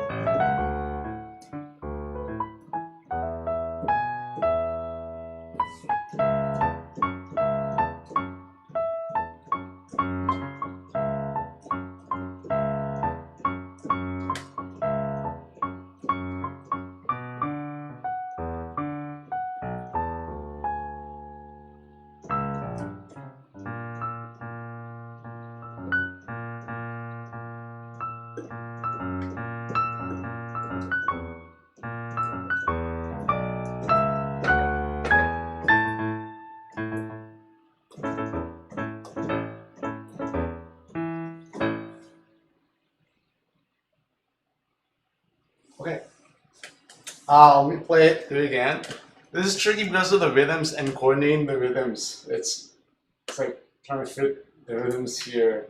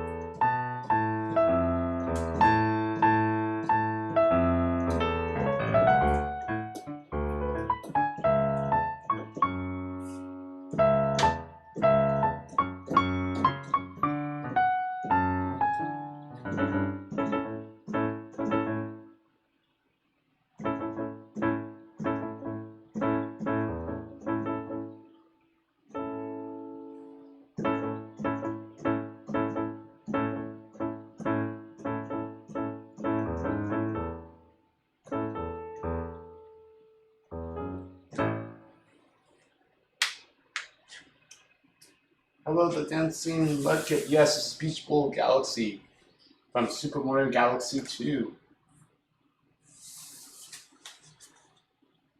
Be right back.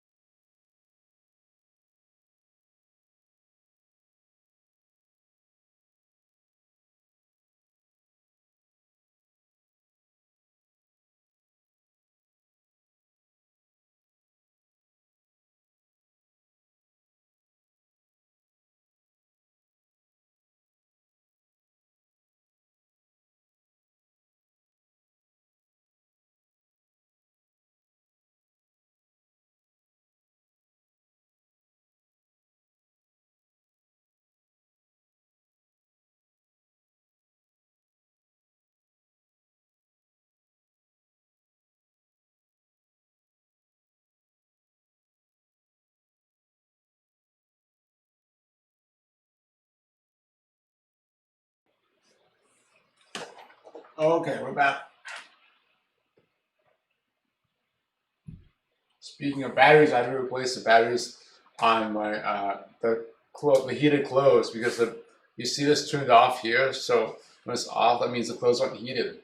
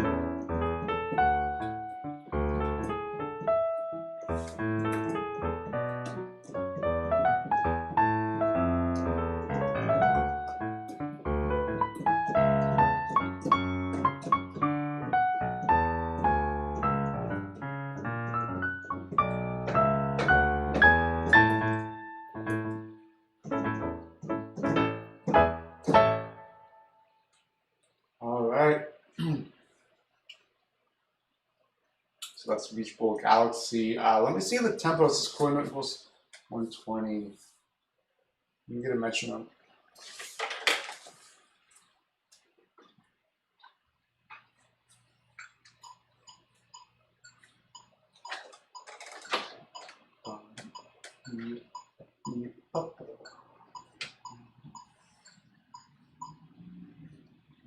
Okay, so I'll play it now I'll play Beach Bowl Galaxy. Thank you, Savvy. It is a fun song. This really warms up a cold night indeed.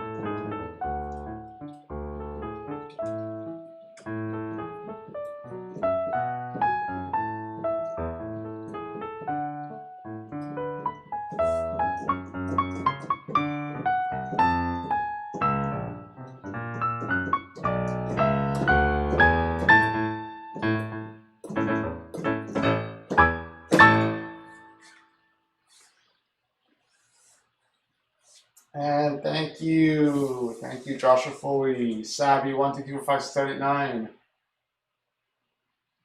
Thank you, the dancing mudkip.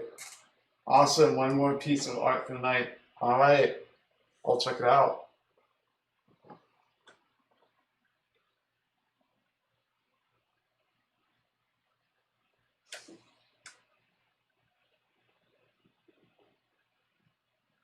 You're welcome, Savvy.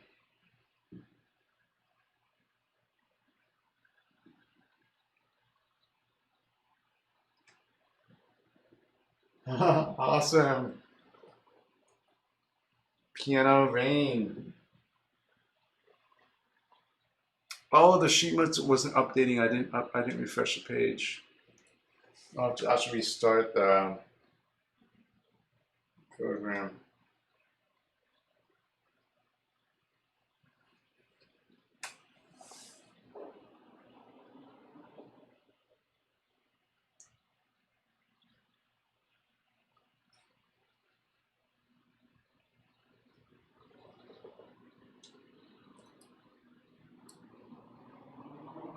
So there's the artwork, the Piano Rain.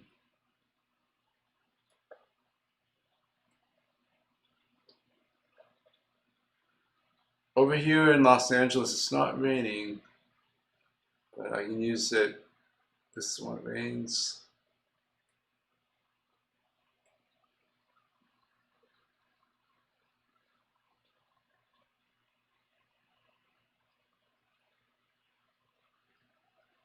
That's great art. See the umbrella,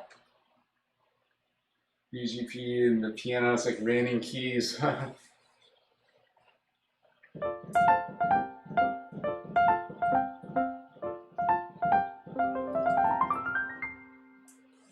singing in the rain. La, la, la, la, la, dee, da, da, da, da, da, and I'm so happy again.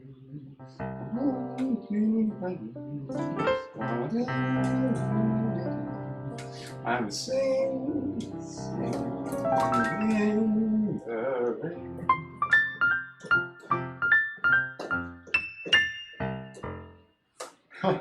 Thank you, Joshua Foley.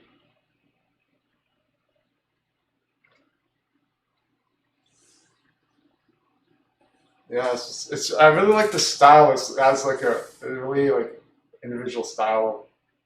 Like the use of colors. It's like it's really good. It's like the proportions of everything too.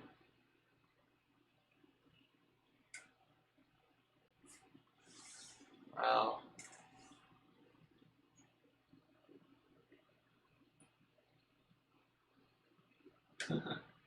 Cool.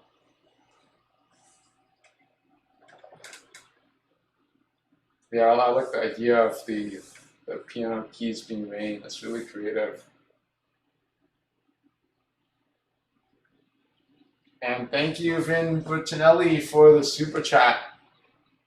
Yes, we played Bowser's Galaxy Generator. So I'll do that super chat uh,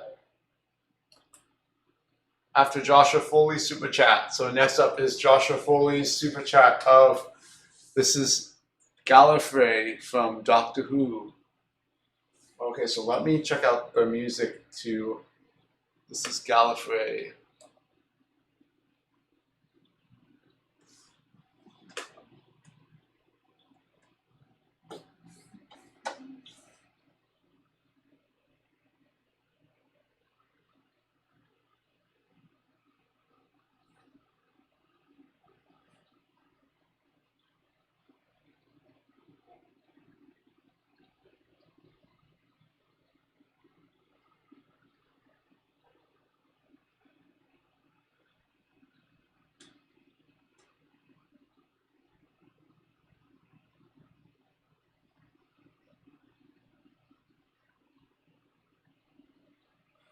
Okay, so here it is. I'll play through the music slowly first.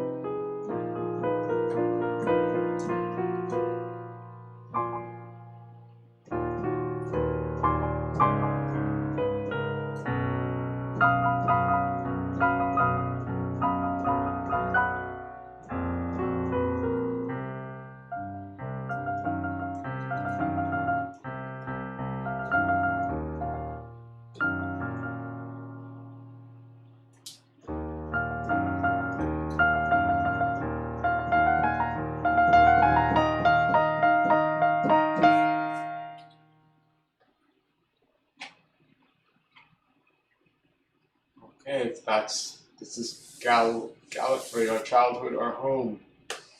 Might as well play through now. And see, let me charge up the laptop that's running out of batteries. My iPad, my pedal, my page turner, and my laptop are all running low on batteries. So I see. Try to.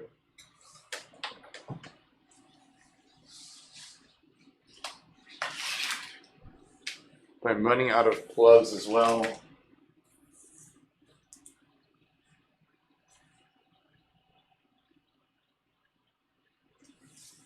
I guess on the laptop battery, I'll just read the chat from the main computer.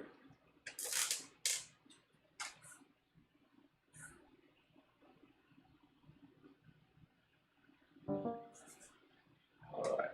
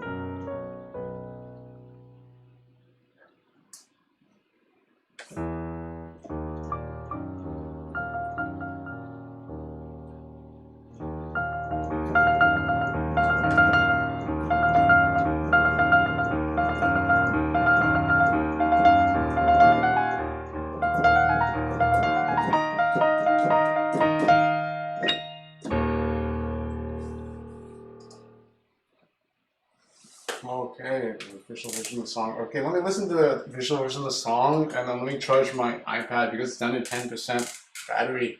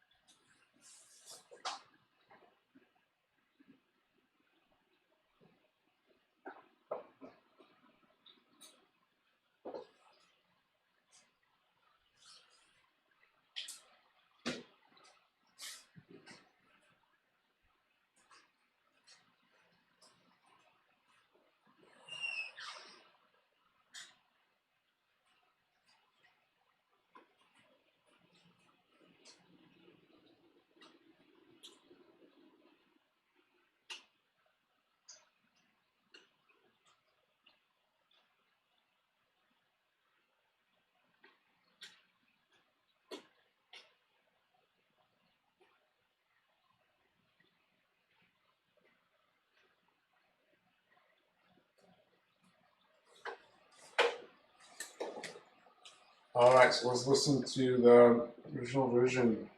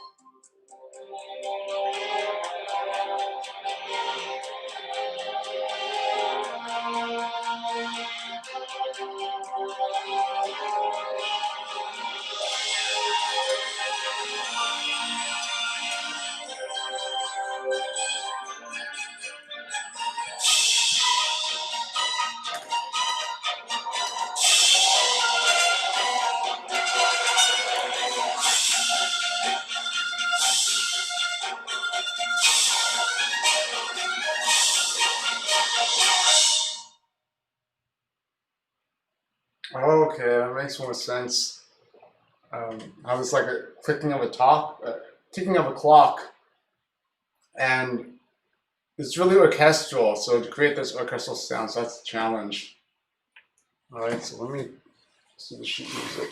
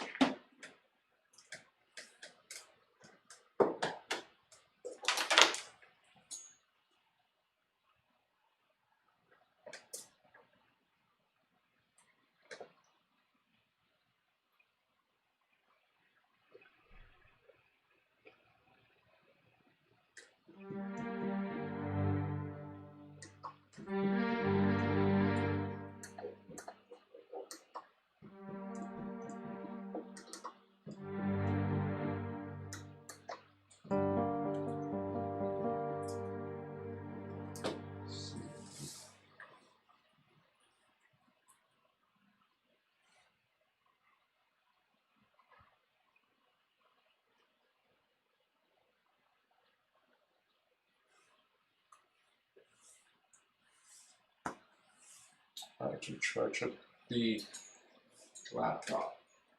The thing is running on batteries.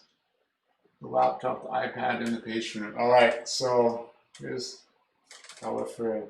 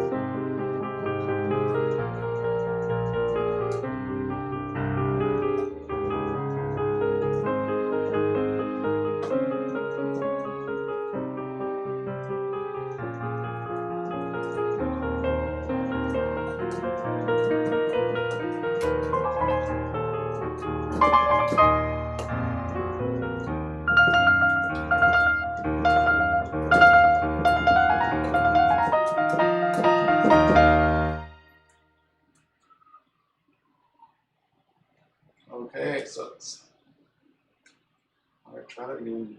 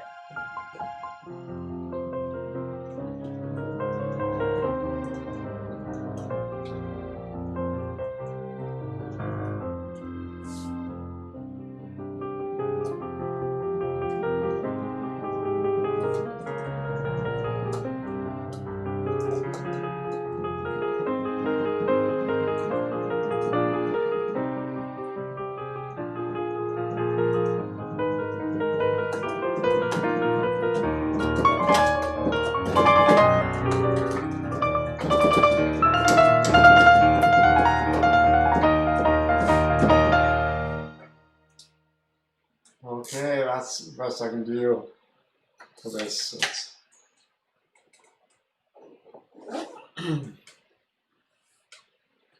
Yeah, there's a lot of the repeated notes, the chords is almost, it's better. I don't know. It's hard to repeat all those notes like that.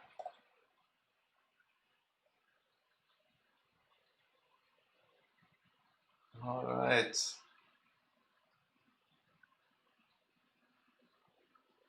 Thank you, Joshua Foley.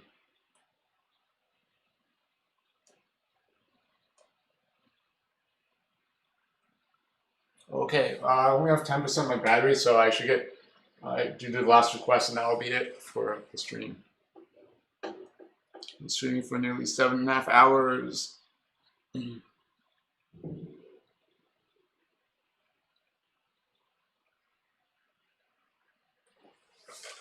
So the next request is Bowser's Galaxy Generator.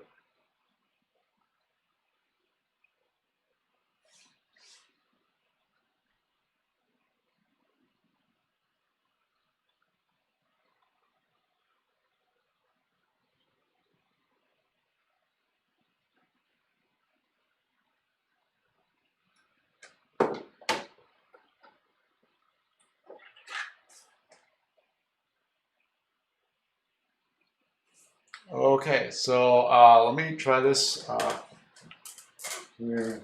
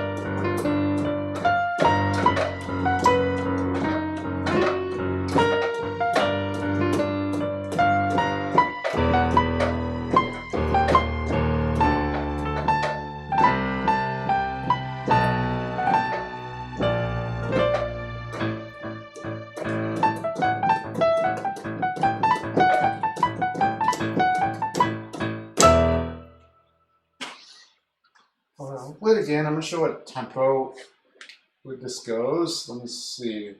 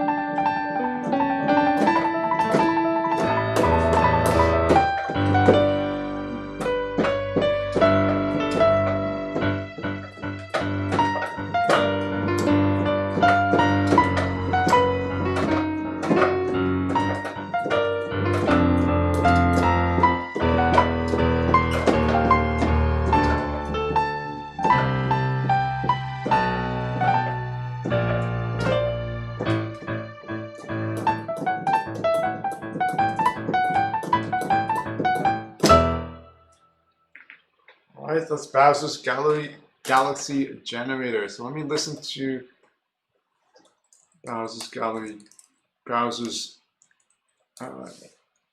Galaxy Generator.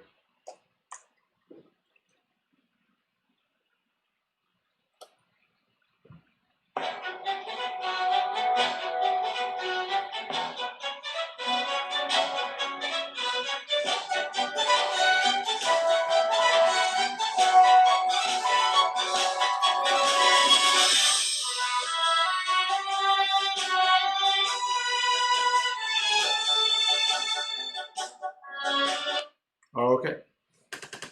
So I'll play all the way through.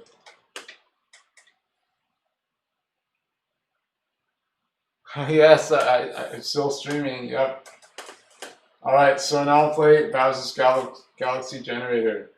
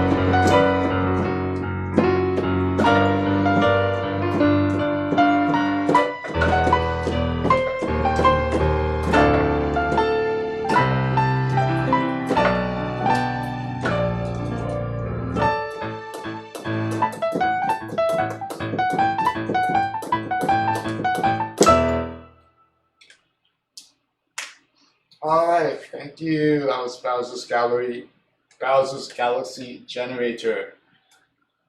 Okay, thank you all. So let me thank those who sent a super chat and or super sticker. Yes, I need to get something to eat now and rehydrate, get some exercise now. Thank you, Flying Chef. I love fresh apple slices.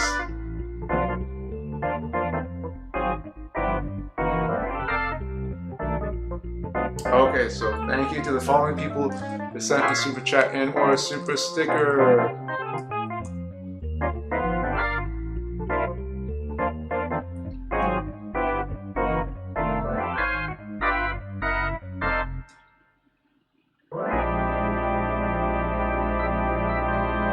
Thank you to Joshua Foley, KB Rockstar 12, P Carrots, Spire Dwarf VODS. And yet again, Joshua Foley. Sabby 1, 2, 3, 4, 5, 6, 7, 8, 9. Yet again, Joshua Foley. And last but not least, Vin Bertinelli. Thank you, everyone. Thank you. And thank you for the artwork, Joshua Foley. Okay, well, stay safe, everyone, from the coronavirus, and be happy and healthy, and I'll see you at the next stream. Okay, bye-bye.